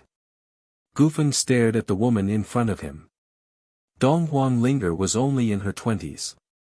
She was beautiful in the first place, and after becoming the Empress, she naturally had a natural beauty. Gufeng was very grateful that Dong Huang Linger was still willing to accept him. Dong Huang Linger remained silent. She only took over the basin of water from the palace maid and personally wiped Gufeng's face and body. Gufeng, do you still remember what you said to me when I was struck by Madame Chi Bai's soul snake? While wiping, she said softly. Gufeng was already very old. However, there were some things that were deeply engraved in his heart. Even if he were to die, he wouldn't forget it. Naturally, he remembered what he had said himself. In fact, Gufeng remembered every word that he said to Dong Huanglinger. Every word that he said to Dong Huanglinger was unique. He wouldn't say it to anyone else a second time. He said that if Dong Huanglinger couldn't recover, he would take care of her for the rest of her life. But now, everything had changed. Dong Huangling had to take care of him for her entire life. She was still in the prime of her youth. How could he bear to let her be a widow for her entire life? Let me answer you. No matter what you become, I am willing to accompany you. Dong Huanglinger's words did not move Gufeng. Instead, they angered him. However, I am not willing. I am not willing to be your imperial husband. I am also not willing to be judged by others and become a sinner of the Donghuang dynasty. Gufeng swept the water basin onto the ground. This was the first time in his life that he was angry at Dong Huangling. The water splashed all over the ground. Dong Huanglinger silently squatted down. Empress. Those palace maids were so scared that they hurriedly went to support Dong Huangling. Gufeng, I understand your concerns. Give me some time, I will definitely think of a way, Dong Huanglinger said faintly. Gufeng sighed. He hardened his heart and no longer paid attention to Dong Huangling. Dong Huangling had thought that Gufeng would slowly come to his senses. But who would have thought that from the second day onwards, Gufeng started not eating anything. He didn't even drink the medicine that she personally brewed. Seeing Gufeng aging day by day, Dong Huangling helplessly turned to her good friend Yunsheng for help. Ling, you are still not willing to listen to my opinion. You came to the 8 desolate divine realm to help me, a night fox. Yunsheng looked at Dong Huangling's haggard appearance and felt very anxious. However, she also understood that Gufeng was doing this because he loved Dong Huangling too much. The two of them clearly loved each other. Yet, they were unable to be together. How could this not be a type of torture? After Shi and Yi Baiming took care of the 8 desolate divine realm, she had also invited Ling, and Gufeng to live in the divine realm together. Ling used the reason that Gufeng's body was unable to travel long distances and that she was worried about the Donghuang dynasty as an excuse to reject Yunsheng's good intentions. My answer is still the same. As the Empress of the Donghuang dynasty, I will always stay in the eastern capital. Yunsheng, the reason why I called you here today is to ask if there is any way to let Gufeng live for a few more years. Ling knew that the reason why Gufeng didn't eat anything was to force her to compromise. However, this time, she wasn't going to compromise. In the past, for the sake of the Donghuang dynasty, she let Gufeng stay in the Dutian blood imprint alone for many years. This time, she wasn't going to leave him alone. You really want to know? I'm afraid I'll have to trouble the underworld god for this matter. Yunsheng was in a difficult position. Although she had already become a god and possessed heaven-defying medical skills, she was helpless for her friend Gufeng who was already very old. Why is it you again? When Ming Ri saw Yunsheng, he felt a headache coming. Every time this woman appeared, nothing good would happen. Underworld god, I'm the one who asked Yunsheng to find you. I want to know if there's any way to let Gufeng live for a few more years. Dong Huanglinger also knew that her request was very difficult for Gufeng. However, this was the only way she could make Gufeng stay. Life and death are predestined, and lifespan is determined by the heavens. Even as the underworld god, I'm helpless. Ming Ri shook his head. Who says it's not possible? On a certain continent in the mortal realm, there's a spring called the life-changing spring. It might be able to help you. Bobo jumped out. Bobo, don't mess around. Your actions are equivalent to disrupting the order of the mortal realm and the netherworld. When Ming Ri saw Bobo, he knew that something was going to happen again. Bobo, please tell me, what is the life-changing spring? Can it help me in Gufeng? When Dong Huangling heard that there was still hope, her eyes lit up again. Actually, I've only heard that after drinking the life-changing spring, you can exchange a part of your lifespan with others. However, the number of years you exchange will be the number of years you age overnight. Bobo looked at the young and beautiful Dong Huangling and said uneasily. Any woman would want to stay young forever. Dong Huangling was no exception. I can't. I can think of concocting some medicinal pills to help Gufeng. When Yunsheng heard Bobo's words, she objected. Yunsheng, you said it yourself. Gufeng's body can't even withstand ordinary medicinal pills. Bobo, please bring me to look for the life-changing spring. Dong Huangling's gaze was firm as she made her decision without hesitation. Dong Huangling, the greatest empress in the history of Donghuang dynasty, her life was a legend. Her friendship with her good friend, the medical Buddha Yunsheng, had always been seen as a legend in the boundless continent. However, the most legendary story in her life was the story between her and her imperial husband, Gufeng. According to the legends, she and Gufeng met in a chaotic era. At that time, she was the princess of a declining dynasty and he was a trash magician who came from a mountain village. Because of their identities and misunderstandings, the two of them had separated several times. However, in the end, the two of them still walked together. However, at that time, her imperial husband, Gufeng's body was already very weak. Even the medical Buddha Yunsheng at that time said that her imperial husband might not live for more than a year. However, even if that was the case, Donghuang Empress still rejected the opinions of everyone and got married to Gufeng. On the second day after the Donghuang Empress got married, the Donghuang Empress became old overnight. Some people said that she did it because of her imperial husband, Gufeng's illness, and some people said that she did it because of the busy imperial court. However, no matter how many rumors and public opinions were spread outside, the Donghuang Empress and her imperial husband were very loving. The Donghuang Empress ascended the throne when she was 17 years old and passed away when she was 47 years old.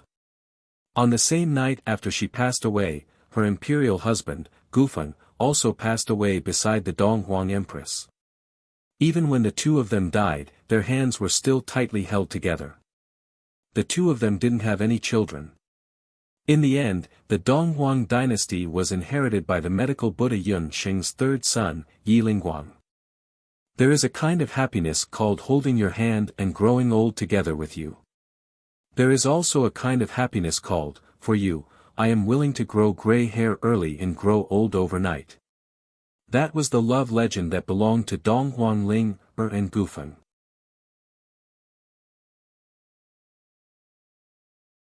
Chapter 1429. To the young magicians on the continent, there were two sacred places in their hearts. One was the temple, and the other was the continent's magic elite camp. Of these two places, the temple had once produced the number one light magician, Ji Rumo. The continent's magic elite camp had once produced the legendary magician, Yun Sheng, who was proficient in magic and medicine. Therefore, in the hearts of all the young magicians, these two places were the palaces of magic. However, compared to the temple that was built in the cities of various large countries, the continent's magic elite camp, which was the other sacred place for magicians, was much more mysterious. Every year, in the boundless continent, only a very small number of young magicians would receive a notice from the continent's magic elite camp. Note that even if you were lucky enough to receive a notice, it didn't mean that you had already become a member of the continent's magic elite camp. Only those who passed the test could finally become a member of the continent's magic elite camp. Every autumn was the busiest time for the continent's magic elite camp. This was because it was the time for new students to enter the camp. There would always be all kinds of young magicians who had all kinds of fantasies about the continent's magic elite camp. Look, that senior brother is so handsome. A few young female magicians who had just arrived at the continent's magic elite camp saw a male magician walking in front of them. He wore a green magician's robe and held a snake-shaped magic scepter in his hand. His entire person seemed to have walked out of a painting. I don't know his name, but he must be on the primrose list. A few young female magicians chattered away. One of the braver ones even ran up to stop that green-clothed magician. Senior brother, I am the new water magician this year, NI. Can I be your? Before that female magician could finish her words, the green-clothed magician glanced at her. A terrifying scene happened. The female magician was instantly petrified from the top of her head to the bottom of her feet. Ah! The faces of those new female magicians turned pale, not knowing what had happened. When the continent's magic elite camp's great elder sister Lan rushed over, she hurriedly comforted these new female magicians. Don't worry, this is just a joke from Elder Abandoned of the magic camp. This is the most basic petrification magic. It can only last for 1 hour before it will automatically lose its effect. Sister Lan comforted them while cursing in her mind. That damned Abandoned, he still had his old temper. Every year, there would always be a few infatuated female magicians who would be affected by the petrification magic. Because of this, the parents of these new students had complained about the Continental Magic Elite Camp. Only then did the new female magicians know that the young male magician was actually an elder of the continent's Magic Elite Camp. Legend had it that he was the only abandoned elder on the continent who practiced poison magic. Previously, there was a rumor that the Great Elder Blue and the second elder of the Mage Elite Camp were a couple. From the looks of it now, that was definitely the biggest mistake. Chi was already used to Blue's scolding. To Chi, in this world, there were only 3 people who could treat him as equals. They were his friends, Yun Sheng, Gufeng, and Dong Huangling. After the 3 of them left the Continental Magic Elite Camp one after another, Chi became even quieter. The only thing that accompanied him every day was his little green snake. Abandoned, come out. Outside the house, Sister Lan rushed in angrily. Abandoned had an expressionless face as he was experimenting with a new poison magic. When Senior Sister Lan saw the ball of poisonous magic mist in Abandoned's hand, even the fearless Senior Sister Lan couldn't help but shudder. Sister Lan, what's the matter? Abandoned still had an expressionless face. 2 things. Firstly, you are not allowed to use petrification magic on new students next time. Another person was scared by you and dropped out of school. Secondly, Yun Xing sent you a letter. Sister Lan paid attention to Abandoned's expression. When Sister Lan mentioned the first thing, Abandoned continued to have an expressionless face. However, when Sister Lan mentioned Yun Xing's name, Abandoned was slightly moved. Sure enough, in this world, only Yun Xing could make this guy who was even more stony than a rock have a reaction. After leaving the letter, Sister Lan ran out of Abandoned's house with goosebumps all over her body. Opening the letter, the familiar handwriting on the letter made Abandoned's expression change slightly. Little Qing curled up her body and lay beside his hand. Little Qing, Yun Xing invited me to Taiyuan Mountain. Hu Xing's mother and curator Zhenli are getting married. She hopes that I can attend the wedding banquet. Abandoned very naturally read the letter to Little Qing. After Hu Rulan arrived at Taiyuan Mountain, she had been living with Hu Jiusheng and his wife. One time, Wuxian Wuji School's curator Zhenli came to Taiyuan Mountain and fell in love with Hu Rulan at first sight. At first, Hu Rulan was unwilling because she felt that she was not worthy of curator Zhenli because she was married and had a child. However, curator Zhenli was not discouraged. After a long chase, curator Zhenli finally moved Hu Rulan's heart. Curator Zhenli had just proposed a few days ago. Since it's curator Zhenli's wedding banquet, I should attend. Abandoned said again. Little Qing flicked her tongue at Abandoned and made a hissing sound. Actually, Abandoned knew that Little Qing did not understand Abandoned's words at all. When Abandoned arrived at Taiyuan Mountain, Yun Sheng was already waiting for him outside Taiyuan Castle. At that time, Yun Sheng was pregnant. Although her body shape did not change, she looked very happy accompanied by Yi Baiming. Abandoned, you're finally willing to come out of the elite camp. I almost thought that you were going to be like Master Shi Huang and become a little poisonous creature, hiding in the elite camp for the rest of your life. Similarly, the people who were waiting for abandoned were his and Yun Xing's mutual friends, Ling, and Gufeng. That brat Gufeng was also someone that abandoned envied the most. Back then, Gufeng also had a crush on Donghuang Ling, just like how he had a crush on Yun Xing. However, in the end, Gufeng had relied on his own efforts to pursue Ling. Although there were some twists and turns, the two of them finally got together under the effect of the life-changing spring. Although the two of them were no longer youthful, they were still very loving. However, Abandoned could only watch as Yun Sheng and Yi Baiming got together in the end. This was Abandoned's biggest regret in his life. Abandoned, you haven't met Madame Roland yet, right? She has always wanted to meet you. Yun Sheng walked forward and brought Abandoned to meet Madame Roland. Madame Roland had always wanted to meet Abandoned ever since she found out that he was the only person her daughter had ever liked. When he heard that he wanted to meet Madame Roland, Abandoned was a little hesitant because in his heart, he always felt that his rejection of Hu Xing back then was the main culprit behind Hu Xing's death. However, he still decided to meet Hu Roland in the end. You're Abandoned.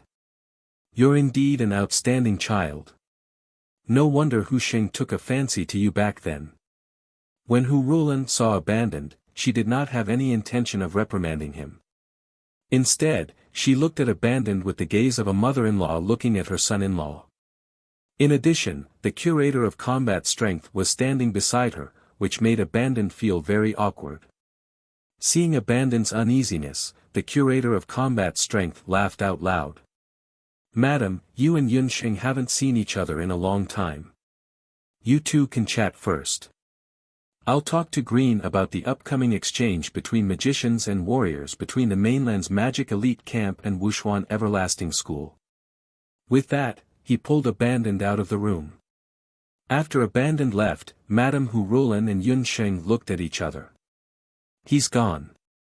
Hu Sheng, you can come out now, Yun Sheng said as she took out a beast language ring and released a wisp of spirit from it. If others were to see that strand of soul, they would definitely be shocked. That was because that strand of soul had an appearance that was 99% similar to Yun Sheng. Hu Sheng was actually not dead. In fact, Hu Sheng was indeed dead. However, Yun Sheng had found her spirit and brought it back.